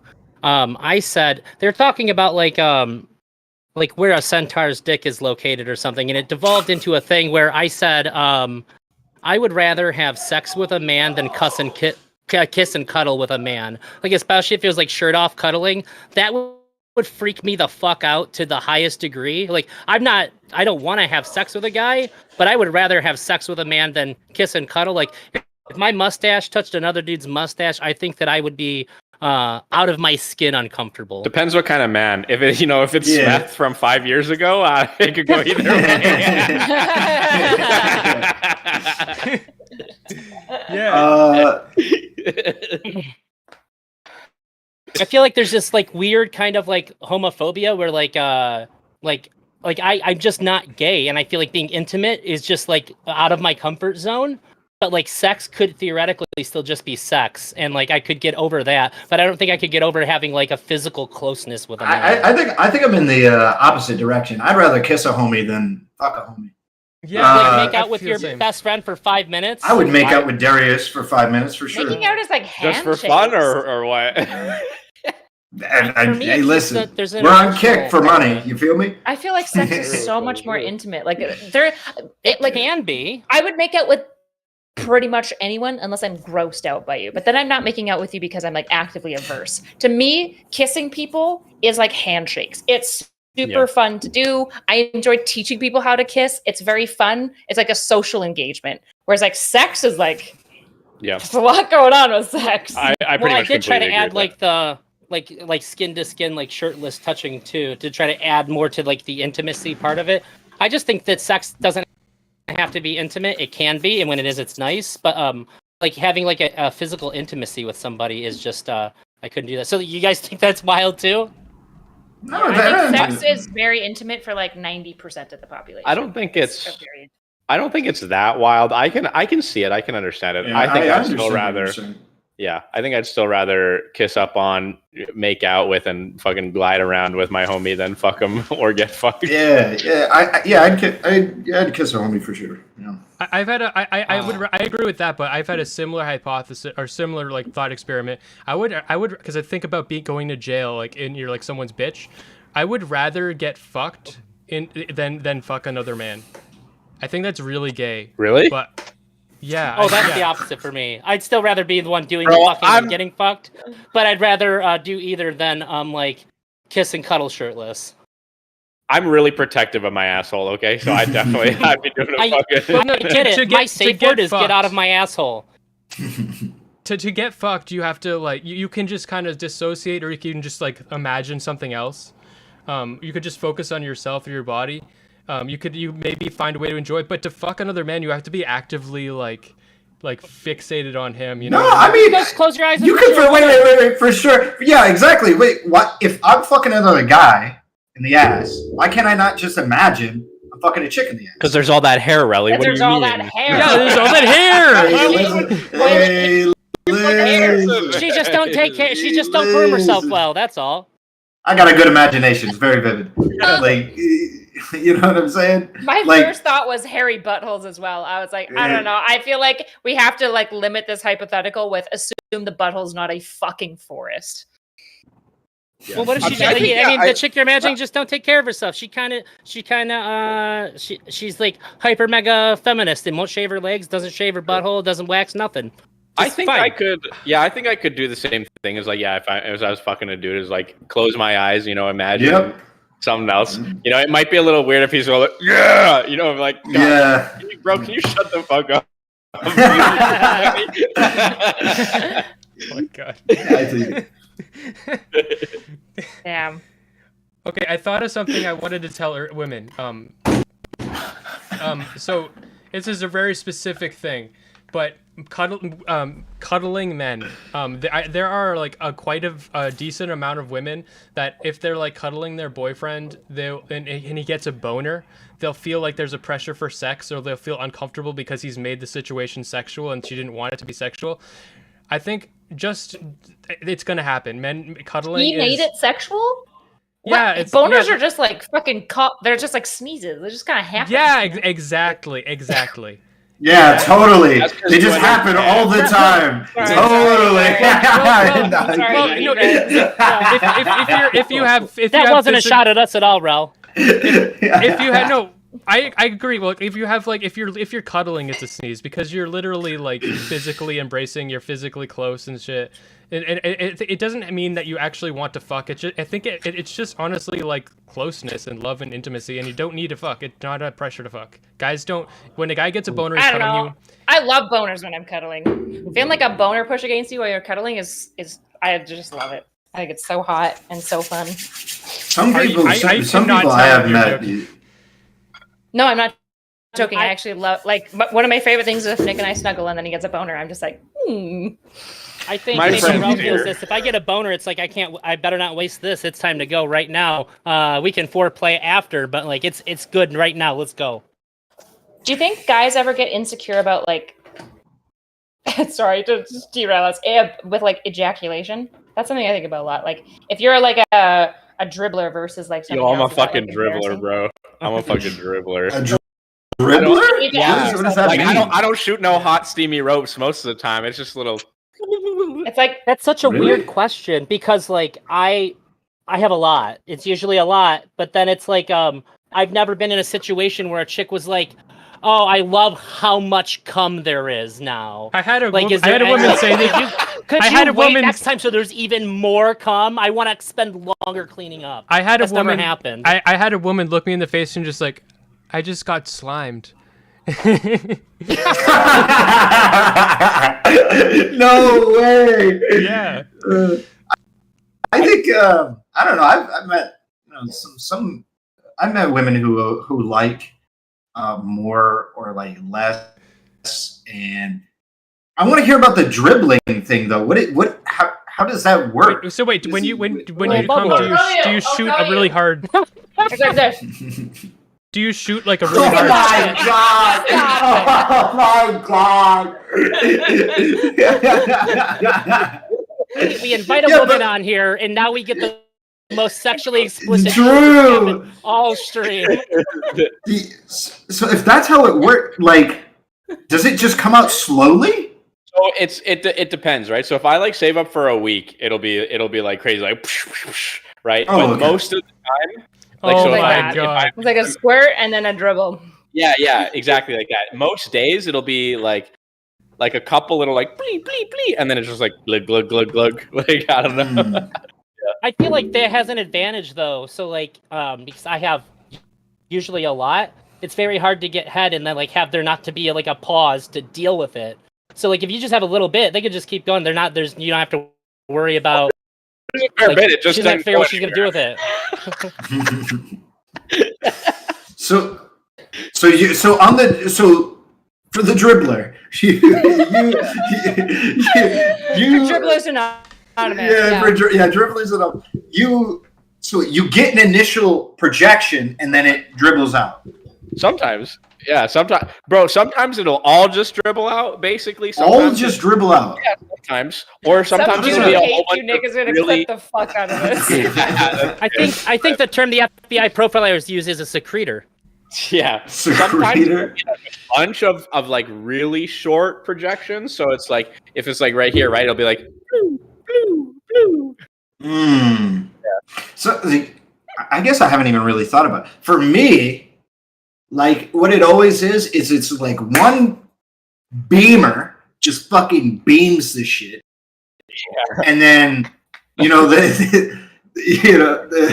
then it's like me. It like it powers down. You know what I'm saying? Yeah. It's like boom, then it's medium, then it's small, and then it's like, you know what I'm saying? Yeah. It's like you get the BMW out of the way first, then it's like a Toyota, and then a Ford Focus. So if I'm hearing you guys correctly, none of you are particularly insecure or think about like your hot steamy ropes or your lack thereof. I feel Sometimes I worry there's too much. I don't feel Damn, I insecure would, about like- it, but I feel like mildly. I'm not insecure, but I'm mildly guilty. Like I just slimed you, especially because that woman told me I slimed her. So yeah. That's where all like a lot of my like alternative dick insecurities have come from. They're pretty minor, but like I used to send a lot of dick pics, right? Sorry, Kyla. And and so that's where Never sent I one to first me, realized, by the way. Really? That's where I don't like dick that's pics, where though. that's Oh, where I realized that I had like small testicles, because I sent this one girl a dick pic, and at first it was like, oh wow, like blah blah blah, and she was like talking me up and shit, and then she's like, your balls are kind of small though, and then I was like, Oh no! Oh no! How old were you? 17 or No 18. shot. No Yeah. shot. Yeah, but you know, it was okay. It was okay because she was like talking up the rest of it. She was like, "Wait, is that yours?" And I was like, "Yeah, girl." You know what I mean? So it was fine. But then I got all this positive information. Then it was this weird alternative thing that I never even thought about before. And then something similar happened with the dribbling, which is why. Yeah. Anyway, How do you guys feel shit about I'd never dick thought pics? about. What? How do I feel about dick pics? Yeah, like sending them. It was really weird to send at first, like super weird.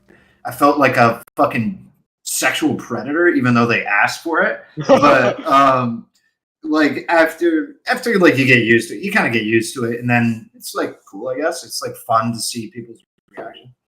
I've never gotten used to it. I don't like sending Really? dick pics because I don't like any shot that's a dick. I like to send full nudes. I don't like to send dick pics. Hey, Well, you can do that. That's full smart. dudes. I think I just think I think like Relevant said, I feel like a sex offender. I feel like because there's so many, you just hear women talk about unsolicited Yeah. dick pics. When a woman like will hint around at like wanting one, I'm like, look, I think I understand what you're saying, but you have to explicitly tell me that you want me to send you this picture, or I'm not doing it. I'm never gonna do it unless I understand that, because I just don't want to feel like I'm like virtually like sexually assaulting you. It freaks me out. I've never sent It it. did I just freak sent me many out for a short while. stories. I guess I'm I a never- freak ass because I fucking love sending dick pics. Unsolicited? Before they No, ask? not unsolicited. Oh, okay. Yeah. No. I'm not. Wait, hold up. I will put my whole career on the line here. I've sent an unsolicited, but it was like hinted at. Is that what we're talking about? Yeah, You know I what was I'm saying? I was about to. Yeah. Really? That's why I had to pause for a second. She'd been like, she'll like send a picture of her like boobs, and she'll be like, "Oh man, I wish I had something from you," or something like Well, that's that. solicited. That's enough for me. That's I've- enough. Okay. I've So got- then there's then that's what I'm talking about. I've done it with like much less provocation. Oh my man! Never just out of nowhere. Never cold? I've never sent a cold. Hi, it's nice to meet you. They're at least lukewarm dick. She said it was nice to meet me. What would she expect? No, it's always been like we're doing different stuff. Like either we're like getting to the point where we're probably about to start sexting, or like a girl like she's like in the intro period of where she might be talking about your genitals, or you guys are talking about doing a whole bunch of stuff and what's going to happen, that sort of stuff. So it's all lead up stuff, and it's a bit. I guess it's a bit of a jump. But I've always been right, so it's I guess maybe I have a skewed perspective because I lived in a really small town, and my picture got around to where like I was working with somebody, and my friend's friend came into my job, and apparently he had seen it, and like he just started talking about it like a lot, and I'm just like, this is very uncomfortable for me. that's and pretty so like weird. that happened in a lot of like this picture has made the rounds, and so like it's very awkward for me to like be around because I think maybe that's a big holdup for me. Why did What? it leak? Why did it leak? Your picture. I just think that a chick sent it to somebody, and then like like everybody knows everybody, so that's just how it Oh happened. my gosh. Or that's then- horrible. That's or then, that's fucked. Yeah. That's and kinda then like That's some revenge sort, porn. That's some sort of like, yeah, I was gonna say like revenge porn or some sort of sexual deviancy. That's fucked. Well, and then our friend kept asking my wife to see. I have one picture ever. I took it when I was like 22 because I can't take a picture and be hard. That is just like not hot at all for me. So it's like way younger me, and my friend like basically harassed my wife till she's like, here, you can see it. And this motherfucker brings it up all the time. And I was at my local card shop and he was talking about, he worked there, and the magic judge was like, stop talking about his dick. He's like, I don't talk about it that much. She's like, we were literally in the front of the store yesterday and somebody said something and you turned around and started talking about it. I'm like, I'm not even there. How is this in context even happening to me right now? So I think maybe I just have like a big mental hang up because I think it's dangerous too. I think like if you can't trust people to not be spreading your shit around. Yeah. I kind of well, for me, boy, I'll tell you, when you were talking about like being hard, it being hard to take dick pics, take it from this guy, it's very difficult to be able to. Oh yeah. Like I said, dude, I got like 45 seconds of screen time, dude. Yeah. It's like when it's going, I gotta get up, I gotta put to get it from all the angles. It's a little bit blurry. I'm gonna be sitting there for another 20 minutes until I can take another photo. I rarely take dick pics that are hard, or like I like nudes, because I take too much time to like actually take the whole pic. So I just fucking I don't take them like hard. If it's a hard pic, it's like just a shitty one, because like. I'm not gonna stay hard for like 15 minutes like without doing anything. Wait, so I just used the webcam. I was hard, ready to go, and I'm just like focused, like staring dead into the soul of whoever's looking at it. So it's great presentation for the dick, and everything else is what like if you a don't want to attach nightmare your scenario. face? What if you don't attach your face? Like you just send just the dick. I don't know how to weigh in on this because people will be like, how do I know it's you? I don't want to defend the dick belonging to me. Wait, you've had someone say that? Wait, you've had somebody say that? Yeah. No, that's just how I imagine it would go. Oh. Huh? It's a great picture. It's a great picture. Oh, yeah. As a general rule, I never put my face inside of my dick pics. I don't do that shit. I always do it. Eric Andre once said, and I agree with him. He said that if you're sending dick pics and you're not putting your face in it, you're not. If you're too afraid to put your face in it, you shouldn't be sending it. Damn, I feel like there's like higher risk with the face attached because there's at least like plausible deniability if you send a dick pic and it's not your face. But that's true. But well, like, we talked about it before. Wait, but is it even that big of a deal? Like, as long as at least you think you have a nice dick and your dick pic gets circulated and you're looking all right in the photo, maybe you got a pump, maybe you did a little extra work. And if it circulates, it's just like that's free advertising. For me personally, I'm with you there on that, Nick. I don't want to put my face in it just in case, primarily for employment purposes. If stream doesn't, I don't want to have like my dick pic with my face all over the place. You go into the job interview and somebody's like, "Oh, you're the guy," and he just you're the guy. That's your dick, right? Channing Tatum. Yeah. Yeah, the only time I've ever done like full nude pics is like that just got out of the shower thing. I don't have the body for full nudes, so no. To just focus on the goods. I can say this from people sharing and passing around my picture though. The one thing I learned is that if you have a good dick pic, guys think it's cooler than women do. I've had guys say way more things about that picture than women by a landslide. Internet girls are a different breed, man. I'll say that much.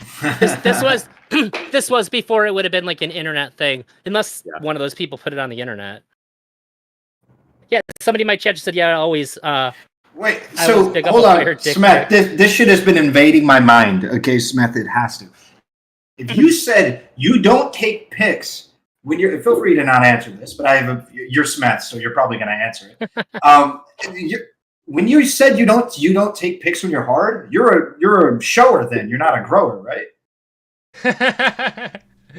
He wants a dick pic. He wants No, I mean, there are pictures of me naked online. I mean, you can go find them. But no, I'm just asking. I don't. You know what I'm saying? I just want to know. okay, And he's saying, "Go look." I have He's so I- elusive okay, about his I have- dick, man. I have What's a, I going will, on? I have a 7-inch dick when I've measured from base to head. Okay. Flaccid or Not flaccid, no. okay? I was like, Yeah, I was gonna Look say. on your sheesh. Not flaccid, no. okay. So are you a grower or a shower though? Come on, bro. Shower. I hope think a somebody shower. clips your reaction to him saying that. Sure. Yeah, that's what I was gonna say. Because if I took a full, full nude, full body, and then I was soft, I wasn't hard, bro. That's Tic Tac level, bro. It doesn't like if you get me at the right time, whew, no shot. There ain't nothing there. I honestly, I don't care about that. Like, it doesn't bother me. I feel like I feel like a part of sending the nude is that way they know what they're in for. You get me? Wait, I think that's just because of the relationship you have with your body. When and after the I got the relationship second I have surgery, with women. Because I don't present myself as like I'm gonna be your big dick man. Like I'm gonna it's like it's a I don't know. Like I'm not that kind of. I'm not a normie sexually. Yeah. I just mean I think you spend a lot of time, like you've told us you spend a lot of time like figuring out things with your genitals. You spend a lot of time on it. After my second surgery, everything looked fucked up, and I seen it for the first. I had a panic attack where I couldn't talk for 30 minutes, just because it didn't look like me down there. Jesus Christ, man. It was the. I've never went from 0 to 100 not being able to talk panic attack in my life, but that triggered it because everything. I'm just always used to seeing the same thing all the time, and it was just alien to me. Yeah. But I think that if but Smeth, you seem to have a much more like in tune relationship with your body than probably most men that I know. I think so. You might just have like a different level of comfort. Yeah, I don't know. Smeth is more at peace with his cock than any man alive. which I say that in a really positive way. I think that's something to be proud of, that you're that comfortable with you're very in tune and comfortable with your body in a way that I think most people just don't even consider to be. I'm not very. There are things I'm insecure about, but I'm not insecure about most of the things most people are insecure about. That makes Okay. sense. Can I ask what you're insecure about? Honestly, to my credit, I can't think of what they are off the top of my head. Which is good, but I know they exist for sure. But no, I wouldn't fucking tell you. No, not on stream. Really? Not on stream. Really? No, not on stream Really? because. Listen, like, I told you about my fucking dribbling, my poor turgid pressure, bro. oh well, okay. Your Okay. poor what? If I, okay, well I'm not- that I'm not kind asking of you to thing I would us, tell but you. I'm curious why you wouldn't tell us. I don't think it just actually because, applies. Turgid no, pressure is just like what because makes then plants if I say what I'm Smeth's insecure still a about human. on stream, then people are gonna be like poke at me about that forever. Like someone is gonna see this and they're gonna be like they're gonna like use it against me. That's true, but Any- that's a Oh, perfect I'm way to sure have they to be forced to get over that insecurity. Because if they That's keep poking true. at it, at some point you're just going to be like, you know Anybody what? who uses the Fuck stream you. for that, it's a piece of shit. This stream is about us being open and honest in a way that most people are too fucking cowardly to be. And if they like, you know how small dick energy that is to take this stream and then use it to try to hurt you?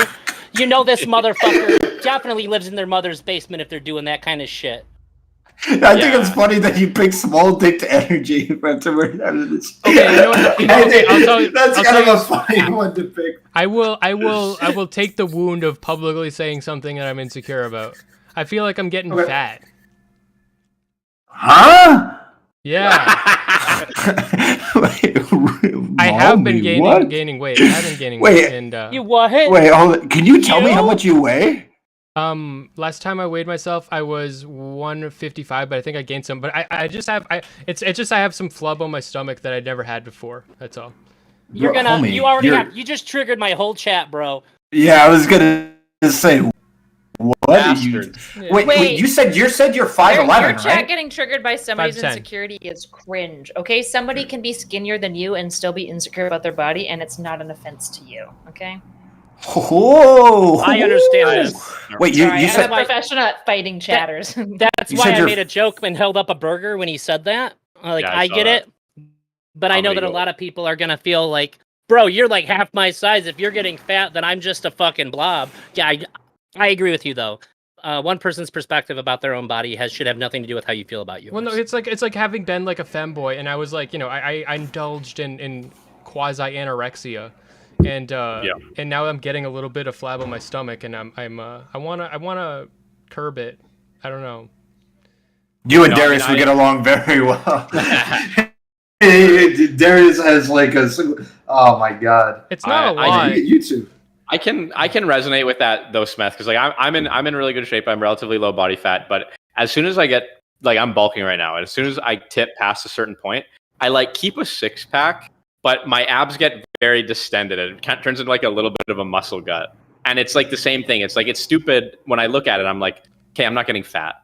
Okay, but I feel fat. Like, yeah. How often do you guys think like? How often do you guys think like? I feel like all this like sex conversation and insecurities and stuff is something that I just like never ever hear men talk about. It's because men are frail.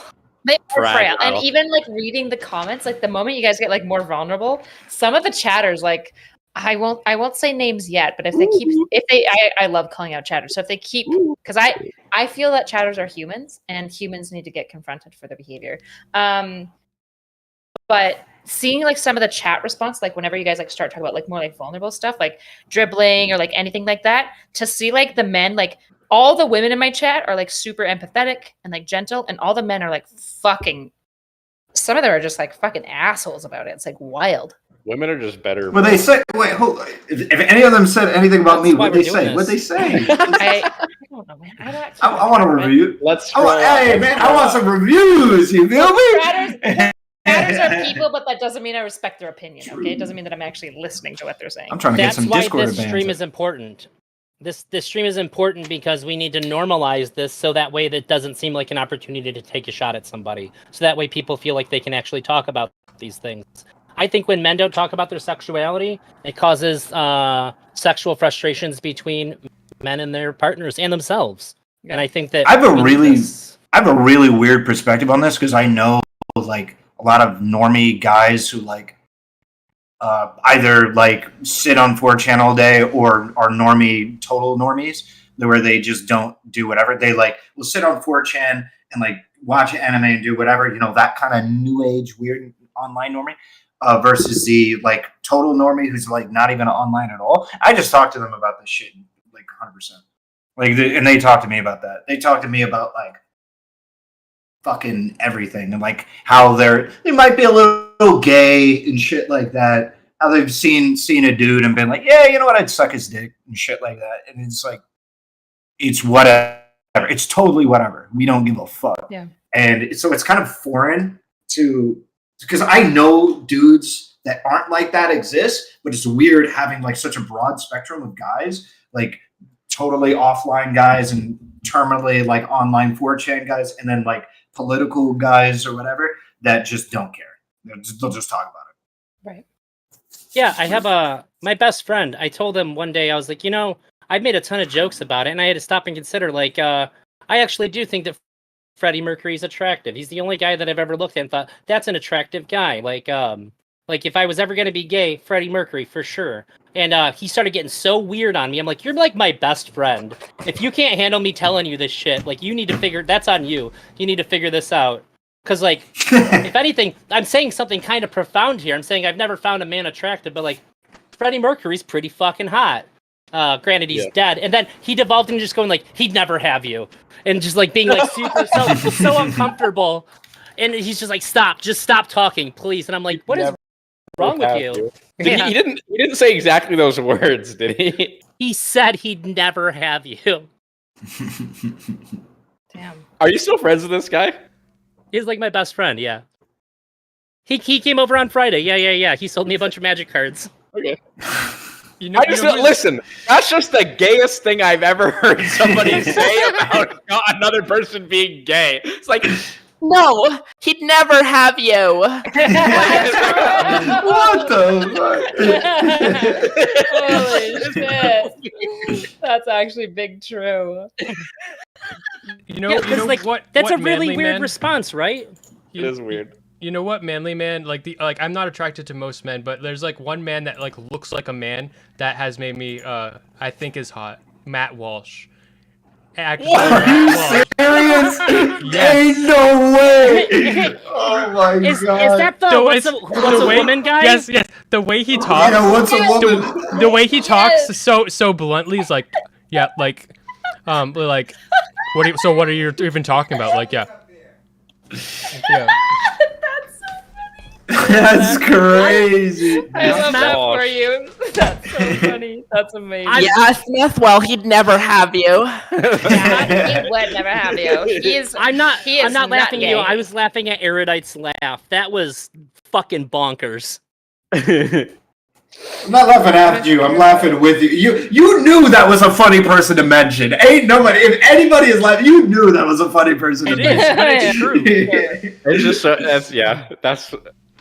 When That I'm is a feeling funny super person. bad as That's soon like as being I like, you know laughed. who I love? Ben Shapiro. Yeah, God, Ben I wanna Shapiro. No, know. not Ben Shapiro. Oh man, fucking Matt Said Walsh. Matt Walsh. Mine's Adam Levine. I've thought Adam Levine is very hot for a No. long time. You have the same taste in men as my mom. Your mom has good taste. Smart lady. Wait, I just realized if you said Adam Levine, when Darius was talking about what body he wanted, you suggested Adam Levine. Yeah. You trying to do something? Wait, Well, you trying listen. to? Yeah, there's my boy. It's because so whenever I just like I have ideas of who is like the best embodiment of physiques of varying levels. So when I think of like the super lean, super buff guy, it's always Chris Heria, and most people know Chris Heria. I think that are talking about fitness. And then if someone doesn't know Chris Heria, or if somebody wants to do like like less than Chris Heria or whatever, then it's like Adam Levine. And if it's less than Adam Levine, basically no one ever says less than Adam Levine. So I just Wait, think Chris that, Heria. How do you spell that name? ChrisHeria. Chris Heria. I think for me, Oh Freddie yeah, Mercury this just guy. I uses know sex. this. Freddie Mercury's just the most sexual person I've ever seen in my life. Man just oozes sex in everything that he does. I think that's what I'm latching onto. What about Have Little you Peep? ever Little Peep. So you know who's the most sexual person I've ever seen? It was on a panel from back in the day. I think it was a Raj Royale, and there was this girl there that dresses kind of like gothy, but a little bit like I'm just gonna say like she was part like Romani, like kind of like she had like lots of dangles. Holy fuck! I don't know who that woman was. She was the sexiest human being I think I've ever seen. Oh Do you yeah. know who I'm talking about? I know who you're talking about. I can't remember her name though. Yeah, I found her name once. Oh fuck. Yeah, I don't know. I looked for age. I looked her up one time. All right. Well, guys, is there anything else we wanted to talk about?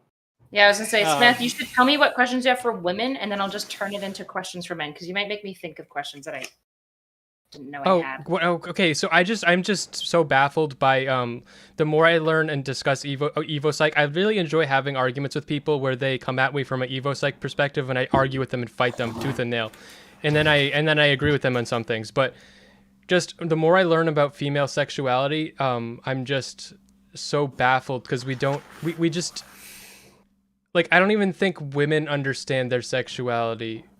I would like- agree with that. You don't agree with that? No, I would agree with that for sure. Like so something that somebody in my chat the other day was saying was that for them the experience of like seeing sexual stimulus like sexual stimulus and becoming physically aroused but not mentally aroused feels like being raped. What? So, They're being forced to have It's a bit sexual of a- feelings they didn't want. No, like they don't have sexual feelings but their body becomes like physically Yeah, aroused. I mean feeling like they're feeling sexual and they didn't want to, and they don't want to. And this was Yeah. from a woman or just from a man? Yes, from a woman. So like Feels like she's being raped? so like getting like wet and the clitoris becoming engorged, but not. She was talking about the preparedness or preparation like theory or something, which is about how like women will respond to any sexual stimulus, like sexually their body will respond to it, but it doesn't mean that they're like actually like actively interested. So like she said that if that happens to her where she's not actively interested, it feels like it's like a violating experience. Okay. Which would be different from erudite, because you're saying you were saying that you have like almost the opposite, where you have the opposite problem, right? What do you mean? Opposite problem? What was the word? Vaginismus. Oh, vaginismus. I mean, sort of. I mean, that was like a different sort of. I don't have vaginismus at all anymore. So I guess it's kind of similar. I didn't really think about it in like any of those terms, though. Like I didn't, when I was experiencing vaginismus, I wasn't like, I'm mentally stimulated, but my body isn't. I was just like, God, this hurts. And that was like kind of the beginning and the end of it. It's like fully somatic. Yeah. It was like almost exclusively somatic, but I'm a pretty somatic person. So like, I don't really process things until I feel them. Like I process bottom up for sure.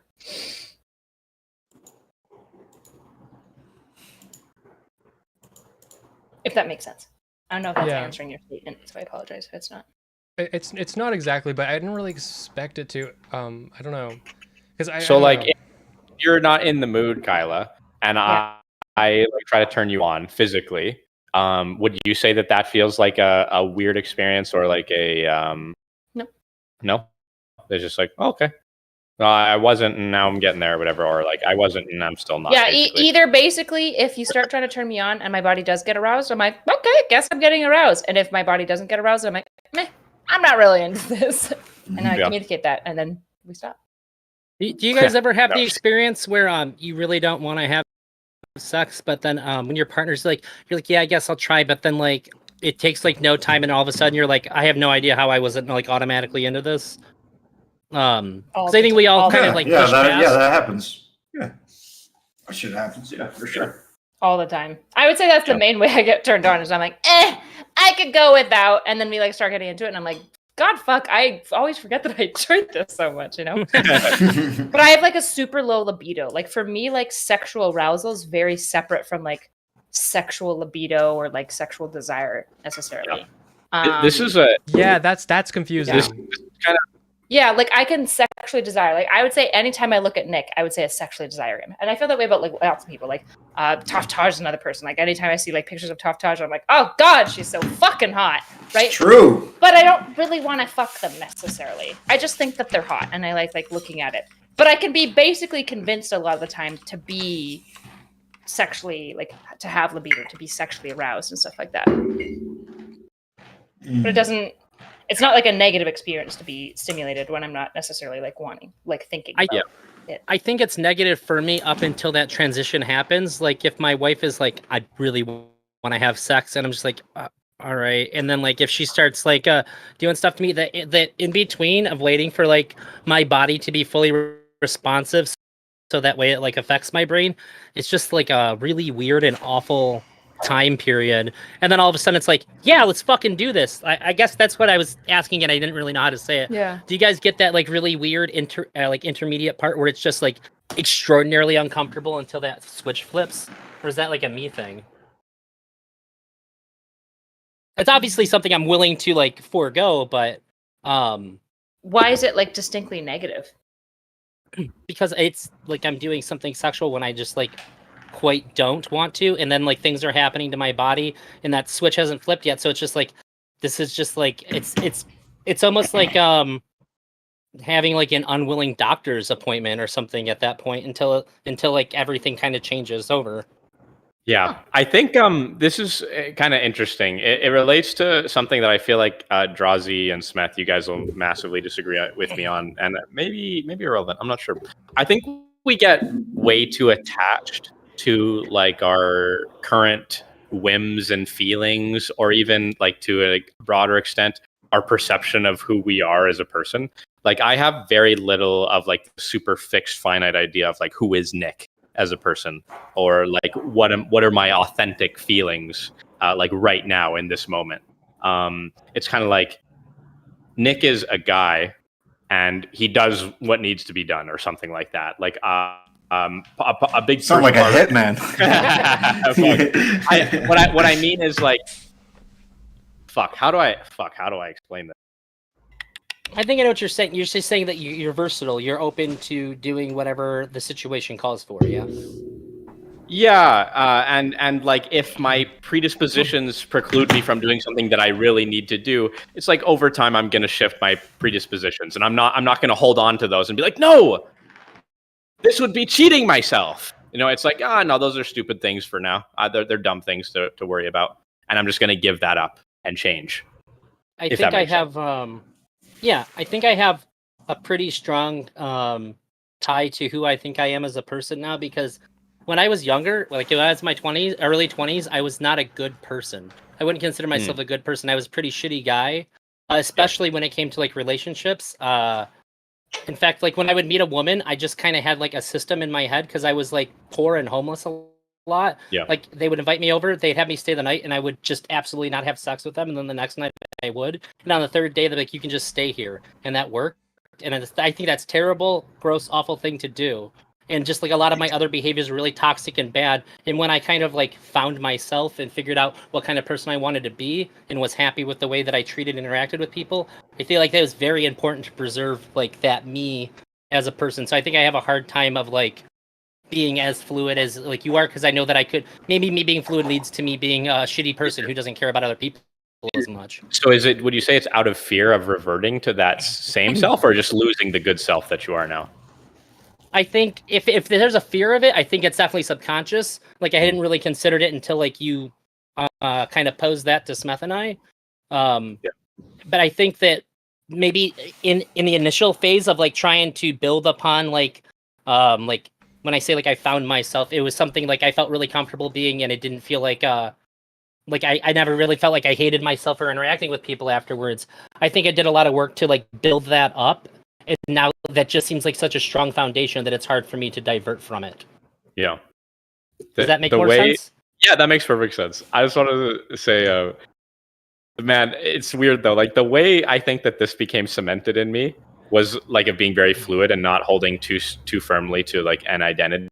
It was in a really strange way. I was playing, I'm pretty sure StarCraft 2. And fucking the campaign, not even the real fucking game, just the campaign. And Jim Raynor is talking to Kerrigan, who's like, have you guys played the StarCraft 2 campaign? Yeah. Or not? No. So Jim Raynor's talking to Kerrigan, and Kerrigan's talking about like what's going on with her in the Zerg or whatever the fuck. And Jim Raynor looks at her, and she like, as she's going off to the sunset or whatever, and he goes, "Just remember, we are who we choose to be." And I was like, God damn, that's wise. Yeah. We are who we choose to be. And that just stuck with me, man. Jim Raynor, words to live by. Profound, life-changing dialogue from StarCraft 2. Yeah. I get it. What do you mean? Can you rephrase the question inspiration from anywhere? Can you rephrase the question or restate the question about like so you feel fluid about your identity? I think that so what I would say is I think that people are a little bit too rigid in adhering to this fixed idea of who you are. Because who you are can fundamentally change really easily. The reason it doesn't is because we hold to it. And I think often holding to that rigid identity of self is negative. And I think I get from you and Drazi, and also from Mr. Girl in the past, because I think you guys have a similar worldview in regard to that thing specifically, being authentically yourself. I think I wonder if you guys maybe stick to this rigid sense of self too much. No, I actually agree with you. I think that the only way I could be true to myself is to whatever it is at any given moment. So is it about your desires though? It's about what you want in any given moment? Well, there is always going to be whatever I am at a baseline, but I'm not going to be if I spend a lot of time introspecting and like dissecting myself and figure out who I am, at any given time that could change, and that's just how it is. Okay, I see. I'm not afraid to contradict myself or you know or just completely feel different. You know, I could be horrified by everything I've said tonight in some way tomorrow for some reason. I don't know. You know. For For me, at least, when it comes to the question about like having a fluid sense of self, it depends on what you mean by a sense of self. I would say I have a pretty rigid sense of self, and I'd say it's contributed to um, what I'd say is an overwhelmingly, extremely happy life that I've lived. But that's based on my sense of self being tied to like certain principles that I have and like morals, not so much like anything else. So like, yeah, I guess I wouldn't really know necessarily what you mean by sense of self. So say you're in a situation or a scenario, right? And someone goes, "Hey, do you want to do this?" Let's tangibilize it. You're in San Diego, okay? And it's nighttime and you're staying at your friend's Airbnb on the beach. And everybody goes, "Man, you guys want to go fucking jump in the ocean and get smashed by the waves?" And then everyone goes like, yeah, or a bunch of people go, yeah, and a few people go, "Oh no, I think I'm okay. And you're sitting there and you go, I don't fucking like the water. I don't want to get wet, fuck, right? Or do you go, I don't really fuck it, that sounds like fun. That would be like an example of that. Does that make sense? Yeah. I feel like I can't answer that question in any way that wasn't already answered. But yeah, no, I guess that makes sense. But wouldn't that necessitate that that's kind of a part of, in your example, like a part of your identity or your sense of self? Because you could just say at that point, it's like, just what do I want to do for fun? Yeah. Now? So like that's not really something that hits me as like a sense of self thing. It depends on what you consider to be your sense of self.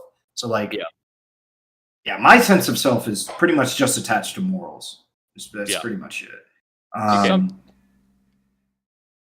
It takes me a long time to make a change. So I don't think I could, like, if somebody asked me to jump in the ocean, I'd be freaked out by it because I'm germophobic and I got a bad infection on my leg from a lake once. And I'll never let that go. I was limping for like 2 months.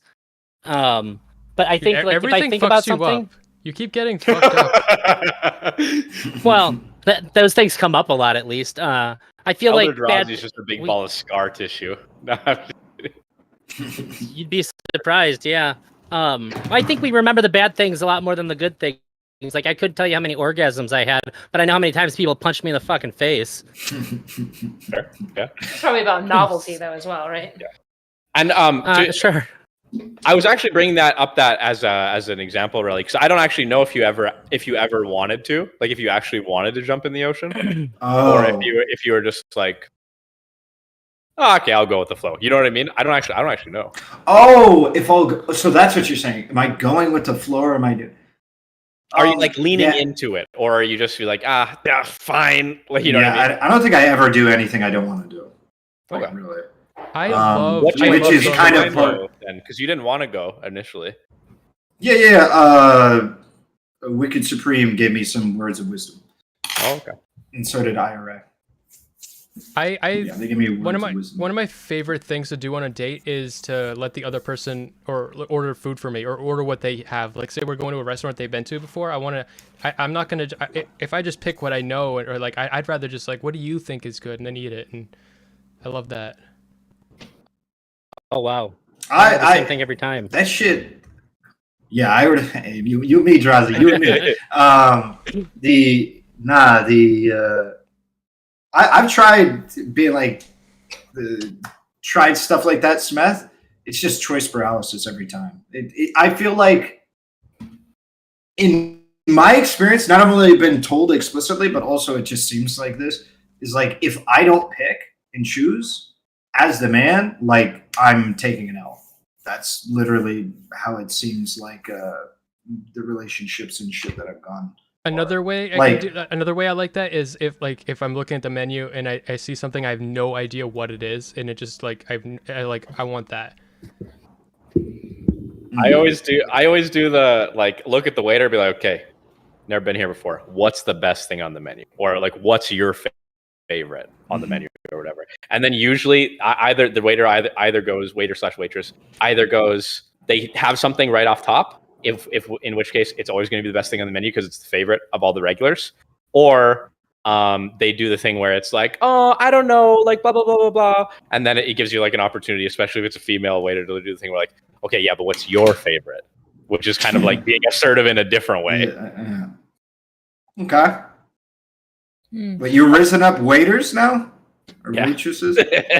Cold approaches everywhere, baby. I'm surprised to hear, Aurel, you say that you don't have like this crazy concrete sense of self, because then when you describe like things like, these are things that I don't want to do, like it feels like a very like concerted, rigid thing. Like I don't want to like become like a person who's manipulatively charismatic, and I don't want to be somebody who like does things that I find like boring and stuff like that. So I'm surprised to hear you say that you don't really have like. I thought I said I did have a rigid sense of self, but But you think about it in like terms of like morals. Yeah. Yeah. That's what it's prime. But those things are moral, right? Yeah. Sure. So you're talking about like with that other stuff. I don't attach that to my. I guess I could attach that to my sense of self. I guess I don't really attach like a lot of like my video games and stuff like that as like my sense of self. That's not like I could stop playing video games altogether and I'm still me. So it has no attachment to my sense of self. But it definitely has attachment to my like sense of joy and my continued happiness. And so like that's why I'm rather uncompromising on it, because I want to be happy. So I think you and I are the same in that. Like my sense of self, like if you ask me who you are as a person, who are you as a person, I'm probably just going to explain my moral system to you. Yeah, that's probably where I'd say I am. All right. Well, I feel like you guys wanted a woman to come on here, and I feel like I don't feel like I have a satisfactory question. I feel like I'm letting you guys down by my. I've got another question for women, but I don't think you're the right woman to answer this because it's a very niche question. Niche question. Okay. So like, women's sexuality just is sort of different than men's sexuality. I know that they're like interested in like status and or like proximity more, and like more there's more sort of a romanticism in general for whatever reason, maybe proclivities or social, I don't know. But in regards to like auto heterosexuality, like for men, autogynephiles that are like attracted to seeing themselves as a woman, it's certainly true that there are autoandrophiles, like women that are attracted to seeing themselves as a man, but that must be experienced incredibly differently than autogynephilia. And what does that even mean? What is that? Like trying to conceptualize that has me like drawing a full blank.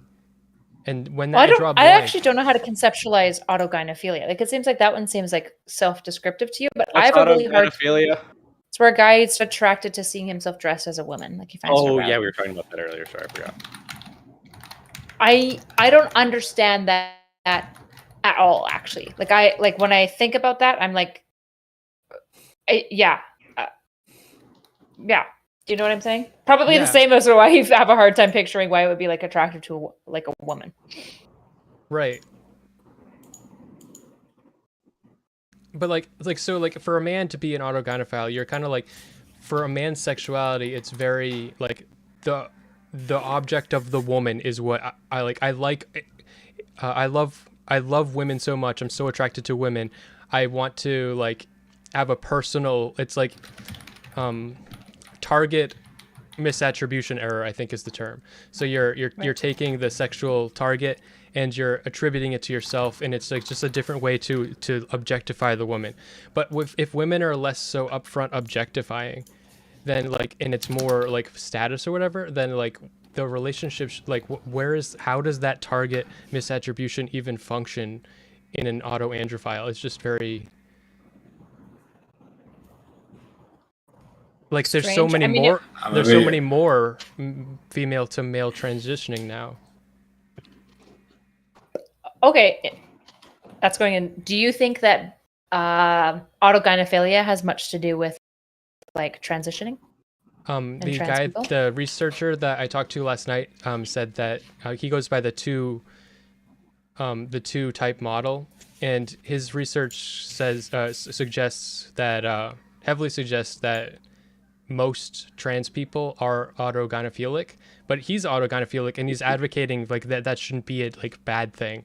And he's saying like we're lying to ourselves trying to say that that's wrong because that shouldn't be a damning thing, you know, like the way that manifests is like very multifaceted, and it isn't just like some kinky weird fetish.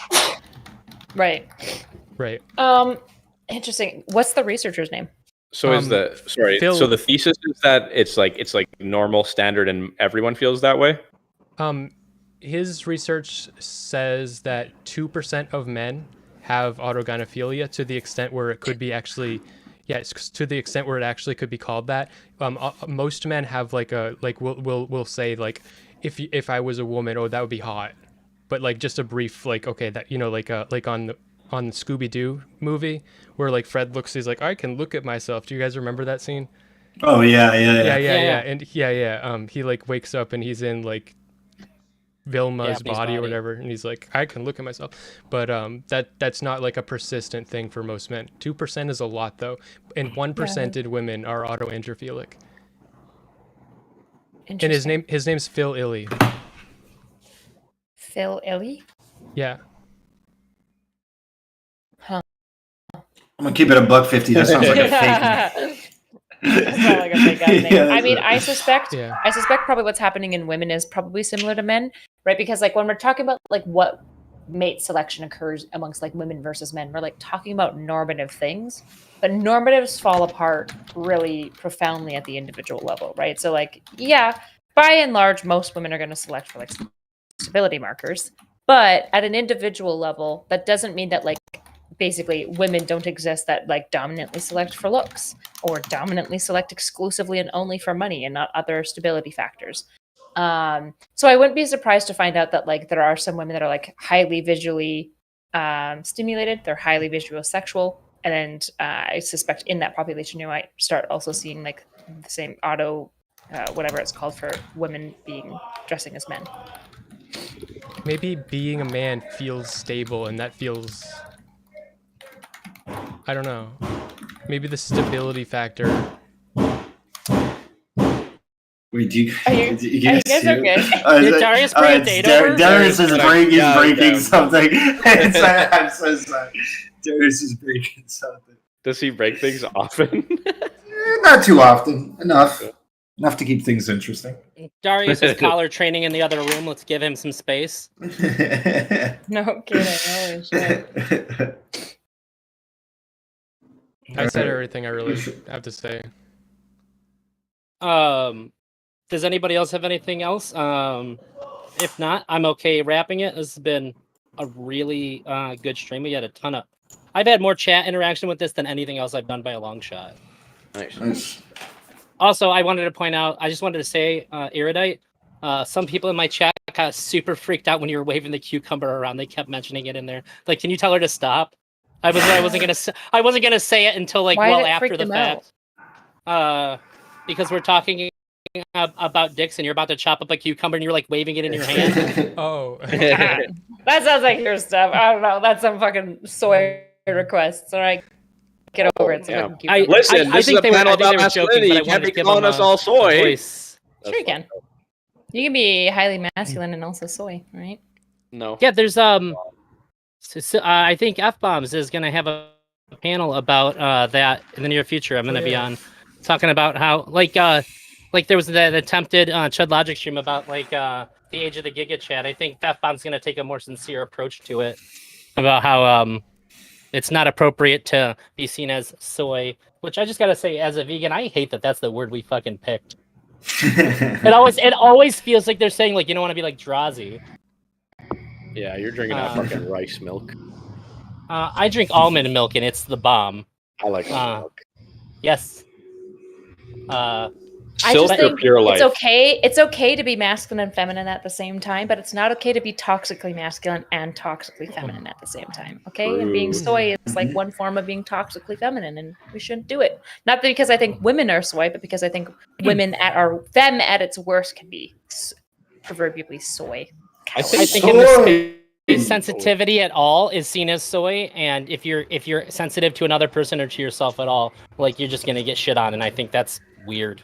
I think agree. of soy as a lack of masculinity as opposed to an excess of femininity. I think that should be the idea of it, but that's not what it actually translates out to when people lodge the complaint. So do you think it's a lack of masculinity or toxic femininity to be uncomfortable watching somebody cut cucumbers in a conversation about it? That's a lack of masculinity. I think they were being silly, but I just wanted to space it out to when you weren't. I'm being silly too. I'm being silly too. Yeah.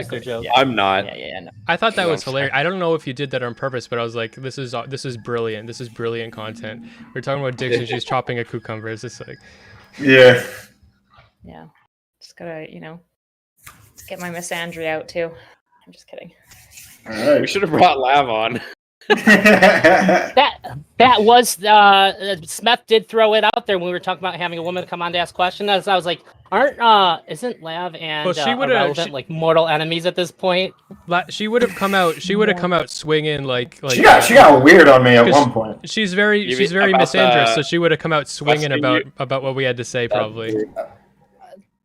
About the what? That's not what the questing you think, or what? Yeah, she was. It felt like she was trying to put the moves on me for some reason. Did you see the video of her talking about it or no? Yeah. A week before she even said that on stream, she was talking to me, and she mentioned you that way too. I was like, what are you talking? Yeah, what the hell? I don't know. It was also just very important to me that the person who came on here had like real things to say. I didn't want anybody throwing a bunch of shit. I didn't want anybody making memes. I had a couple people on my list who was like, I think they might be a little bit too memey. I appreciate Erudite. When Smeth said something to me, I said, Erudite's the first person that comes to mind, but I didn't want Nick to feel like I asked him to be on here so that we could get you on here or anything. So I just chose to pass until he mentioned you. But yeah, I appreciate you coming on here to do that because I know that I felt comfortable immediately knowing that you would take this seriously. And cucumbers instead. And dribble the ranch out of your mouth. I hope it was ranch. I don't know. Seriously, I dribbled milk out of my mouth and put up a cucumber and tried to hump Nick with a cucumber. But true, freak. Listen, you never, Drazi, you never have to worry about I was trying to tell a joke and the words all completely just left my brain, so never mind. Based 10 out of 10. Yeah, we're all getting tired. I was gonna say something like that. The best part of me is my wife, so don't worry about fucking. I don't know. Well, you guys were all awesome. I appreciate everybody for sharing everything that they shared. I think that we definitely did the thing that I wanted to do, which was have a real open and honest conversation. And in a way too, I feel like I'm a little bit closer with you guys, having shared some of my stuff and hearing your guys' stuff. It's been really cool. This was fantastic for me. Yeah, I had fun. The best part of me is my girlfriend. That's a joke. I'm just saying. What are you saying? I'm gonna be real with you. The best part of me is my Magic the Gathering collection. Let's go. The best part of Nick, my wife's pretty good. He's that he likes to be a slut for chat. So can you? Chat is asking for a butt clench and a flex. A butt clench? You do that on request? Specifically a butt clench. Yeah. You want to end it on a strong note? Oh my God, Drazi, you just tried that. I'm not gonna. For real though, for everybody out there, regardless of your situation, you should try Kegels, however the fuck you say it. It's good. It's just good for you, man. Everybody, try that shit out. Feel your gooch, fucking give it a little squeeze. This might change. Hell yeah. Man. Yeah, I'm trying. I'm gonna do it. I'm sorry, Brazil Land Lad. Thank you. They donated $13.37 to the Trevor Project on my stream. That's really, really nice of you. I appreciate that. Usually I mute for that, but that was for charity, not for me. So I figured it was worth staying unmuted. No, it's good. Really, apparently your child wants you. Gonna do Kegels. My what? Your child wants you. He doesn't know how to work. Oh no. Okay. Is he streaming? Yeah. Yeah, he's streaming right now. Angry Wayne Gretzky thanked everybody, and they donated 100 bits as well. I really appreciate that. Does anybody have any recommendations for who to raid out to? Not Darius. Not Darius. Well, yeah, we want to see. We do- want to see the conclusion of if Darius gets his thing fixed, or is like he. Wait, is Ahrelevant? Are you streaming? No, I'm not streaming right now. Okay. Erudite, you're I streaming. didn't want my shit to fuck up. I'm gonna raid, so want it? don't go to me. Okay, Yeah, I guess I'm I'm done. gonna throw it to Stardust then. There you All go. right. Bro, Thank thank you you so much, guys. everybody. peace. Thanks for having me You guys on. have a good one. Wait, irrelevant. Don't leave. Yep. Peace out, you guys. I wanted to ask you something. The